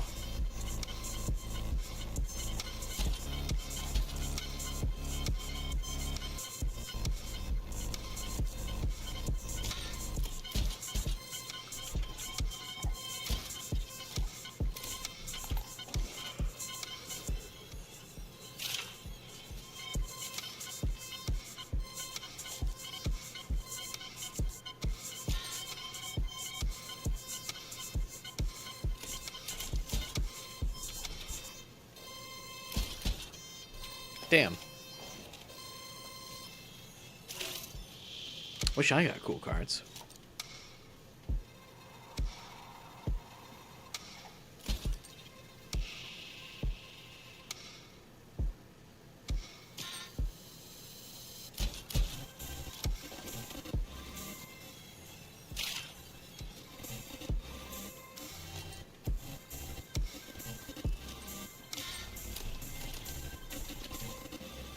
What was the name of this channel? Pixel Claws Gaming Archive is who we're watching a version of it from. Is this hard mode? No, this is the first boss of the mode we were doing.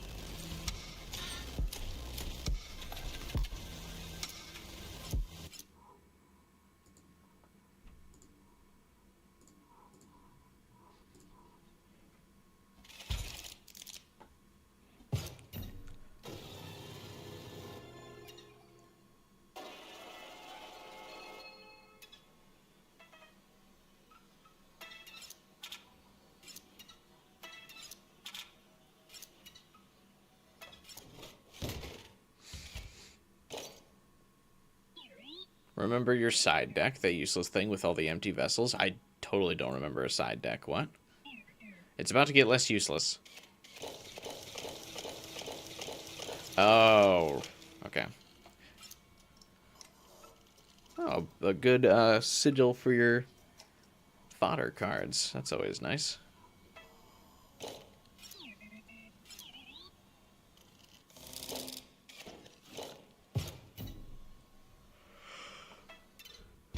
I realized that was called the side deck. Memory card is full.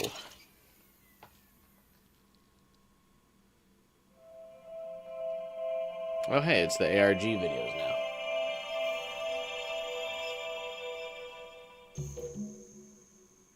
New memory card. You guys hear this okay?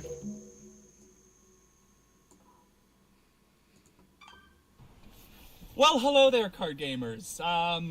Looks like my garage sale hunting days have finally paid off. Yeah. Yeah, baby. What do you guys think of this?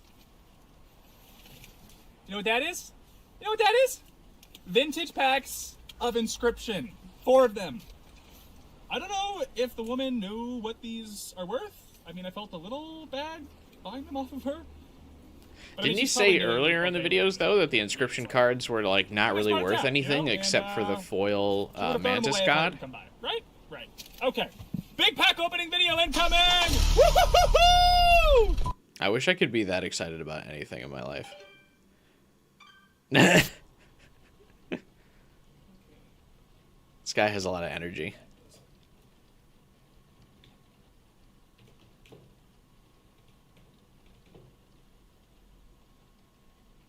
Is that a corded phone? Hello?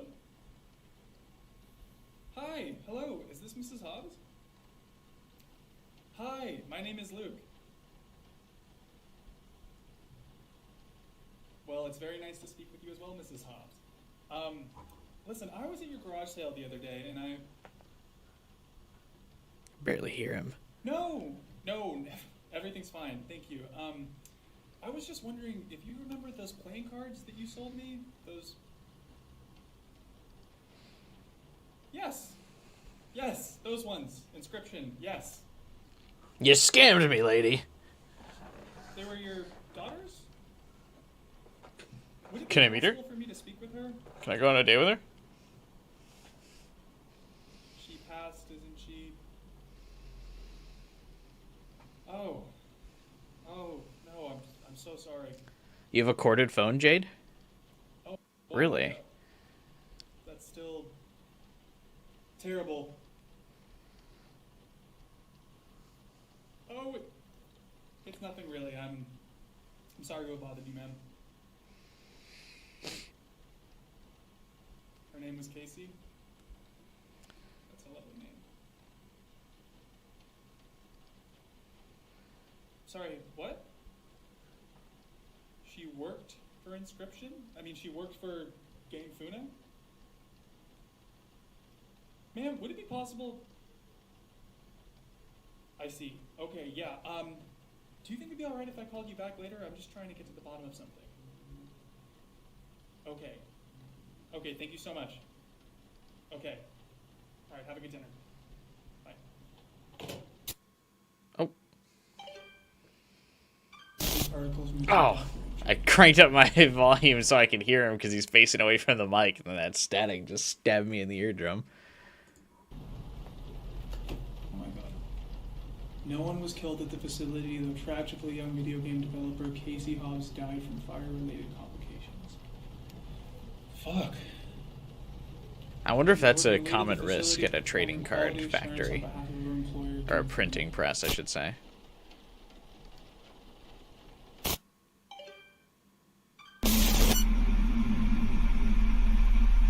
Now he has the mask from Jim Carrey's The Mask on his desk.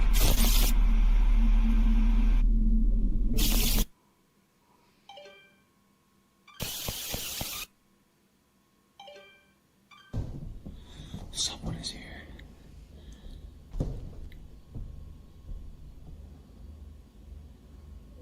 Fuck this. He's got people showing up at his house and he hasn't, like, bought a gun yet. I die before I can call 911. Take this evidence.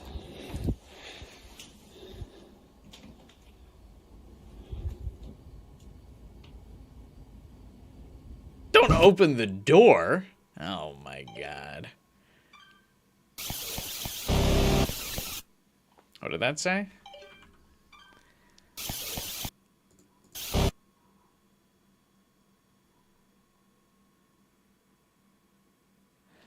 Mycologist, perhaps Blood's letterbox. I assume that's a passcode of some kind.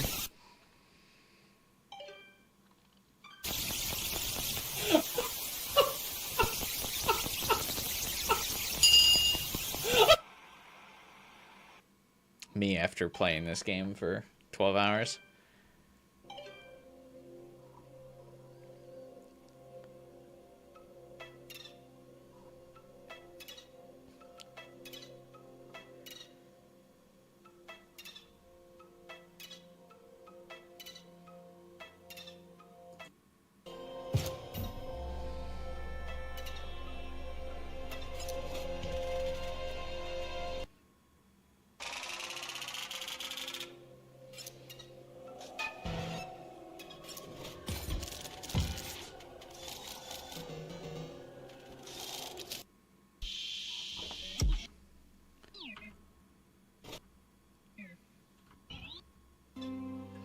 Alright. I think we made it to the next boss. Another Uber bot. These idiotic... Oh, fuck. What is it? This guy's, like, scrolling through the text. The idiotic librarian worship it as if it sits here covered in filth and grime. Ready to clean it up? Oh, look. It's boss time. Unpacking archivist zip. Applying personality matrices. Cleaning up. Who is the archivist? I don't remember them. If you had not gleaned, I'm the next boss. I look forward to the opportunity to explore your hard drive. Please no. Files and directories are my specialty.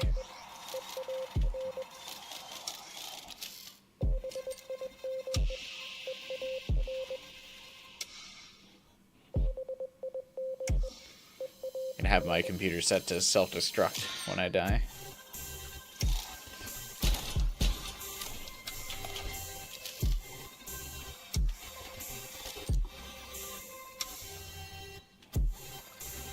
Is this still fast forwarding? No, this is on normal speed.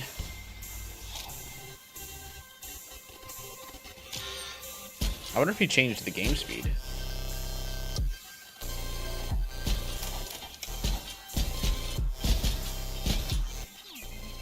Should have inquired sooner. You'll need to grant me access to your hard drive. Would you please acquiesce? I assure you no harm will come of it.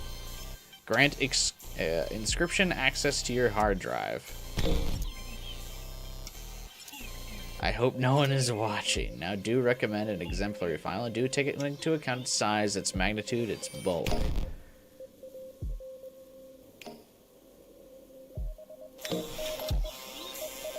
This file demands attention. It appears to weigh in at about 2 damage. Bravo. So if you preload a file that's like 2 gig, if you like pick some game or something, do you just like insta-win this fight?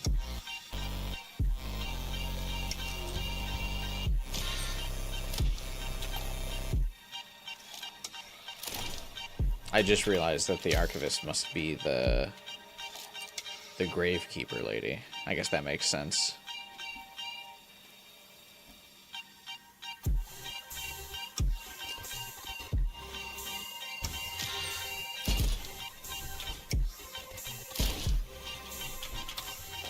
You played on PS5s, so the files were fake.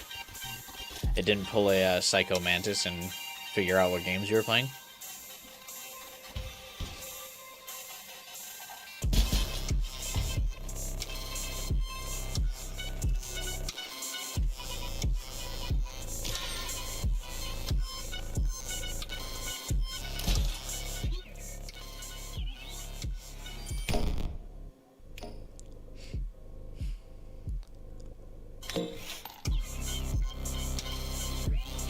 This file is colossal, bravo. The librarian cards look like Fawful from the Mario RPG games. Choose a file that's dearest to your heart and shows its age.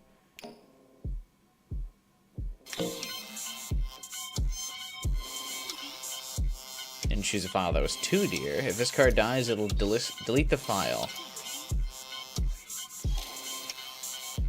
Does it have a gun to its head? Did you create this file yesterday? It is juvenile.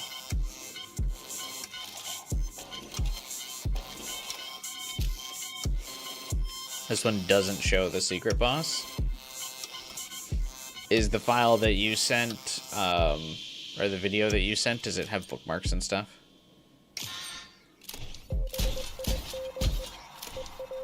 So we can, like, skip to stuff? Like, does it have timestamps?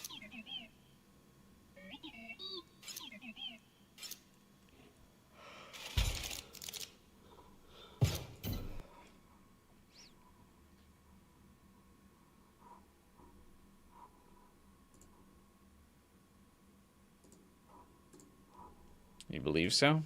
Alright.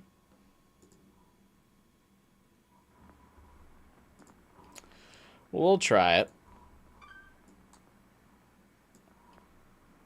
This is Secret Archive. Yeah, it does have bookmarks. Okay. Act 3 intro, Leshy Uberbot, Lucky Card Reader Part 3.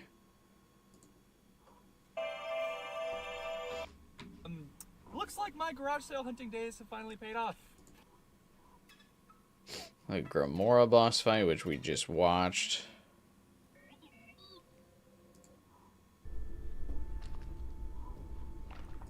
Oh, this one definitely has a game speed increased.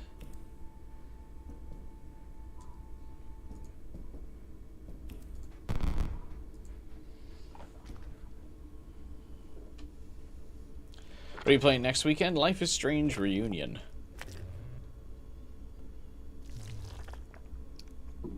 Oh, hey, it's the Goop guy.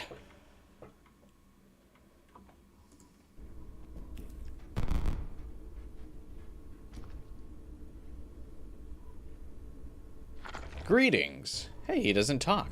The pain, bearable. The pressure of these pipes surrounding me feels nice. And that and the knowledge that the master is near. Oh. Oh yes, the master is near. I feel his presence. Yeah, Life is Strange reunion next weekend. Following weekend, I think it's time to finally do Raidu Remastered. Why not? Oh, you can't see the screen?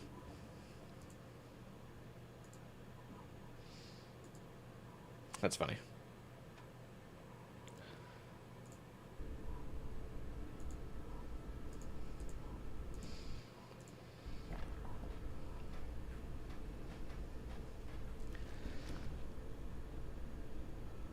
I didn't reselect the window when I was switching. Hang on 1 second. Be right back.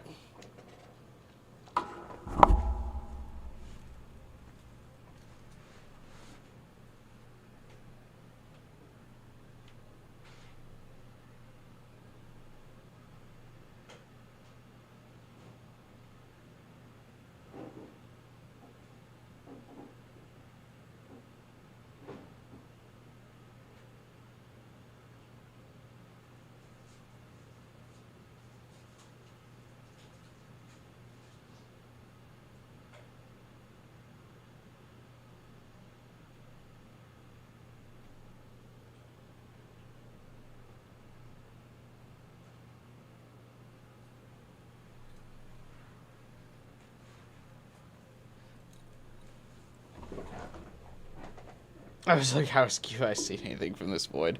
Yeah, I just tabbed out when I was switching to the other video. Wait, Drunken Snowman, are you still here? Or are you looking into the Crunchyroll thing now?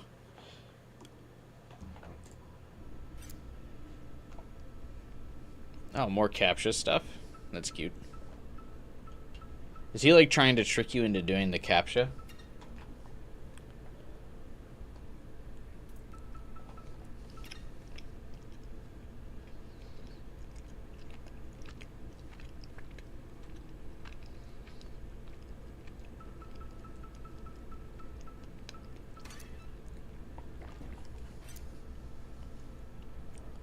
Select applicable emotions for the following scenarios.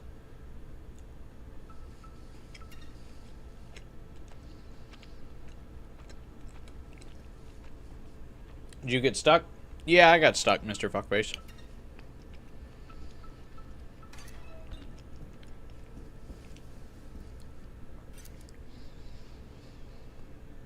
Partially scheduling 8 hours of meetings in an already past schedule. Damn, that sucks. I have a meeting promptly on Monday morning, which I'm really annoyed about. How's the kid doing? Good, I hope.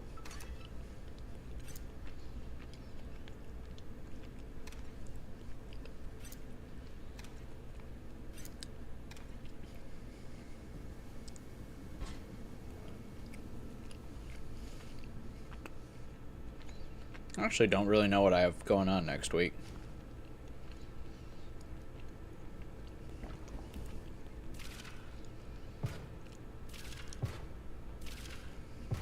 I have a meeting on Monday, and so I gotta do my performance reviews for my employees. Ugh.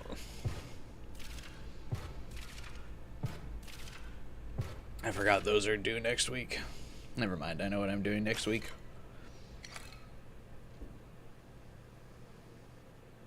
Great and crazy at the same time, I bet, man.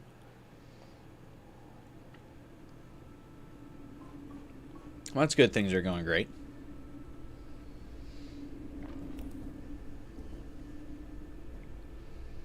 Glad to hear it.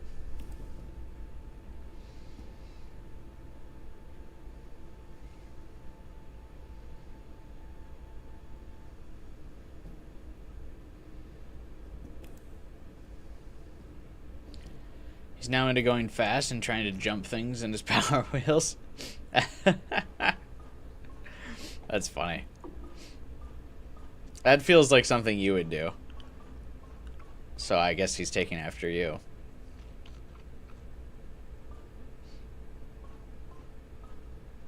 Was it your scheduling performance reviews too? 'Tis the season. The most magical time of year. Hopefully your employees are doing good. Mine aren't, so It will not be a pleasant review.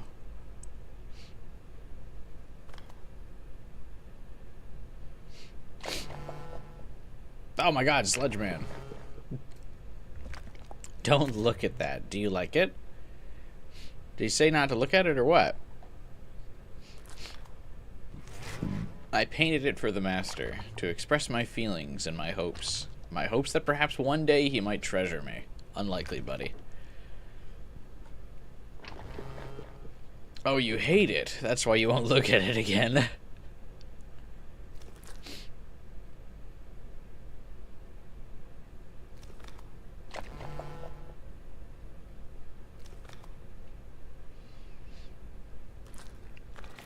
You have goal setting by the end of Friday. I have Pip starting next week. This guy makes me sad. Is it because he's been turned into a booger?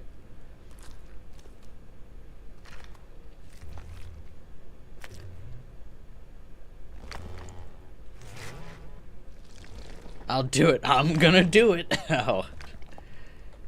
Oh.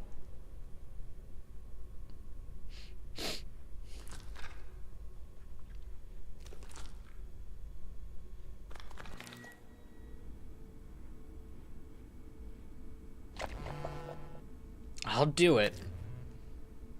The greatest goal setting experience a person can go through, yeah.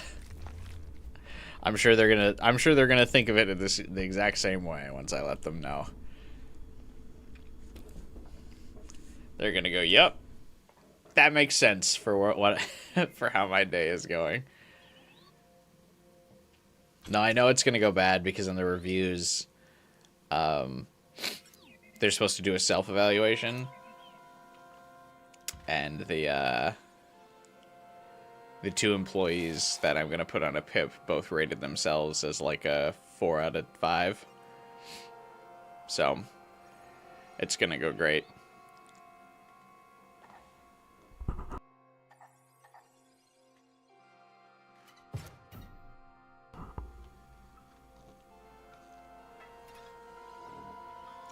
Okay, so now they just mixed in the gems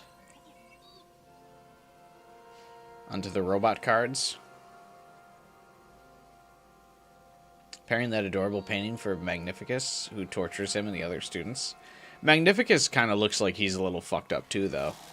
He's like a giant bush. So...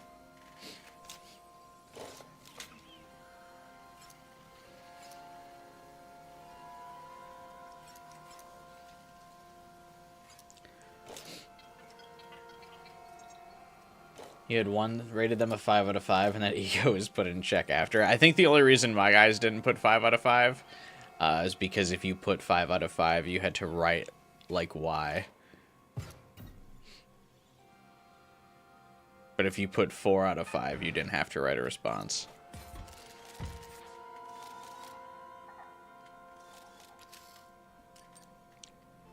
Which should, of course, be telling that if you're not willing to write about why you're good... you're not actually that good. But, you know.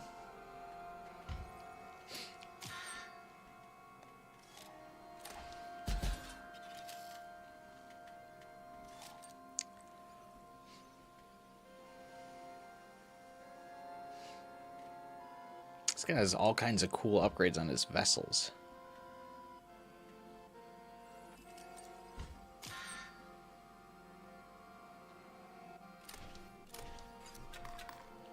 Why my brain would implode.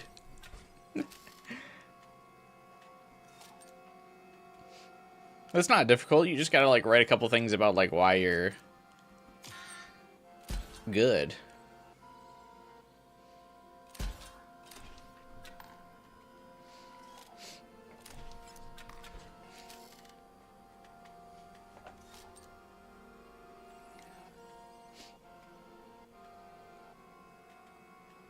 After you beat main bosses, he lets you upgrade empty vessels. Oh, okay. That's cool.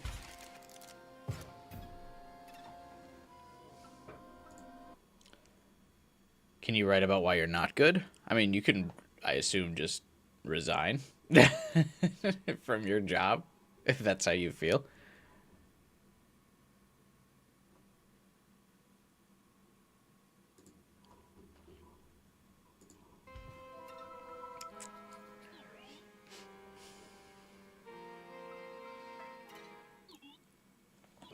This Uberbot, well, you'll see. 6 hours of interim interviews in the last full week of the quarter should be grounds for termination. That's how you feel. Well, I don't have any interns. I'm not wearing my glasses. Wait, oh, intern interviews. Do you have to do a lot of like formal write-ups at your company to like get rid of an employee? Like when I was at Amazon, to get rid of, like, to fire somebody, it was a very extensive process. At the company I'm at now, which I won't mention the name of specifically because I'm with them right now, but I'm pretty sure you could just be like, yeah, bye-bye. I'm trying not to do that because I'm trying to be a nice guy, but they're not being receptive to constructive criticism. There's no boss for this level. That's your job. Please paint me a face.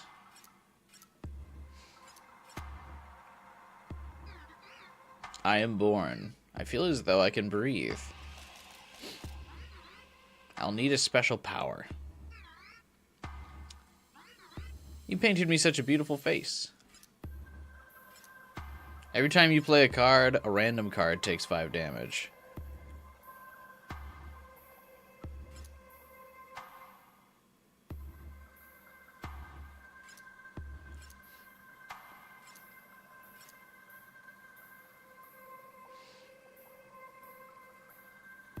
It feels like it would be a brutal rule.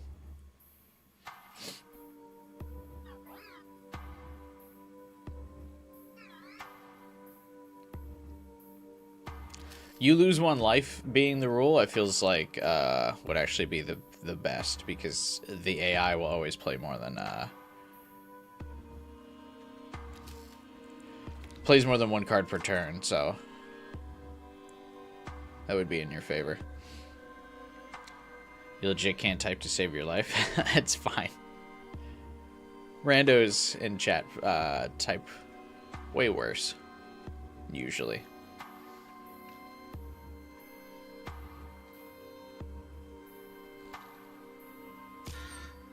Also, the chat for this weekend has been fairly slow anyway, so it's not like you're really spamming anything. People are just talking.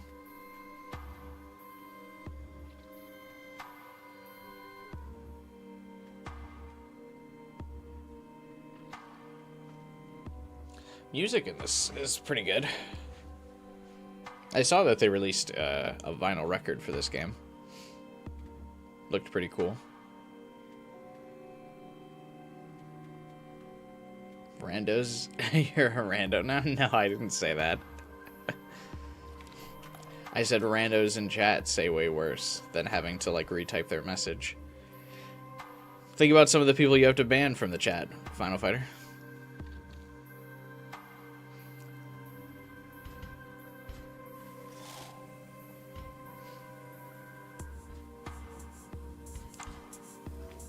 Oh, that's an interesting strategy.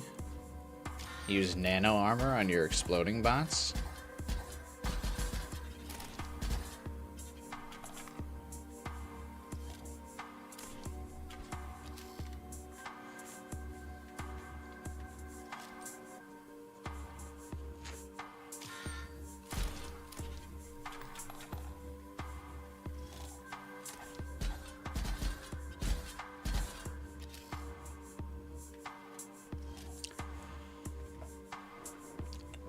Because usually you gotta ban people that just start fucking saying stuff in chat.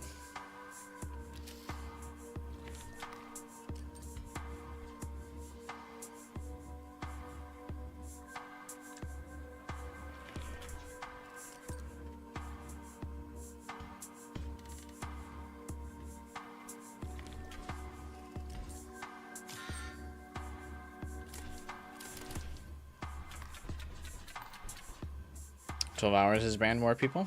Has he? I think we should elaborate on that design process for phase 2. Every time a card dies, every time your turn starts.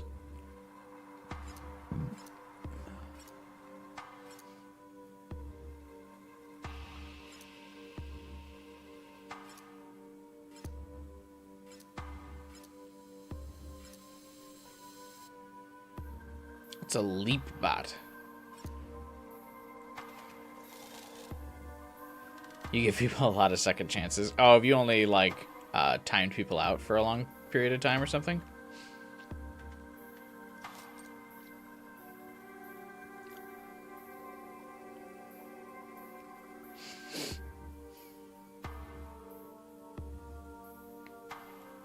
I feel like I've seen you ban quite a few people.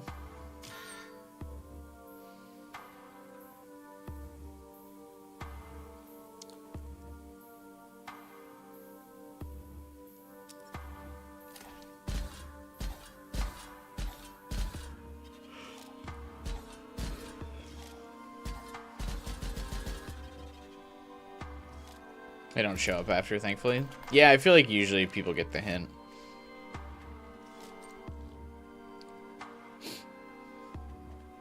You get hit with the 10-minute timeout, and most people are usually like, alright. Also, nowadays, most people don't have the attention span. If they get hit with a 10-minute timeout, they fucking freak out and leave.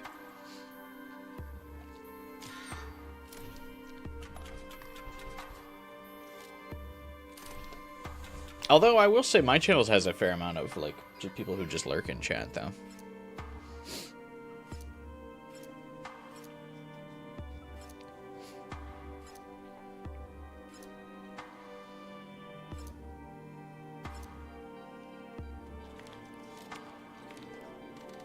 How many rules does this boss get going? Like, every 2 turns, does he add a new rule?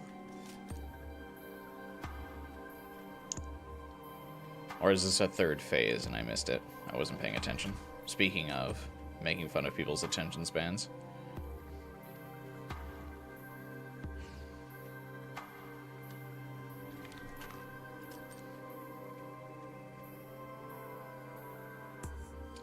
I like that the Lonely Apprentice card is just that dude fucking tweaking.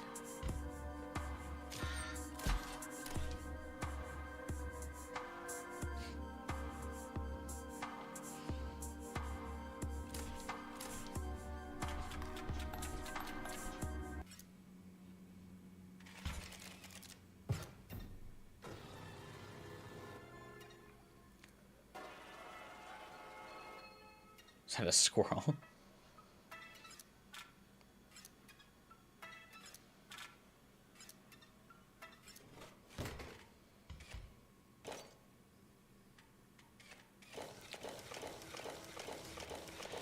Man, I kind of want a floppy drive. No particular reason, but it would just be funny to have like a... Maybe not a floppy drive, but like a floppy disk to just put on my computer desk. Floppies look so cool. Cloud data is lame.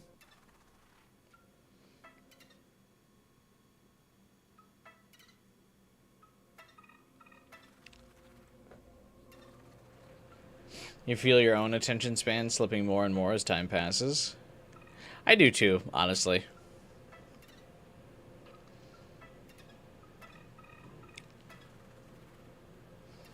The more and more I'm on my phone.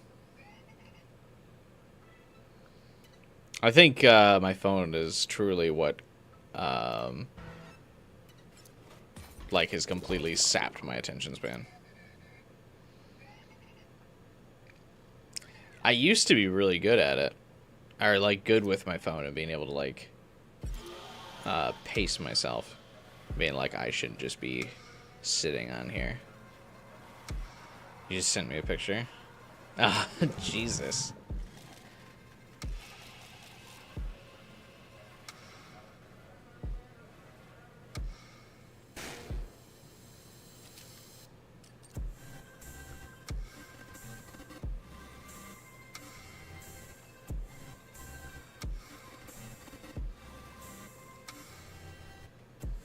Yeah, your schedule is looking much busier than mine for next week.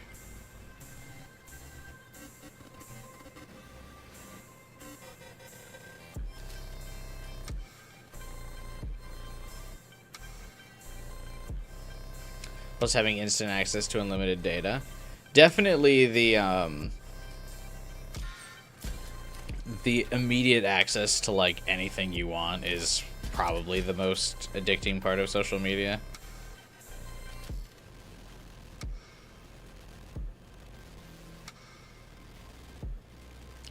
Just being like, oh yeah, I can pull up this, I can pull up that, I can answer this question, I can find out whatever I want to, like, I can see what's trending, I can see the big, like, the current biggest news.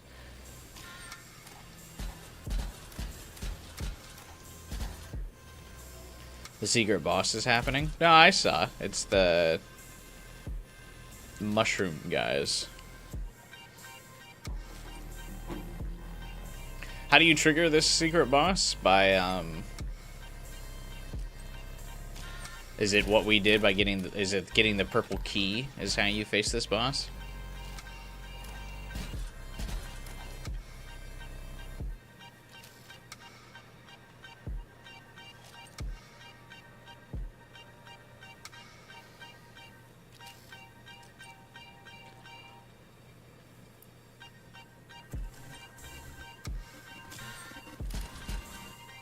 It's a secret room behind a locked door.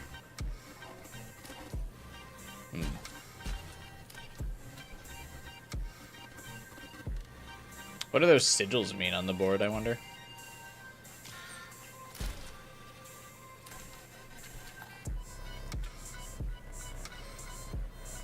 Oh, like the cards, I bet you what it means is like if the cards go towards the middle, they fuse together. I see.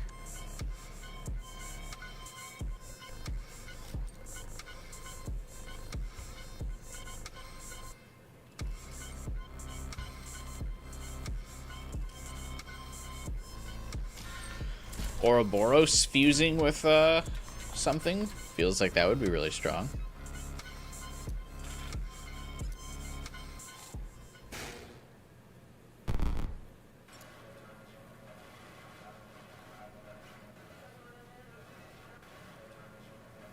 Our experiments paid off. We made a mushroom box.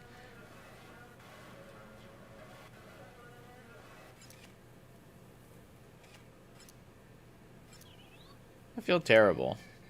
What have you done to me?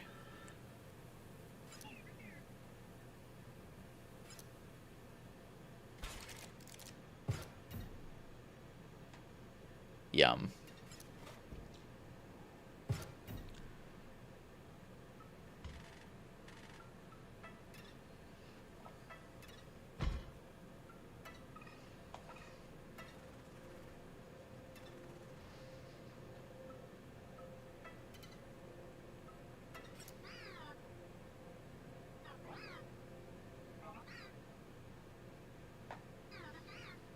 It's the file guy.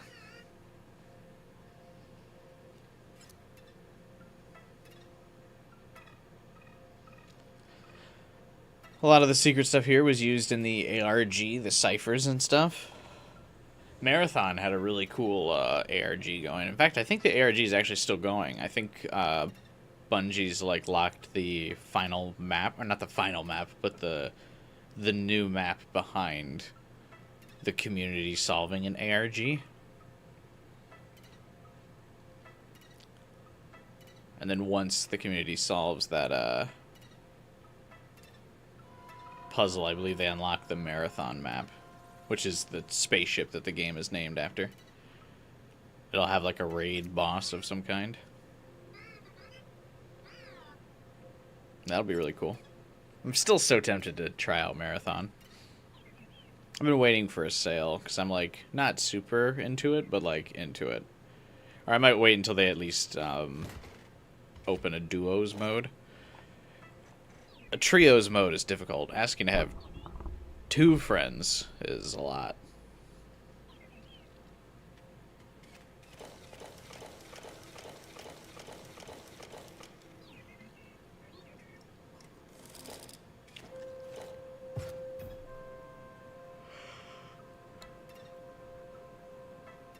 So the reasons I didn't get into Helldivers. Oh, Helldivers did look like it was really fun. I feel like I kind of missed out not playing Helldivers.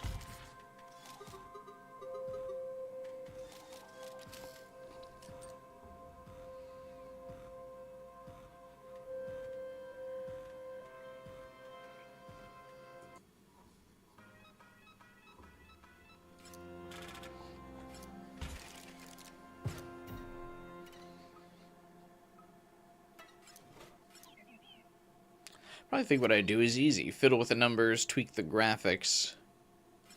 And Viola. Botopia is made, you're wrong. Try making a card, go ahead.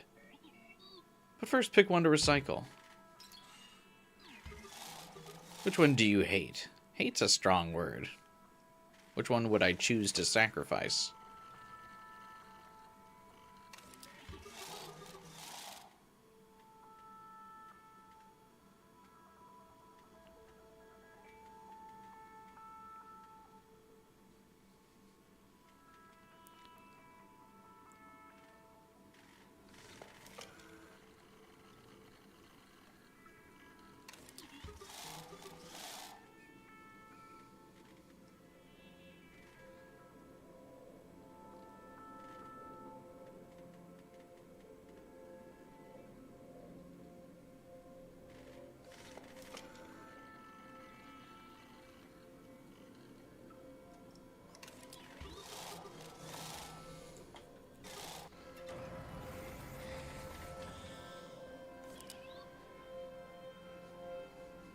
I would simply make an OP card.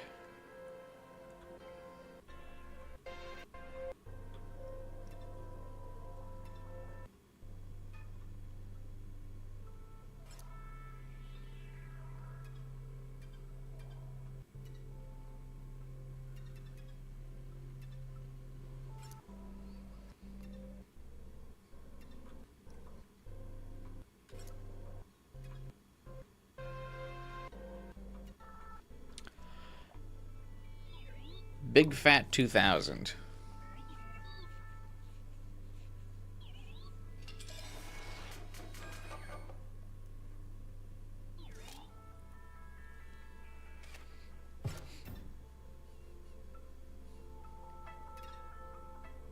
What a name.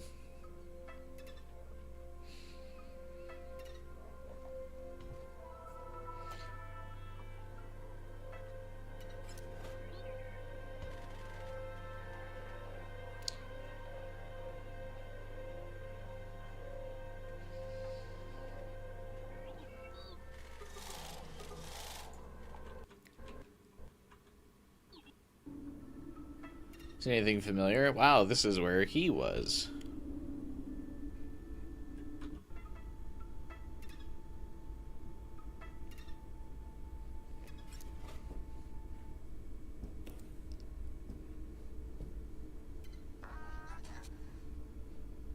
Oh, it's the fucking pelt guy.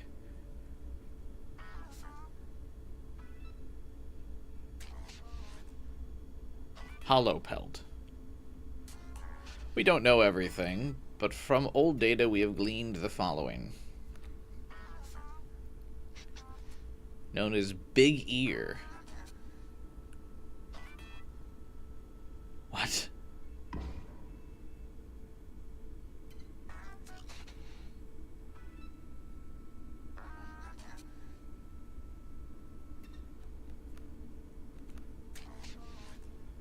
The tower, we don't understand the nature of the inscription's creation. We know of a building and a triangle.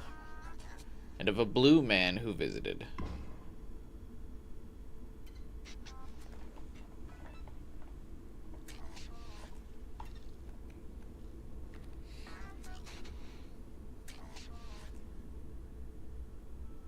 It's a lot of deep lore for a programmer.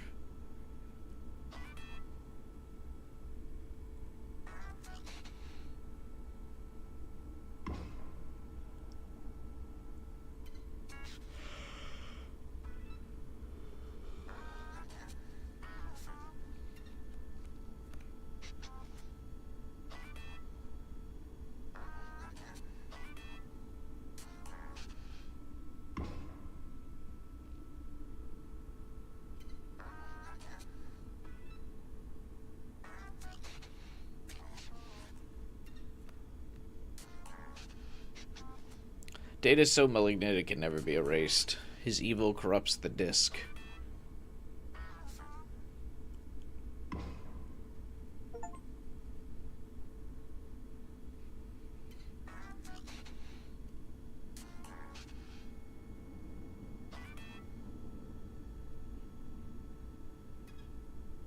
Does this guy, like, rub the pelts on himself? Like, what's up with that? What's his deal?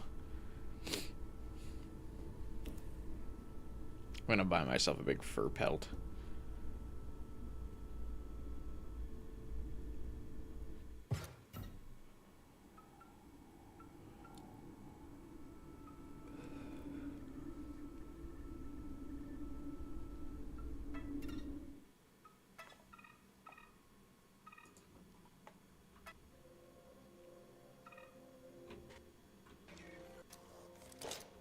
Sorry, I had to drop for a minute. No, I don't think so. We were just reading lore from the game.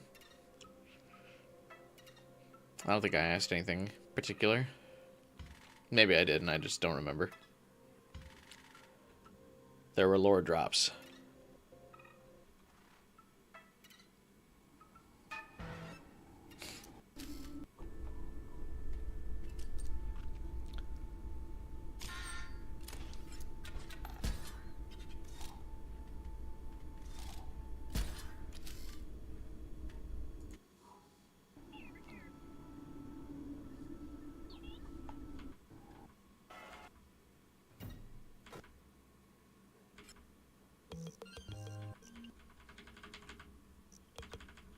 Oops.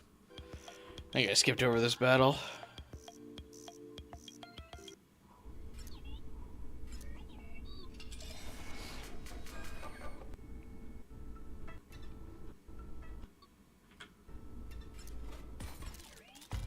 Probably my least favorite boss.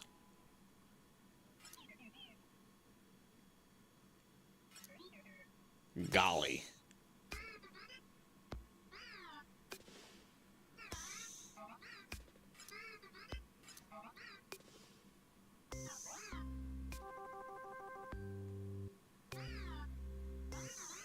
Isn't the web wonderful? It's just Googling pictures of stuff. Oh, the guy making this video just put a massive cut in here. I wonder if he died or something.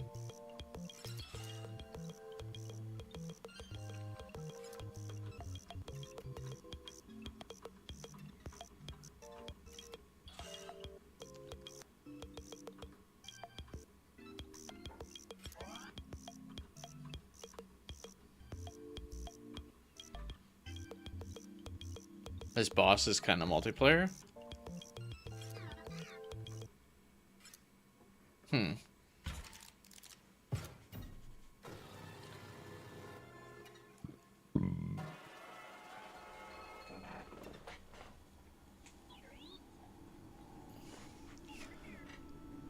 But what if no one else is playing?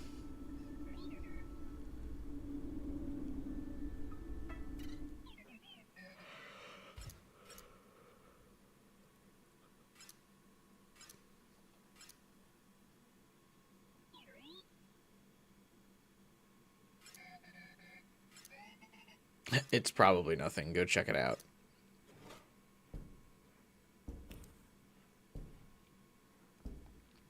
So how is this guy in the game exactly?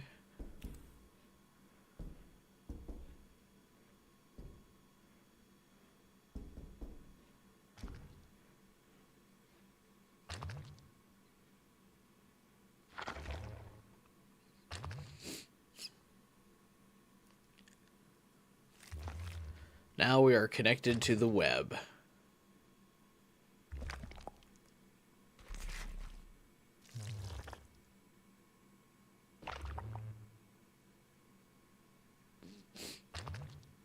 Hello, can I help you?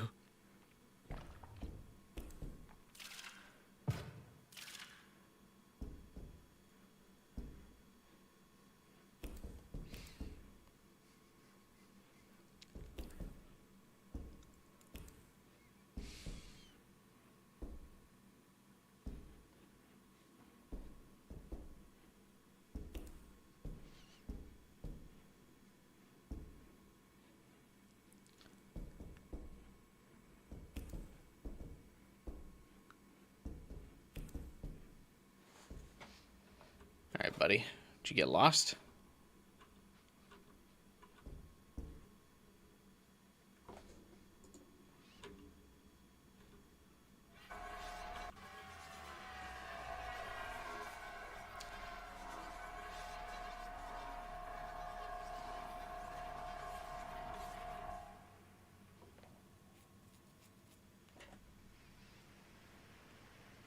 Is that how people feel watching me get lost in games?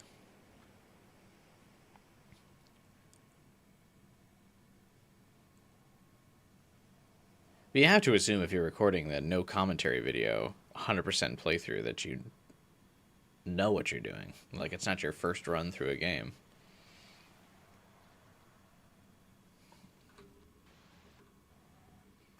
Like, I'm not recording a no commentary full playthrough of a game unless it's like my shit.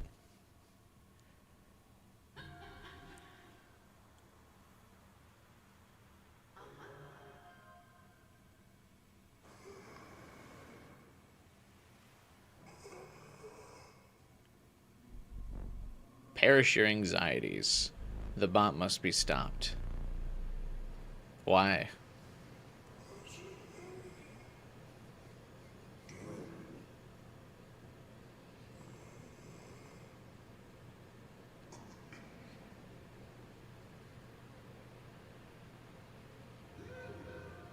It doesn't seem like any of the three of you are any better.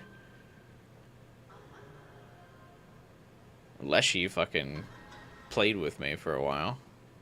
Made me uncomfortable. The painter torments his apprentices. I guess the gravekeeper lady's okay. Maybe we put her in charge.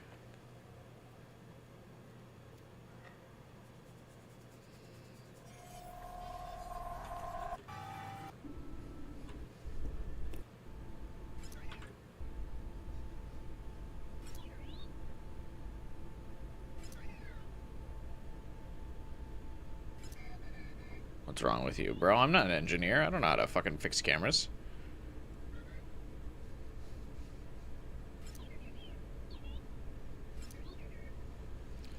The Great Transcendence.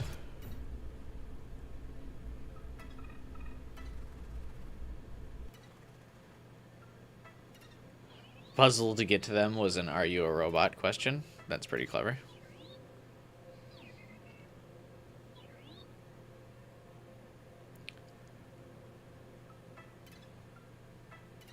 He is right, though. The photographer was a jerk.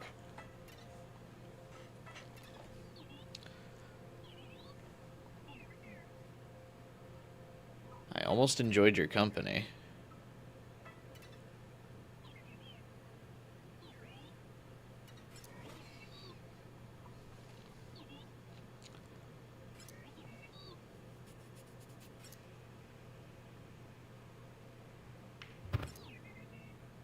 Right, Luke? Got him.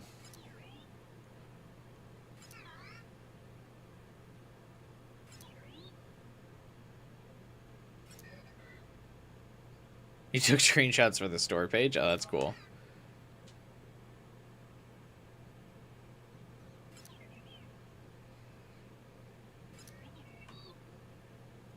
I like the little troll face. Idiot gamer. How can you do this?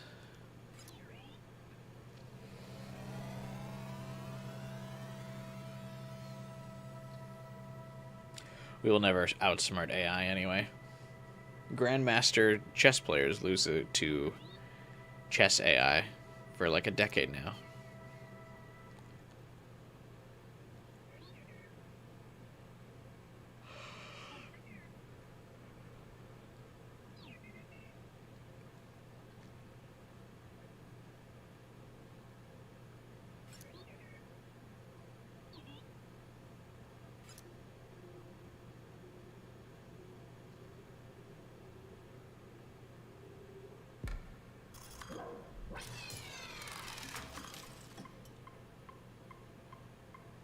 Oh.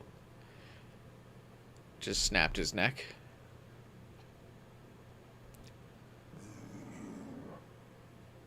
Why do they not want to be uploaded?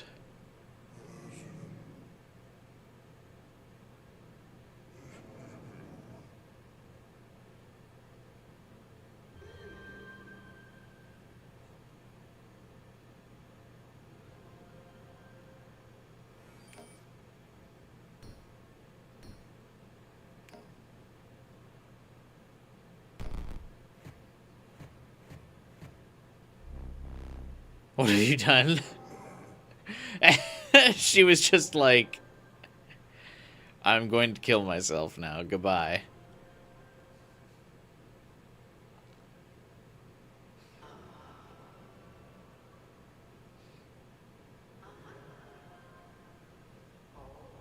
Rest in peace. Oh.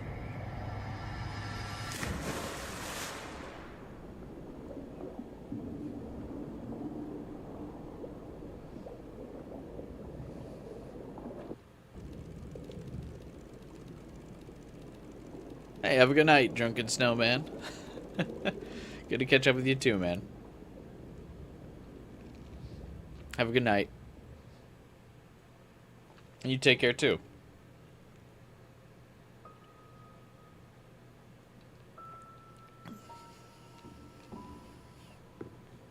What time is it? Oh, it is getting a little late.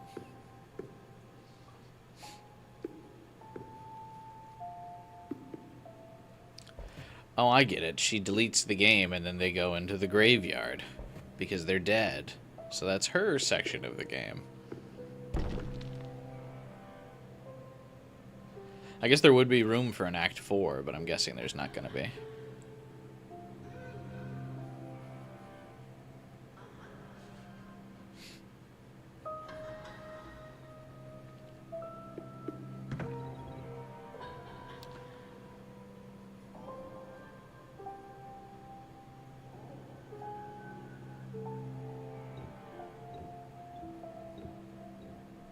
Oh, do you actually get to play chess with her? That's kind of cool.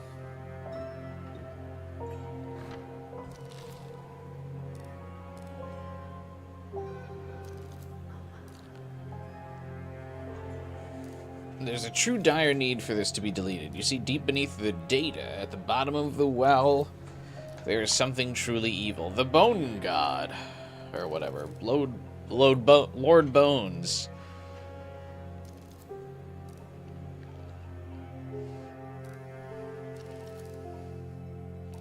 Sir Boniness. Lord of the Bone.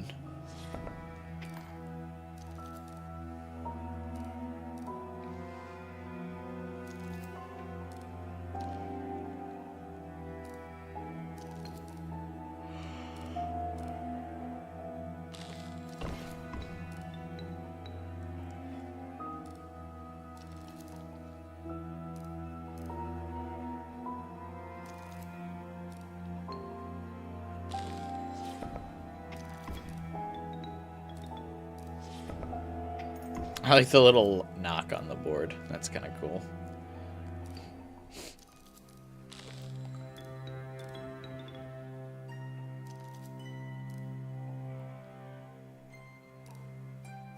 Frank and Stein.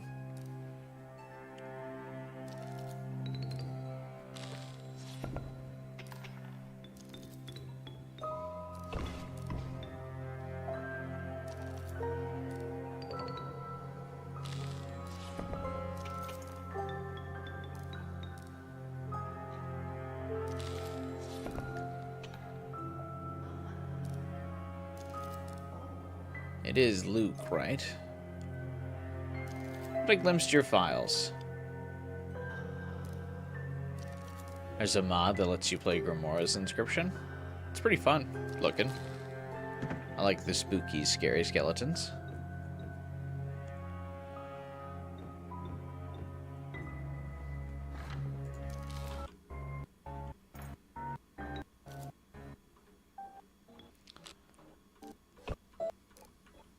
Spooky, scary skeletons and shivers down my spine.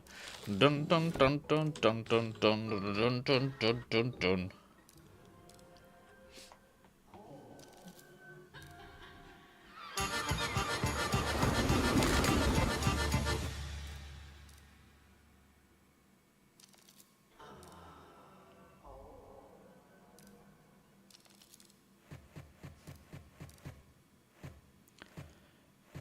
Almost.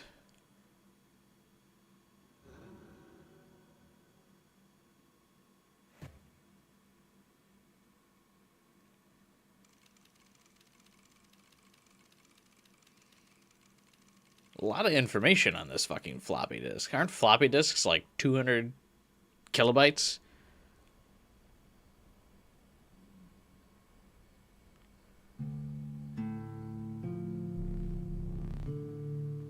How much space is on a floppy disk?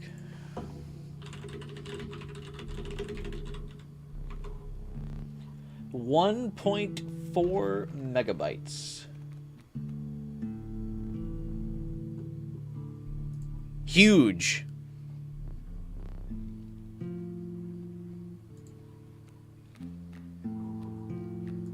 It's so funny, like, how much files have inflated over the years. 1.4 meg, you couldn't even, like, save a picture of that size today.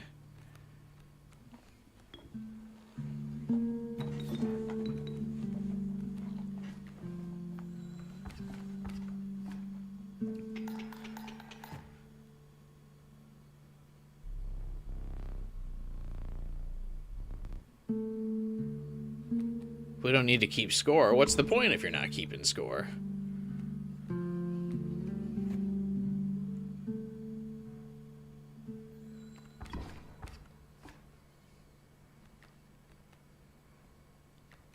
Oh, he had the Mantis God? That's cool. I never got that in my run.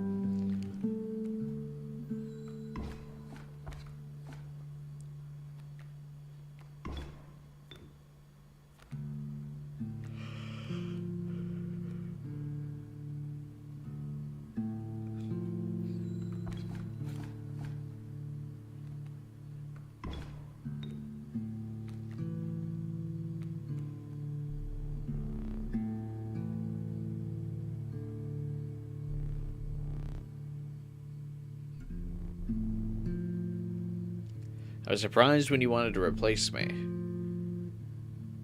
Why? You fucked with me. Of course you're gonna be my first target.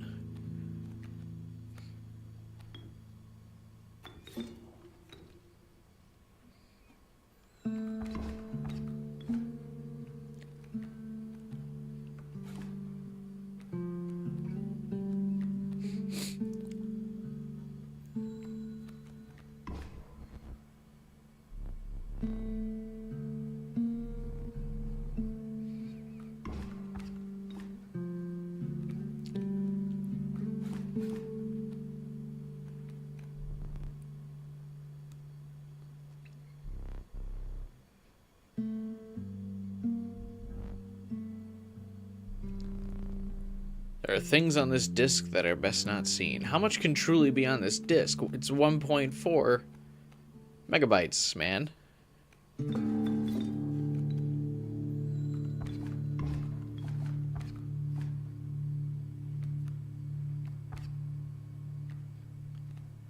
What do you got on this thing?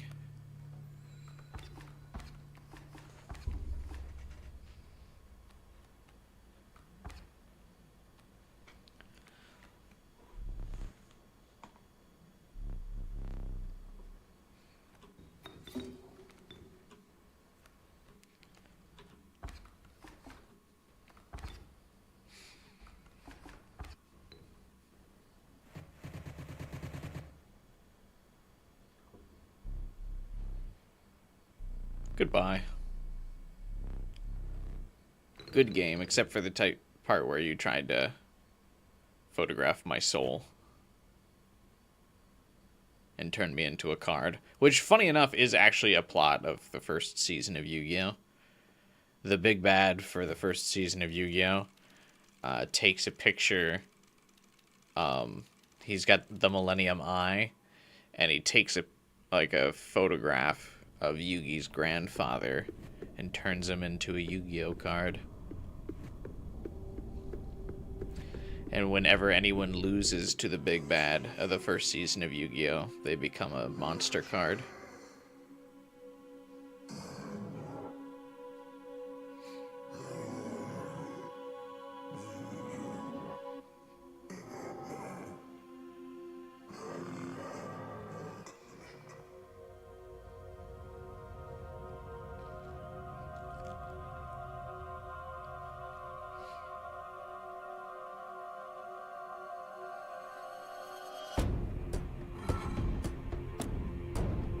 Oh, that's the dual disc from Yu-Gi-Oh! Okay, so there is a lot of this game inspired by Yu-Gi-Oh!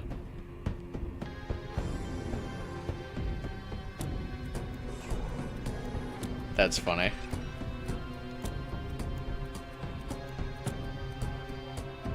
And this is the dual arena from Yu-Gi-Oh! As well. Where the duelists are on 2 elevated platforms and the life points behind them. This is entirely a Yu-Gi-Oh! Ripoff. That's really funny.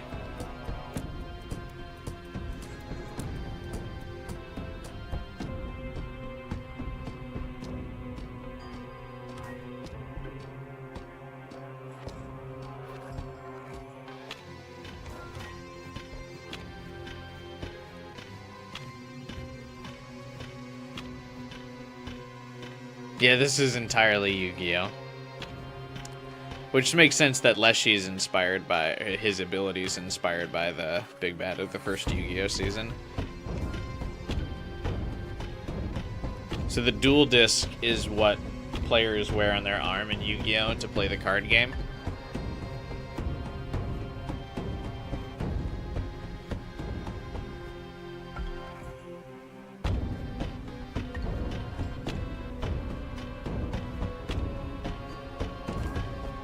Very funny.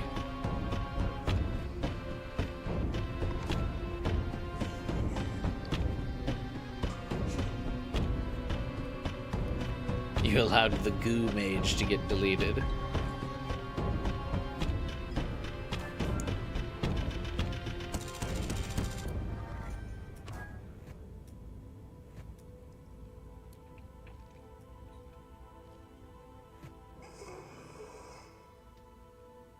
Do you not feel remorse? For what?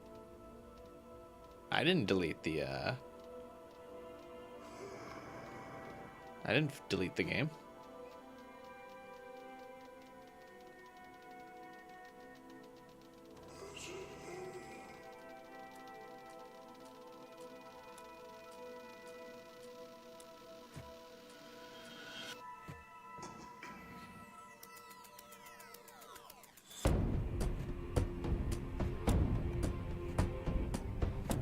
Yeah, this is really neat.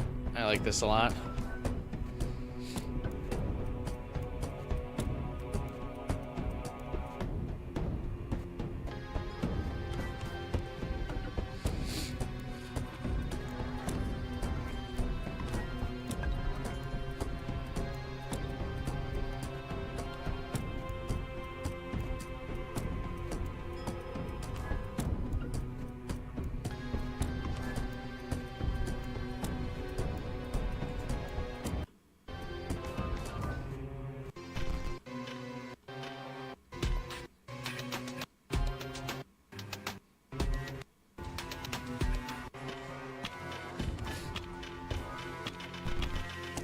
Uh-oh, the dual disc is being deleted.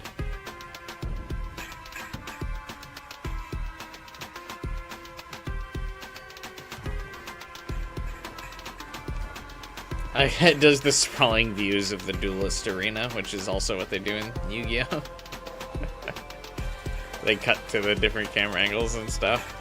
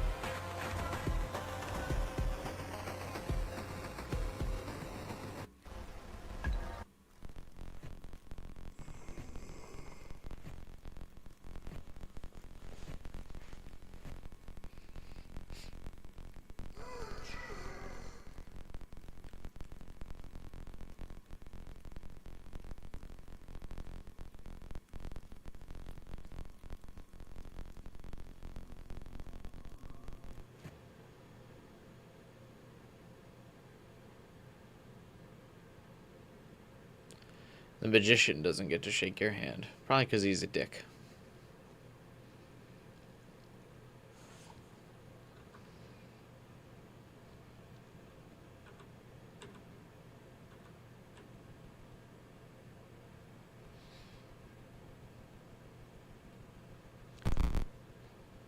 Who's that?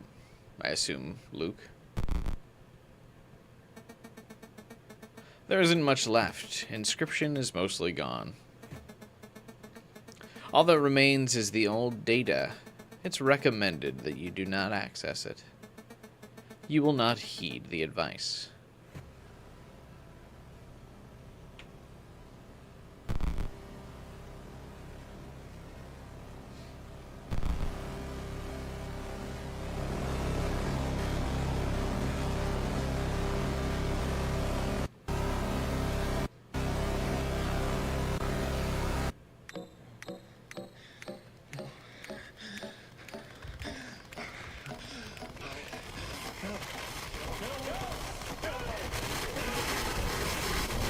Is he getting troned into the game?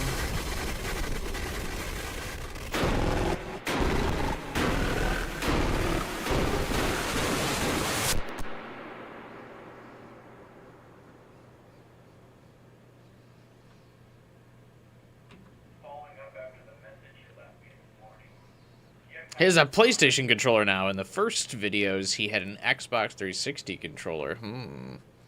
This is the alternate reality.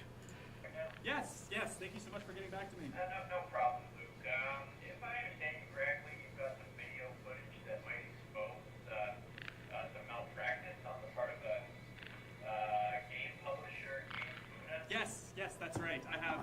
Malpractice isn't the right word because that would mean they were a medical agency. Anyway. Firstly, I have a game of theirs that took control of my PC for a bit, which can't be legal. And then this woman from the company came to my house and she. Okay, hold on a second. Let me just get my pen and pad here. Okay. Okay. So you have a game of theirs that took, was it a virus or something?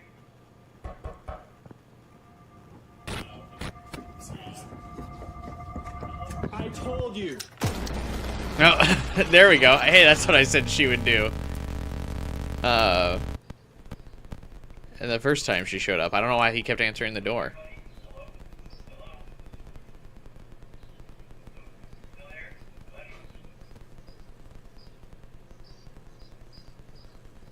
Rip. Bozo.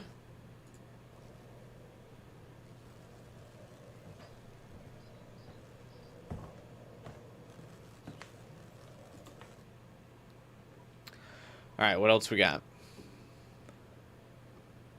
You actually felt really bad? Why? That's his own fault. You can't keep answering the door to the company agent that keeps arriving at your place.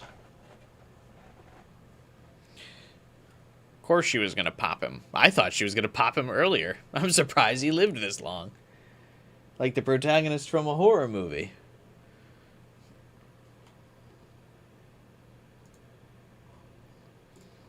ARG stuff? What's the ARG stuff? Did you post it?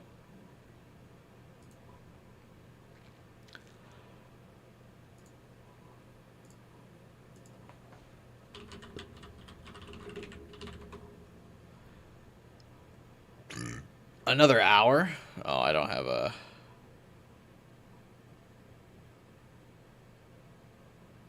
I don't have an hour in the tank.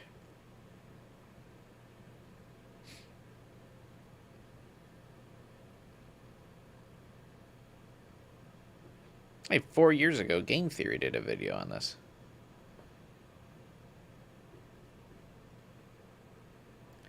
Is this the Game Theory is the best one? I assume it's this one. Or is it this one?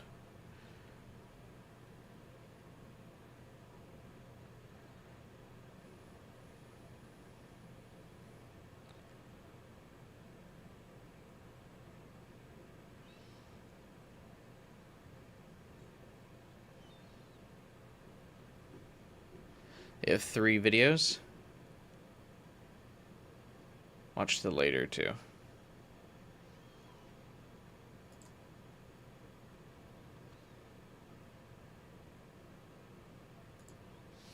Finally, after many battles.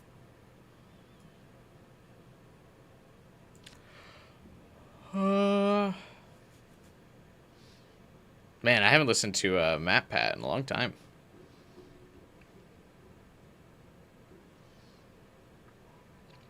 Let me link it. I just assume it's this one, right?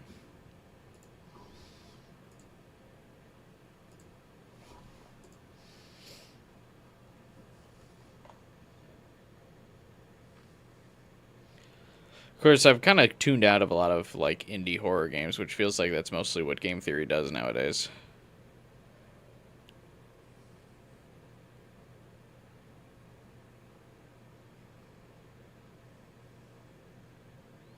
This is it? Okay.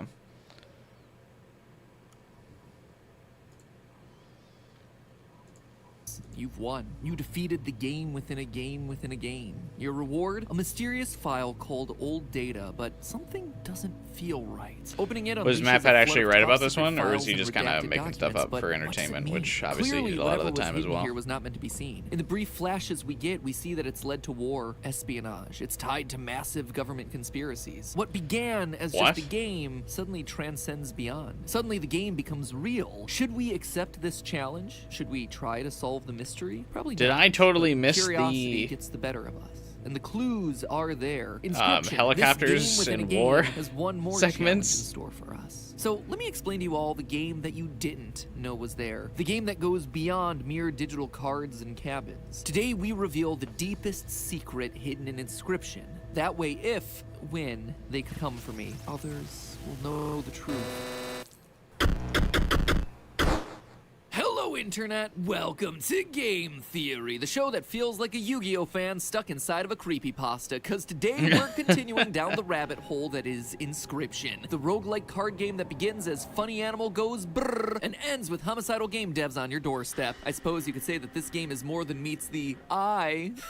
Get it? Cause you have to shove a knife into your own eye in order to win. If you don't get that, well, chances are you haven't watched our previous theory, so to kick like if things you're off good, you today, don't you have should to. probably make a blood sacrifice over on the subscribe button so you don't miss anything in the future, and then go and watch our previous video recapping the main story of the game that is linked right yeah. To briefly summarize what you need to know, Inscryption begins like a typical card game but slowly reveals itself to be a video captured by aspiring YouTuber Luke Carter. Whoever, Opening a pack no of retro disrespect cards, to the he guy discovers that replaced coordinates that lead him MapPad, to a but like game disc buried he had out big in the shoes woods. to fill. I just don't think he Left had the there same by one of the energy. game's creators, Casey Hobbs, a woman who is now dead from a tragic fire. Luke's videos start to uncover conspiracy around something hidden on the disc, a mysterious file titled Old Data. By looking closely at details from the game, we learn that Inscryption was made to seal away the old data because unleashing it would be too dangerous for the world. And it does appear to have powerful you just abilities. destroy One this piece of the old floppy disk, data, though? something called the Carnoffel code, is able to grant sentience to the game's main characters, the scribes. But how? What exactly is this ancient power and where does it come from? Luke starts to get close to the answers, but his ARG is unfortunately cut short by the game's developer, Gamefuna, who neither liked nor commented, but instead subscribed Luke to a date with the business end of the gun. And that's it. That's the game in a nutshell. Every story beat followed and deciphered, with more cliffhanger questions left for Daniel Mullins' next game to explore, I suppose. But what if I told you that wasn't the end of the game? Didn't that in like this subscribe, three-act game, they there's shot him. actually an Act 4. What if I told you that his next game was right in front of us all along? That's right. The entire game of Inscryption is itself a cover for a much bigger game that Daniel Mullins has crafted for us. One that leads, no joke, to a real disc hidden out in the woods for us gamers to dig up. So grab your shovels, friends. It's time to dig. Both literally actually and bury one? That's pretty figuratively cool. into the real game that's hidden inside of Inscryption. The first major act of ARGs are Inscryption fun ends like with that. Yeah, I can't wait to watch like a recap of the marathon ARG going on right now too. Hang on one second. I'm gonna grab a beer real fast.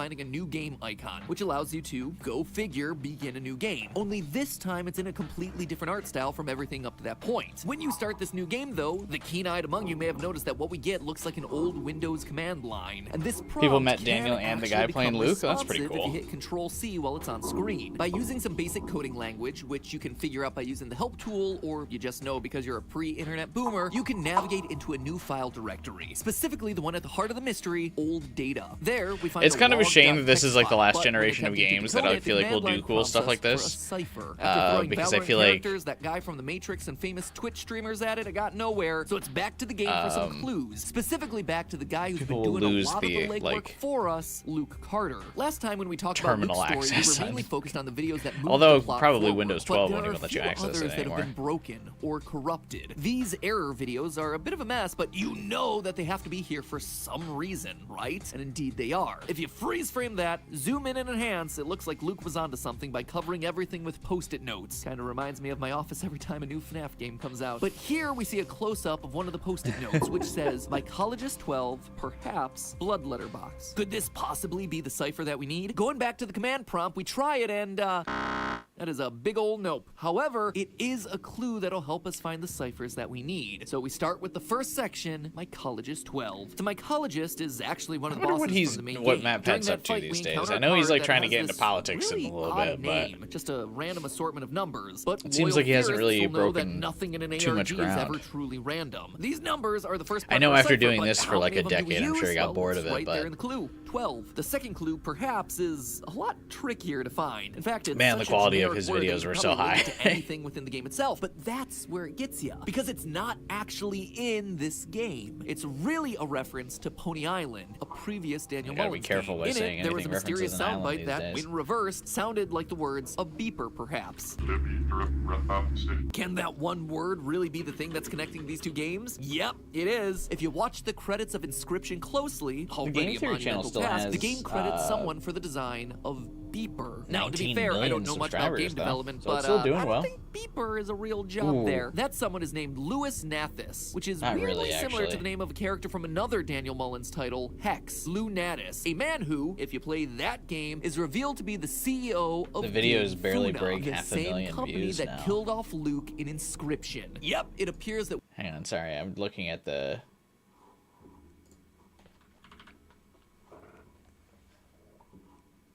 If it's not a FNAF theory, it doesn't hit 1 million views anymore.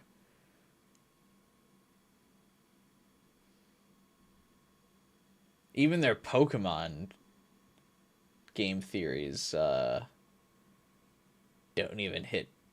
They have a Pokemon one that's only 300,000.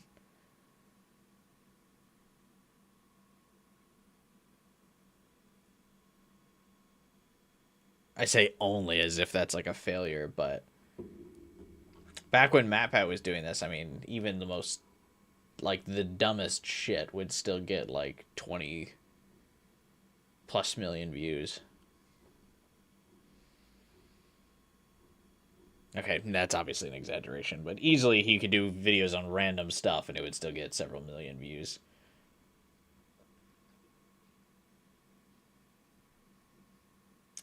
The Drink Me Only Cans game theory got 10 million views. If that tells you anything.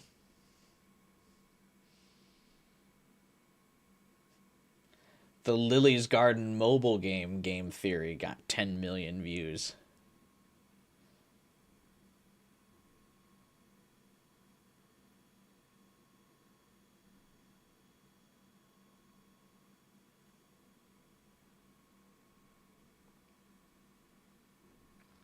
Yeah, the channel fall off has been incredible. Lou Natis, a man who, if you play that game, is revealed to be the CEO of Game Funa, the same company that killed How many off views did this one get? 4.8 million?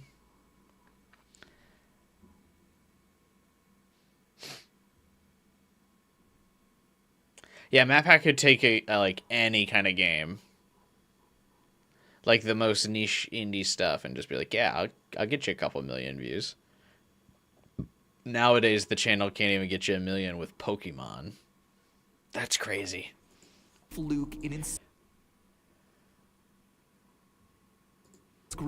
Yep, it appears that we are fully immersed in the Daniel Mullins connected universe. If we look at the credit for Lewis Nathis, we see what appears to be an asset link, but that URL How mad doesn't do you think the lead to company anywhere. is that it does, bought however, provide us the, with like, the next Theory part of our network? cipher after the word beeper, where And then perhaps Matt would Pat be the phrase, retires we immediately, find and they like lose all of the value on it. That's 8339 fucking insane. Question mark. That's solution number 2. Now for the third and final clue, Blood Letterbox. And here, things hit a bit of a roadblock. You see, in the weeks after the game's release, the Daniel Mullins Games Discord was leading the charge and ripping through all these secrets, with Jack 0 underscore I would be so mad if I bought like a company and then the guy leading it was like, see ya. The community weren't really able to follow the clue. Instead, they had to brute force their way to find a solution. The best train of thought that I could muster up for this one is that in Act 1, there's the Bone Lord pedestal, and it requires a blood sacrifice. So we then have to interact with the Bone Lord in Act 2 and Act 3 as well. Anyway, during that Act 3 encounter, a hint becomes visible if and only if you set your screen to a letterbox format. Bone Lord 666, or at least I think that's what it's supposed to say in leet speak. I'm not the most proficient hacksaw. Anyway, that provides us our third and final code for the cipher. So going back to the command prompt, we tried to decode old data. We're asked for a cipher, we put in our 3 pieces of code, and nothing. Well, almost nothing. We get part of a chat log from a person, C, who appears to be talking about a smuggled disc, but that's about it. Clearly there are parts of this conversation missing, and as we can plainly see, there are parts of the chat that are glitched or encoded in some way. So it looks like we're back to the solving board, friends. The first, SE167BP True, requires us to know some basic game design principles, so a huge shout out to the Daniel Mullins subreddit for this one. Basically, SE in gaming code typically stands for story events. It's how the game keeps track of progress within the save file. And, fun fact, save files can be manipulated without playing, so by opening that file up in a text editor like Notepad, we can add 167 to our story events chain. The BP is definitely the more obscure one here. This one is shorthand for another variable. I sometimes within open the up the save file, configuration Bone Lord file puzzle of my active. game so I Basically, can a edit the variable that settings keeps without track of whether opening the this games. skull's eyes in the cabin are glowing or not. Our hint 'Cause I'm a ends with hacker. BP true, so let's set Bone Lord puzzle active to true. Now we load the game and immediately get a glitchy screen where the Bone Lord skull pops up, and for a brief second we see the on-screen text, "I am learned too much," before the game crashes. 23K2 Floor is simultaneously really easy and also really complicated. Instead of having to alter game files, this one actually just has us going back to Luke's videos. In the video labeled October 16th, we see that Luke has 4 post-it notes under his monitor. Pig, 3K, pig, which kind of matches that 2-3K2 hints. And looking at what's actually being displayed on Luke's monitor during this moment, we see that he's on the real-life Wikipedia page for the card game Karnoffel, a German game. So how do these things connect? Well, you know how people sometimes refer to the number 2? I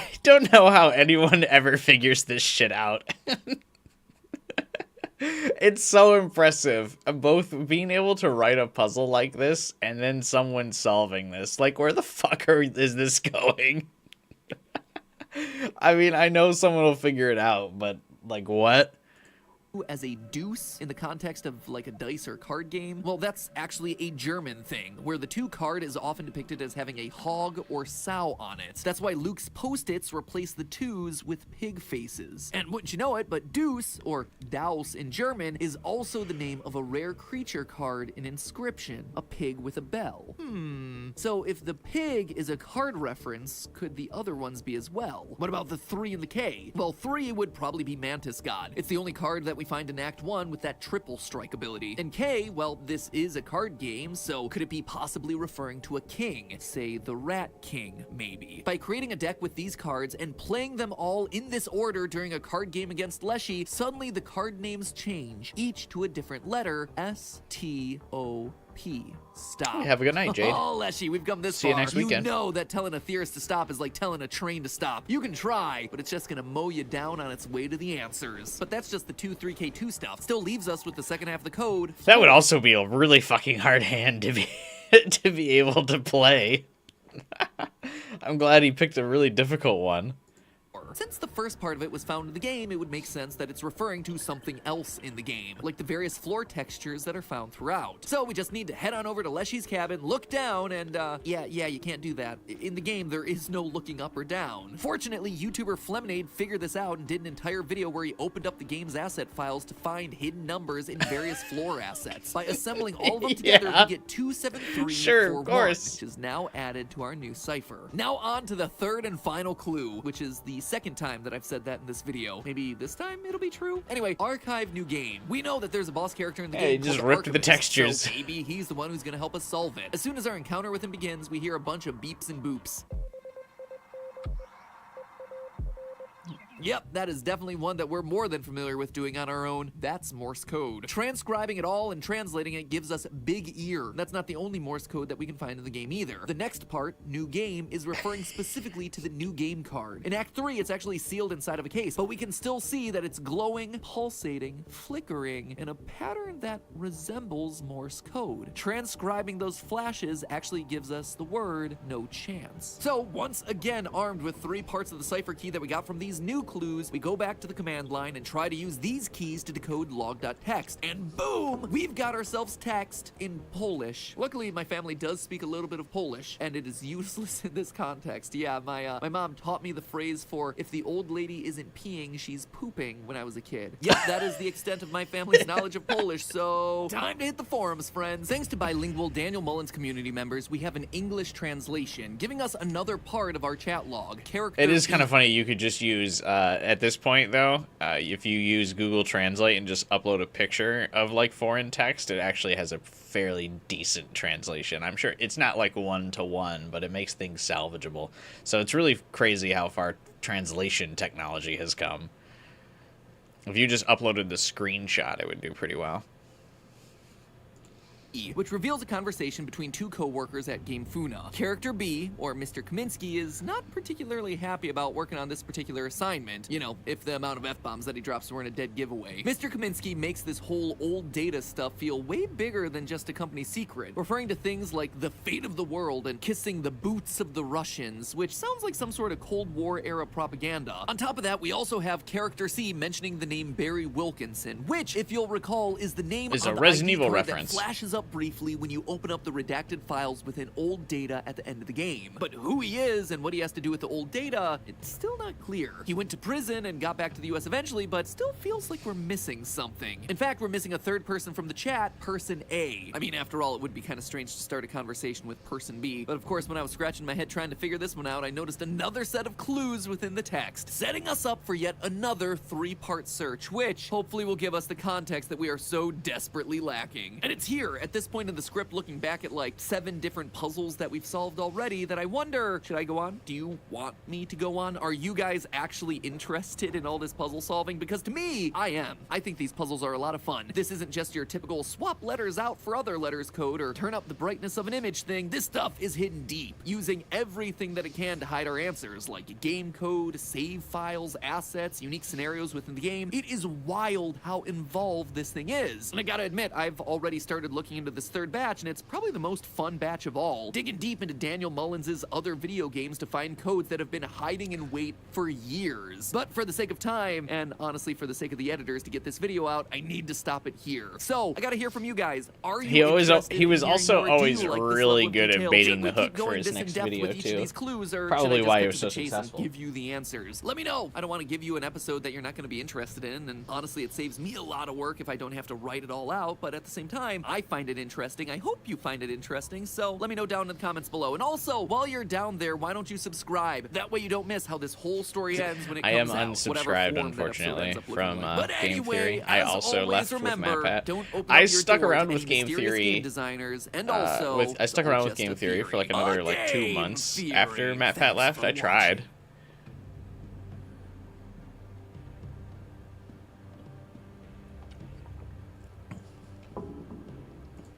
You've been traveling down this path for some time now. To get to this point, you've had to overcome 7 unique challenges, but now it's time to move forward by looking back. Rewinding through all the puzzles you've faced thus far, going back beyond what you even thought was the beginning, even past where you started. Only watched You're his FNAF confused, and but you DDLC press onward, videos? not Oh, I watched because you want literally to, but because you everything. need to. You must uncover. Hang on.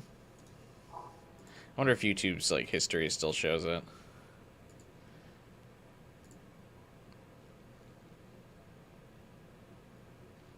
I guess some of these are too old now, where it doesn't show.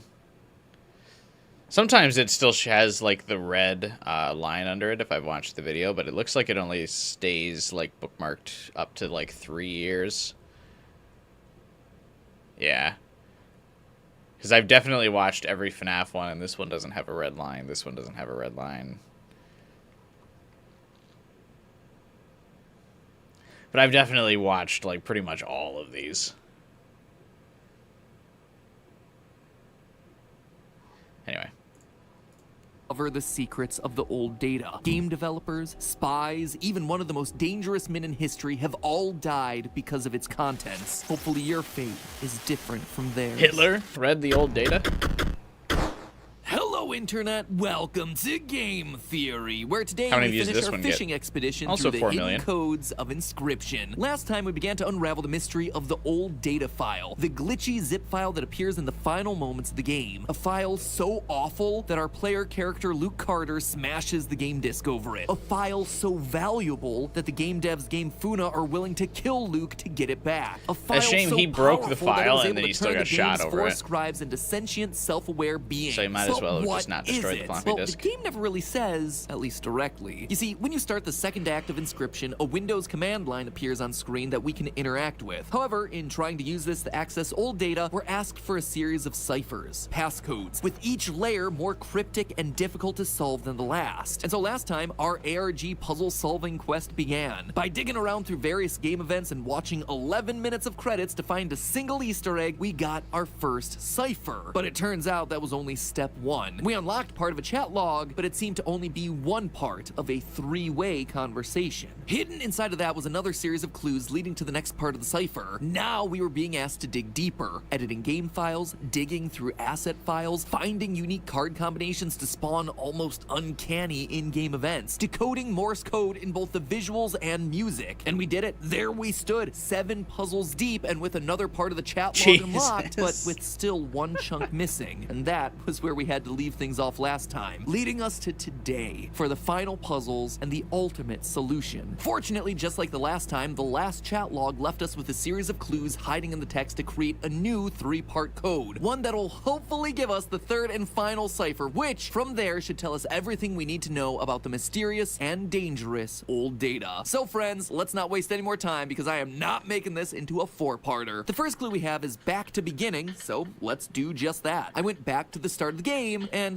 couldn't find anything. Alright, well maybe it's referring to the real start of the game once you beat Leshy and unlock new game. Nope, nothing there either. There was nothing I could find in the game that this made sense with, and that's when it dawned on me. Daniel Mullins has already hidden references to his old games as a part of this ARG, so why not take a look at his catalog? At first, I thought it might have meant his first ever game, but again, nothing there. However, when I checked out his itch.io page, something stood out. Those cards, that squirrel, looks familiar, doesn't it? It's from a game called Sacrifices Must Be Made, which, it turns out, is an early prototype for Inscryption. Back to beginning, meaning like literally back to when the game's creation first started. Beating Sacrifices Goddamn. Must Be Made causes the game to search for a file called cipher.cipher, which doesn't actually exist, so, you know, let's create one. By making a file using our previous cipher code, naming it cipher.cipher, and then beating the game, we get ourselves this, a brief reveal of the phrase, "What lies ahead?" So with that, step number 1 is done. Our second clue is manatee. Yeah, that one was nearly impossible to solve, so we're just gonna come back to that. Sometimes you just have to walk away and move on to a different part of the assignment. The third clue was actually a bit easier. Birch I Kid wonder 56 how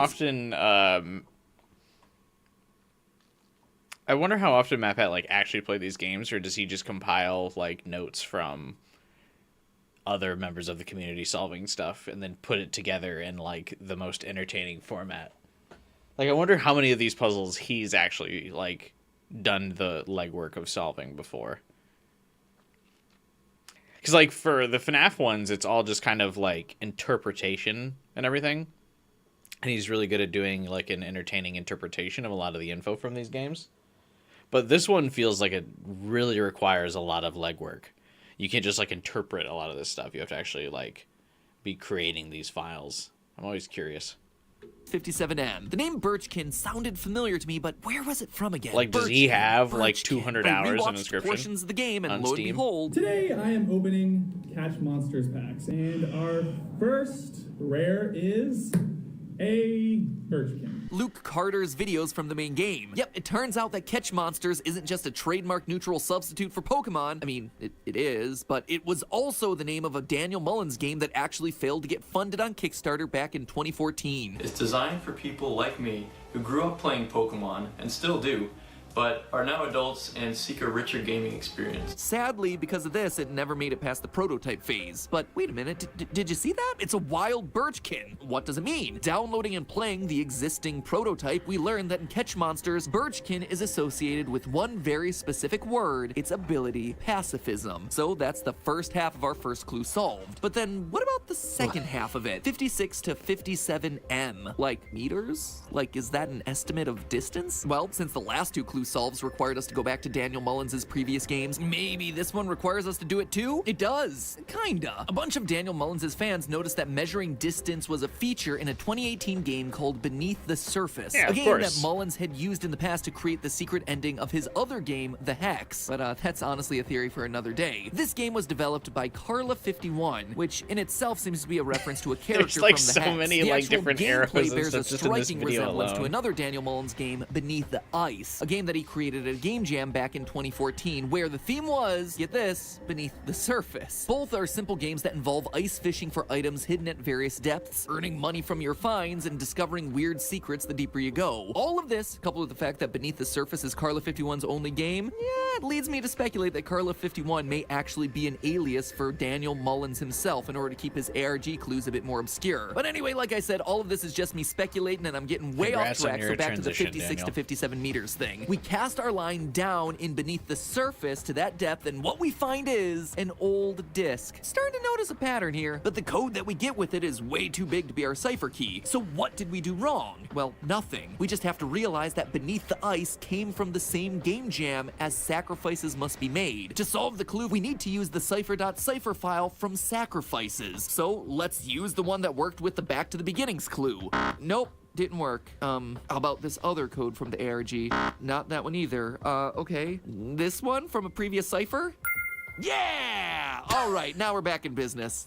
I was worried there for a second. Doing this unlocks the phrase, who knows what secrets are inscribed upon it. It's easy enough to read, but we only need 6 characters to solve for this part of the cipher, and wouldn't you know it, there are 6 characters in the phrase that aren't letters. 0044 exclamation point 3. So that is chunk number 3 solved, which brings us back to the sea cows. The manatee clue. This, to me, was the ARG's hardest challenge, and shout out to the Daniel Mullins Games Discord for helping me out with this one. I spent hours racking my brain trying to remember if there was like a manatee card that I'd missed within the game that could help me answer the clue, but alas, there was not. I went back to all his previous games on his itch.io, since that seemed to be the running theme through this chunk of clues, and again, nothing. I thought I'd checked everywhere, but the Daniel Mullins Games Discord knew that there was still one place left that no one had checked This is yet, insane. the real world. That's right. One of Luke Carter's videos shows him revealing a strange set of coordinates when he opens a pack of cards. There's a set of coordinates on this card. 49 degrees north. What if someone grabs this disc that isn't in Turns the out if you follow Discord the server? coordinates that Luke found in his pack of Inscryption cards, it leads you to a forest in Vancouver. Discord users Nuts for Nuts and Memes Prey Snack actually went out to explore the area, and wouldn't you know, there was in fact a mysterious box buried at those coordinates, complete with a floppy disk inside. Man, it kind of makes me want to wander alone deep through the Canadian woods more often. Much like Luke Carter, they too had to go online to order an external floppy disk drive, which, you know, is just a pretty great moment of life imitating art. Anyway, that floppy disk contained a file named File, which just contained the words, "This guy moaned." Oof, I am not sure that I like where this one's heading. Fortunately, this was actually a name of a now deleted Reddit account that back in 2017 made a post on the Smash Up card game subreddit. Yep, 2017. Daniel Mullins was playing the long game with this one. This Reddit post contained When did the this idea video for a- come out? 4 years ago, so 2022.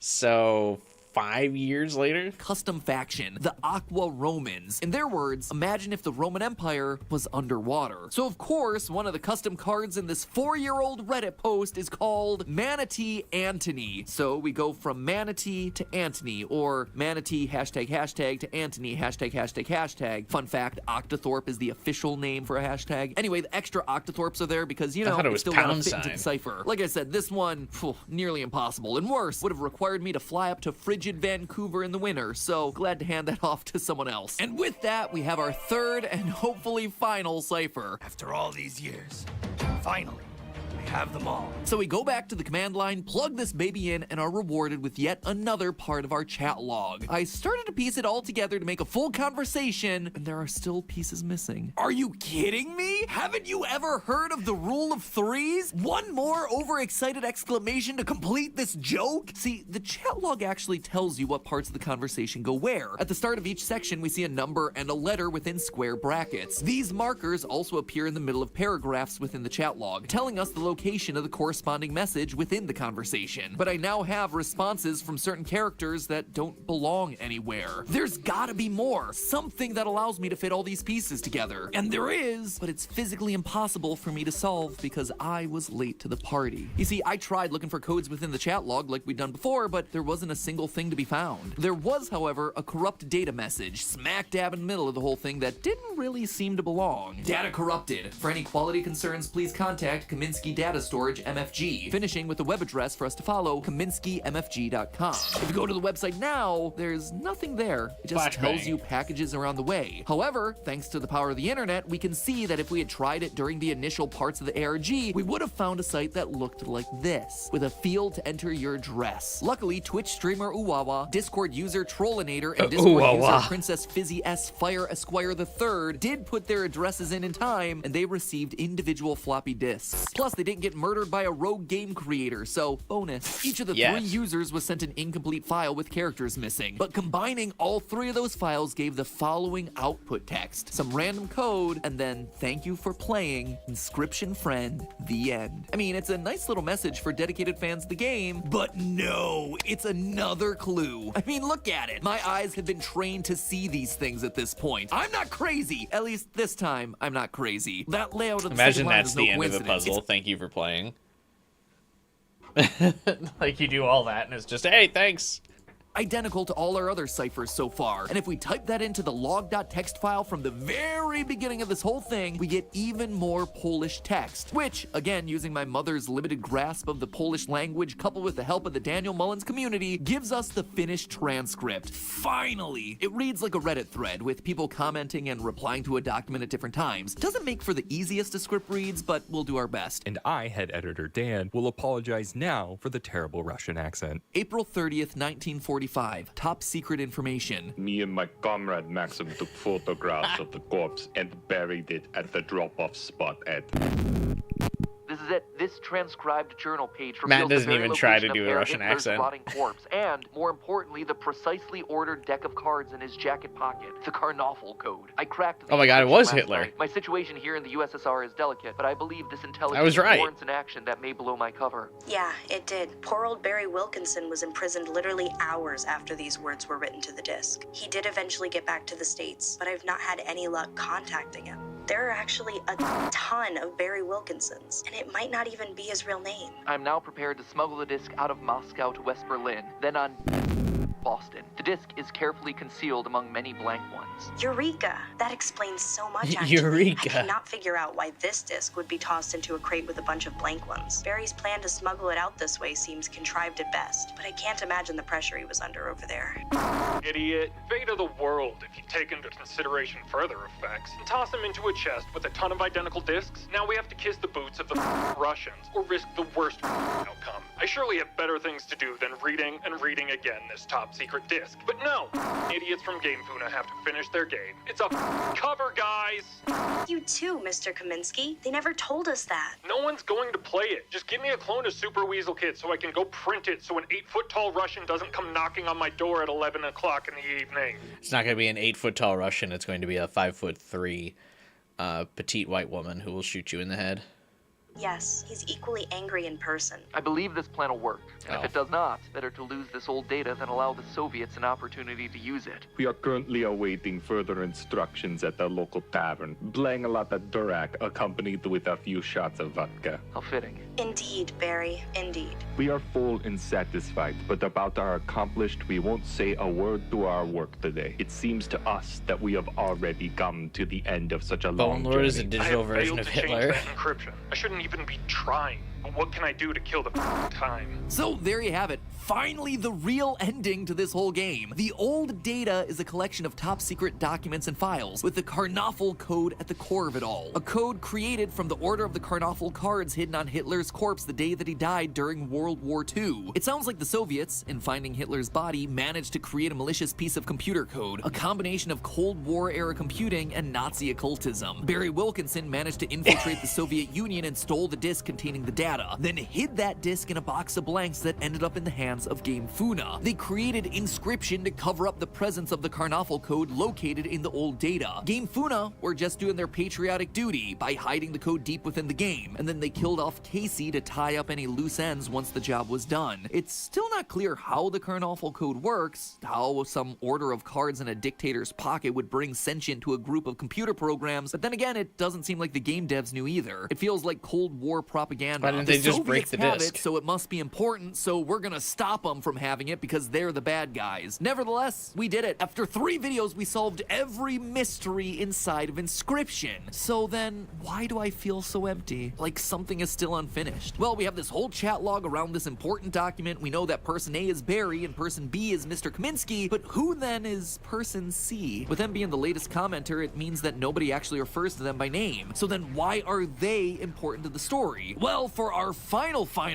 answer, we have to explore yet another Daniel Mullins creation, the official expansion to Inscryption, Casey's mod. And yes, even though it's called a mod, it is created by Dan Mullins, so it is the real deal. What this mod does is turn the game into a challenge mode of Act 1, but with a twist. If you complete enough challenges in a single run, you unlock what appears to be a devlog from none other than Casey Hobbs, the woman that worked at Game Funa, the one who buried the original Inscryption disc out in the woods, the one who was burned to death in a fire. In our original theory, we believe that she was the one that put Leshy in charge to purposefully soft lock the game, thereby stopping old data from being discovered. However, these devlogs unlocked through Casey's mod actually revealed a slightly different story. So far, there are only 4 entries. The game is still technically in beta, so more may very well be on the way. But with the ones that we have already, we see how Casey's story really went. The first There's 2 not another entries show us game the theory story of about how this the one? angler found the old data, like he was doing during Act 2, and so began walking to take it to Leshy. But Casey states that the character doesn't have a walking animation anywhere in the files. She even tries other discs, and she can't replicate it. Everything is normal on all those other copies. But when she goes back to the original copy, she discovers the 3D game that we're all familiar with Leshy in charge. So she wasn't actually the creator of it. The old data just kind of allowed all that to happen. In Doesn't entries look 3 like and it 4, in the she play- writes that she's probing other playlist. devs There's for not another, information, and she finds a Inscryption log video. from Mr. Kaminsky explaining the game to be a cover. This proves then that Casey is undoubtedly person C from the chat thread that we deciphered. She even talks about KC, meeting him in makes person sense. and him seeming off, which is also referenced in the decoded document. It was pretty clear when I met him that the guy had issues. Yes, he is equally angry in person. Now we know that Casey was a developer at Game Funa, but she, much like Luke, was just discovering the game and its secrets for the first time. Like I said, the mod is still in beta, so there's a high chance that we'll get more devlog entries and figure out how she started working on the project and what she did to end up in a fire that led to her death. If Luke is anything to go by, I'm pretty sure Game Funa may have had something to do with it. However, despite Game Funa taking such measures to try and conceal the game from the public, they failed. We're all playing it after all, so how'd that happen? Well, we find out using the finalist of final clues that was hidden back in the thank you message from the end of the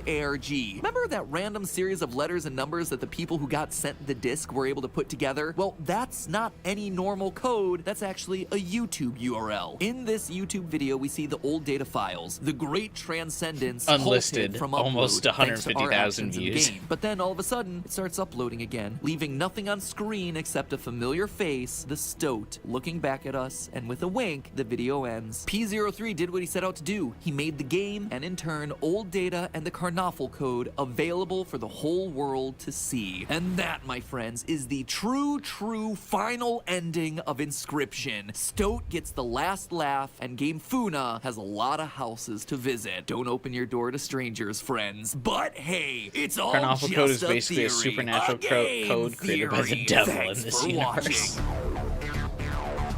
Good. Good. That's really funny.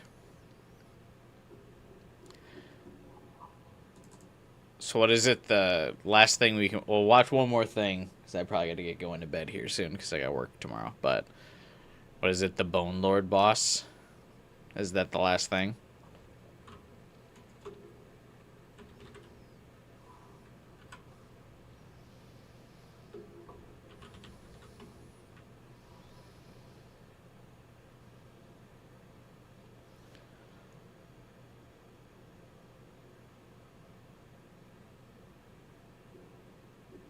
You'll link it? Okay. That was fun. I haven't watched Game Theory in a long time.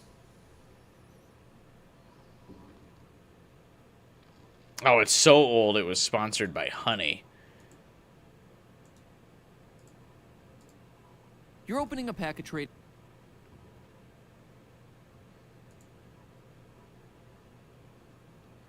That thing that got outed as a massive, like, fucking scam.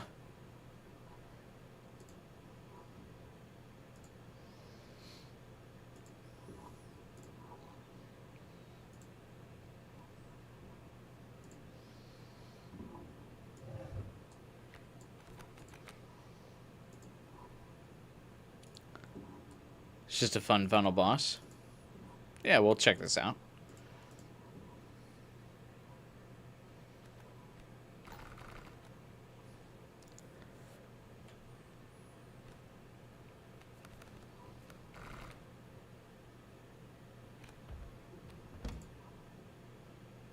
Yeah, the music saved. This is the boss Gamora was gonna fight you with if she had more time.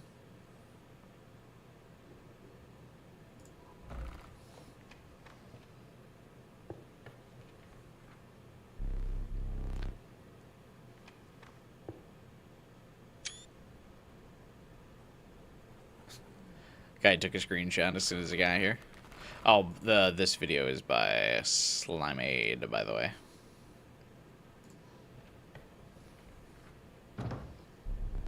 Almost forgot to show who we're taking this from. Oh my god, these are so many different cards.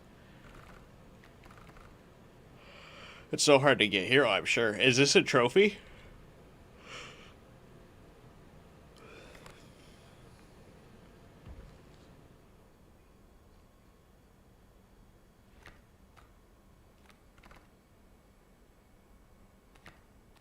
It is a trophy to beat the Bone Lord? Goddamn.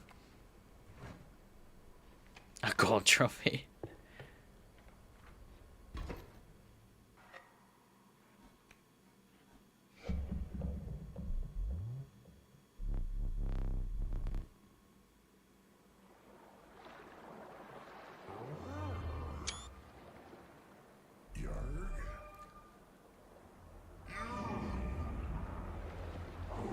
Yarg.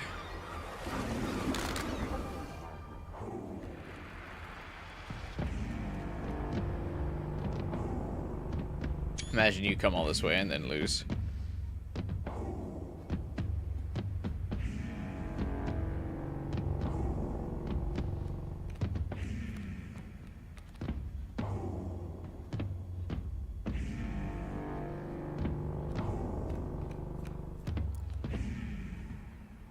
This dude looks like he's mad as hell about his opening hand here.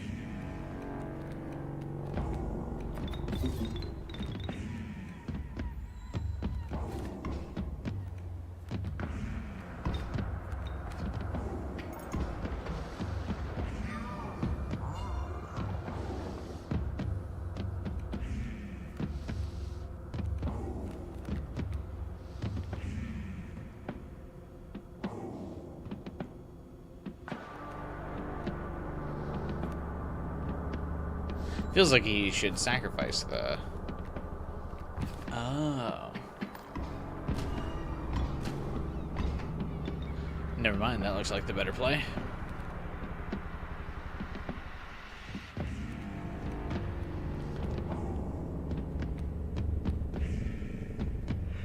This guy moves so much as he plays. That's so funny.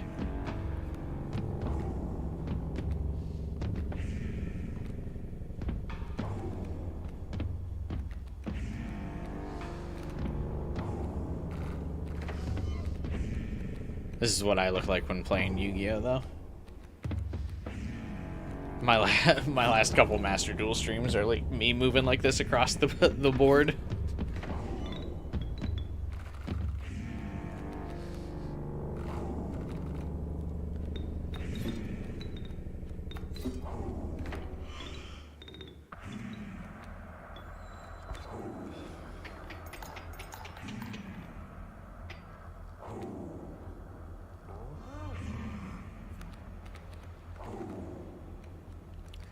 I should probably get the last couple achievements I need to get all the achievements in Yu-Gi-Oh! Master Duel. But the problem is one of the achievements is for playing a type of card that's like super irrelevant in the meta, so I'd have to tank my win rate to get it. So it's like, do I keep my high win rate or do I get all the achievements?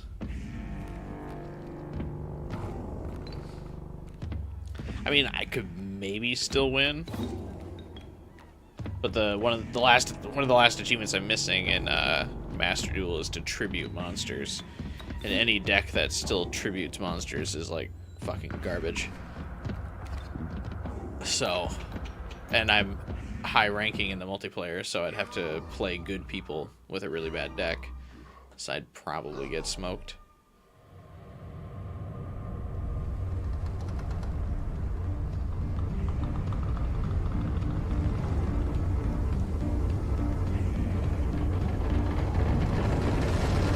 Got one last trick. Here's my fucking boat.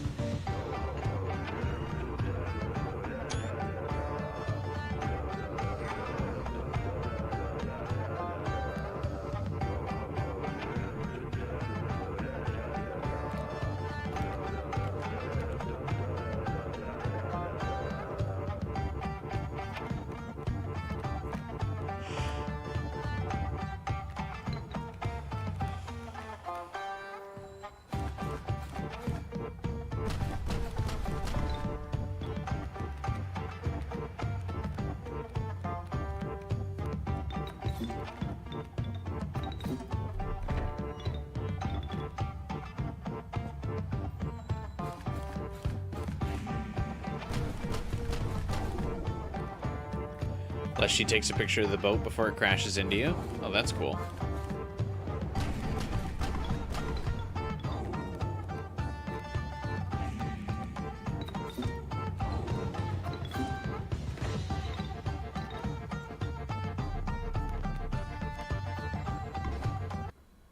Oh.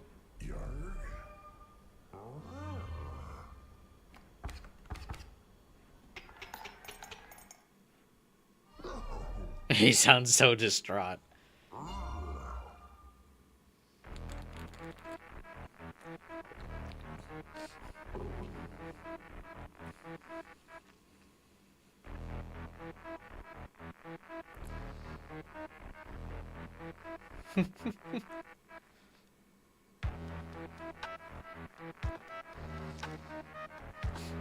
And then the stimulation mage grooves out in the credits. Well, that's really cool.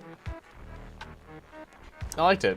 I always find all those kinds of air Gs and Easter eggs and stuff really fascinating. So that was a really fun watch. Always also really fun to go back and watch some old game theory. I like it. But now, I think we're going to wrap up the stream. As the ending credits go by. It was fun. Thanks for watching, everyone. Thanks for hanging out. Thanks, Final Fighter, for the final viewing catalog that we went through at the end here. Appreciate you guys. Next week, I don't think I'll do a Persona 5X stream in the middle of the week. I don't think there's anything new in Persona 5X. So probably just next weekend we'll stream Life is Strange Reunion. I don't know if it'll actually take all weekend. So maybe we'll do something else randomly on next weekend. But that's going to be the next game, Life is Strange Reunion. And then the following week, I think we'll finally get around to playing the Raidou remaster. The Shadow Detective, or whatever the long subtitle is for that game. Kind of a random play. Because it's not like another Atlas game's coming out anytime soon, but whatever. I've been meaning to play that game for a while. And I haven't really gotten around to it. So, plenty of fun games coming up throughout the coming weeks. If you want to subscribe and hang out for some more games. And more playthroughs. Daniel Mullins is making Pony Island 2 right now. And that will have its own ARG. That's not a huge surprise. I would imagine this ARG thing probably was super successful for him. So he's probably going to keep it going. And he must really have a lot of fun with it. I feel like watching people trying to solve your ARG and getting the community together for like a big activity like that would be like a lot of fun. Not just as like the community solving it, but as the guy like making it and watching people figure things out would have to be really satisfying as well.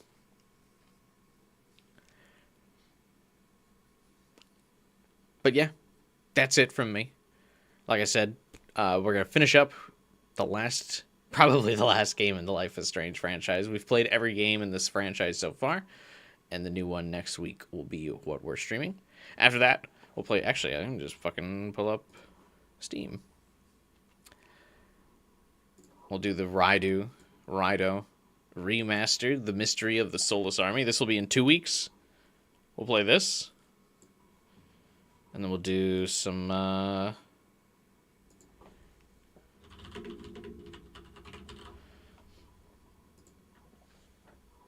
There you go. This will be the next game this weekend. And then the week after that, we'll finally get around to doing this. I've been wanting to play this for a while, so it's kind of old. I'm like super late to the party for this game, I think. When did this game come out? Yeah, June 2025. So almost a year later, I'm finally getting around to playing this.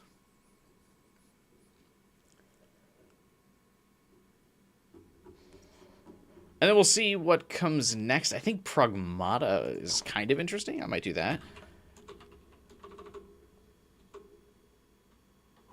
This is free? What is this? I mean, I guess. Nope. Didn't mean to do that.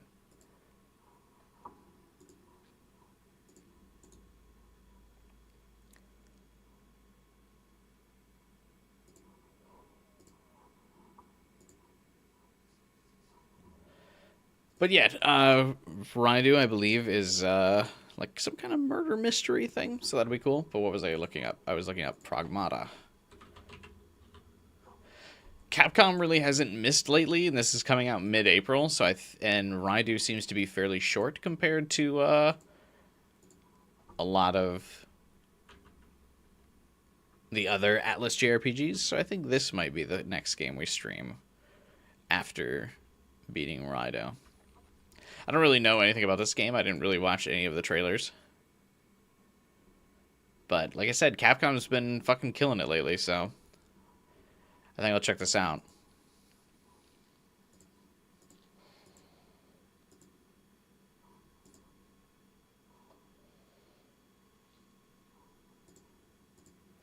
I don't know if I worry that it'll be too dad gamey.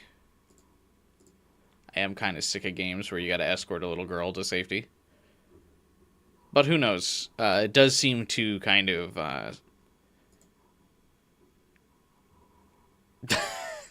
this DLC armor. It reverses the paradigm for it, because the little girl seems to be the powerful one, and the dude is just kind of escorting her around. So, this could be interesting. I'll probably check it out, because why not? I don't know what else will be coming out in April. So yeah. I want mom gaming instead. Yeah, there is no mom escorting the child around. People probably worry that would be too stereotypical, but that's just because we haven't seen Claire in a while. So next year we'll probably get some mom gaming when Code Veronica comes out. There's a little bit of that in RE9. That's true. It's hard to view Grace as a mom, though. Grace is more like young adoptive aunt.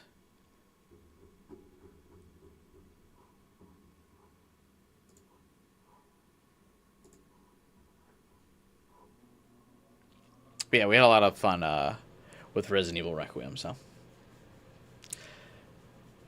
We'll get back on this whenever the DLC comes out. She becomes a mom at the end. True.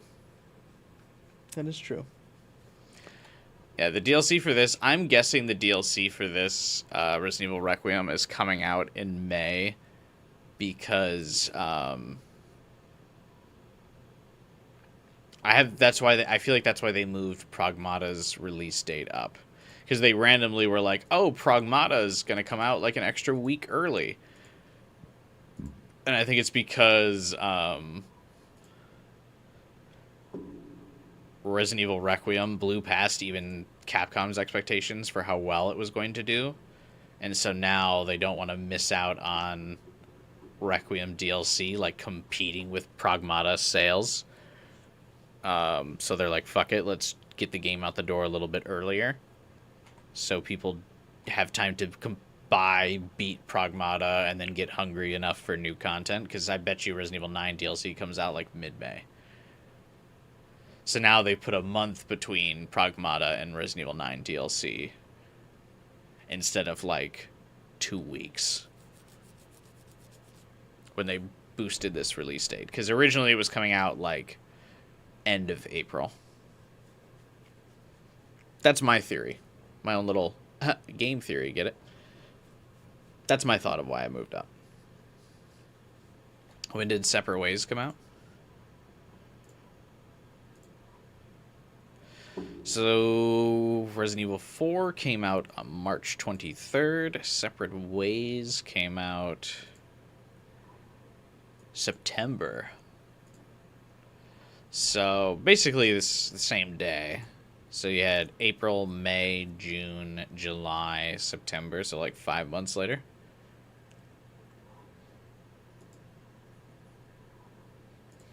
So if Requiem comes out February, March, April, May. So it's a shorter time frame. But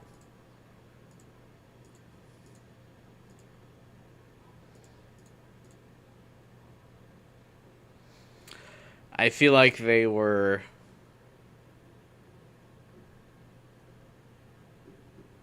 I don't know. I just feel like they were already cooking the DLC. Missed August? Oh, did I really? April, May, June, July, August, September. Yeah, you're right. Okay, so like 6 months later. But Resident Evil 4 also only had one DLC story expansion. Separate Ways. So I feel like Separate Ways, you could tell I'm getting tired. But Separate Ways was just the only DLC story expansion. I mean, they had Mercenaries, but like, we know Requiem is going to have 2 DLCs. So I bet you there are 2 DLCs that are smaller than Separate Ways. So probably 3 months between each of them.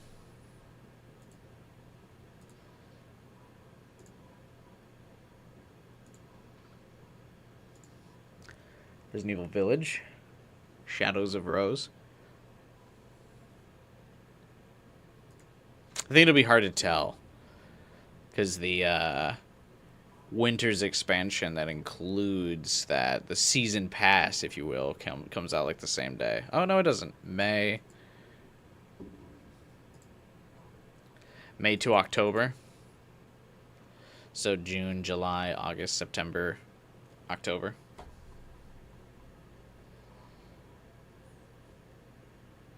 They cut down the time.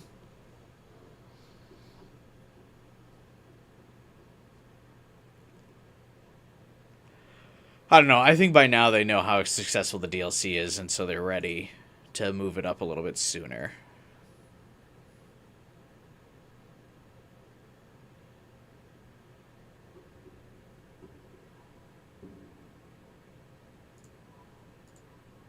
Release was 2021. Oh shit, you're right. So it was like a year and a half between DLC.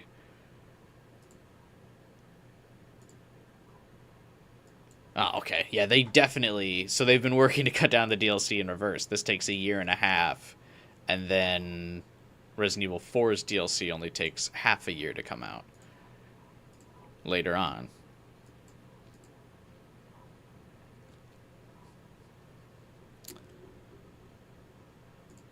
Okay. Yeah, that's why. And now I think they're moving it down to two DLCs that are probably smaller than Separate Ways, 3 months apart. That's going to be my theory. I have no evidence to support it releasing in May, but I have a feeling Resident Evil Requiem DLC comes out in May. Just the vibe I'm getting. We'll play this before Danganronpa 2 comes out. Also about the Max Payne trilogy, which I wouldn't be opposed to streaming. I think this would be fun. Max Payne's cool. But we'll play this before Danganronpa 2 comes out.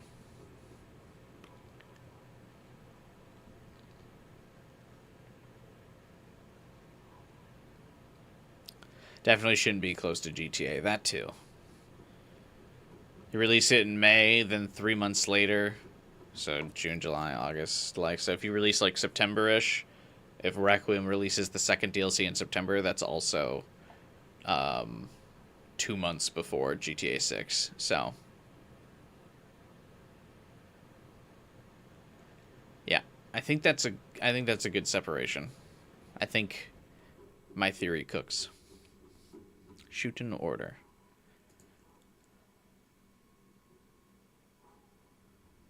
You're gonna have to play GTA 6? No, that's fine. I'll probably stream whatever else comes out during the GTA period. Whichever developer was unable to successfully move their game window. I'll play that. Because GTA 6 will already have way too many popular YouTubers. I'll never stand out in that GTA 6 crowd. There'd be no point. Too many popular YouTubers will already be playing GTA 6. So I will have to do a niche run for some other games coming out in that time frame to try to get some viewership. What about Danganronpa 2? There's a remake of Danganronpa 2 coming out.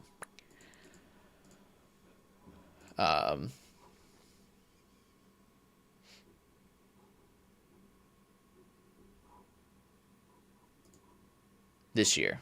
When? Who knows? Likely this summer.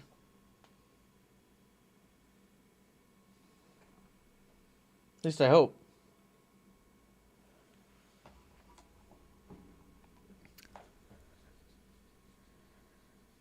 But yeah, it hasn't been confirmed yet.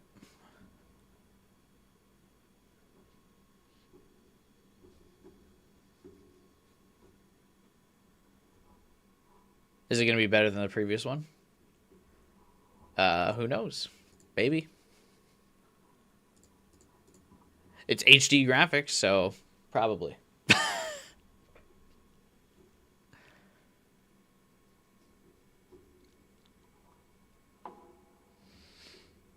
I'll be streaming it, though, so you can figure out if you'd like it or not watching my stream. So, of course, be sure to subscribe so you don't miss out. Lots of other cool games coming out that we'll be streaming in the meantime. Now with Hajime's Christmas tree hair. True. All right, ladies and gentlemen, I gotta get going to bed. I gotta work in the morning. I'm also starting to get pretty tired. Wait, I've been subbed? Thanks, Sun Matter. Yeah, that's gonna be it. Subscribe, hit the bell button. I'll see you guys Friday for Life is Strange reunion. Let me pull it up. Yeah. There it is. See you next weekend for Life is Strange reunion. Have a good week, you guys, whether you're going to school, you're working, or you're just chilling. I hope you enjoy. Hope to see you next weekend. Subscribe, bell button, join my Discord server, link in the description below.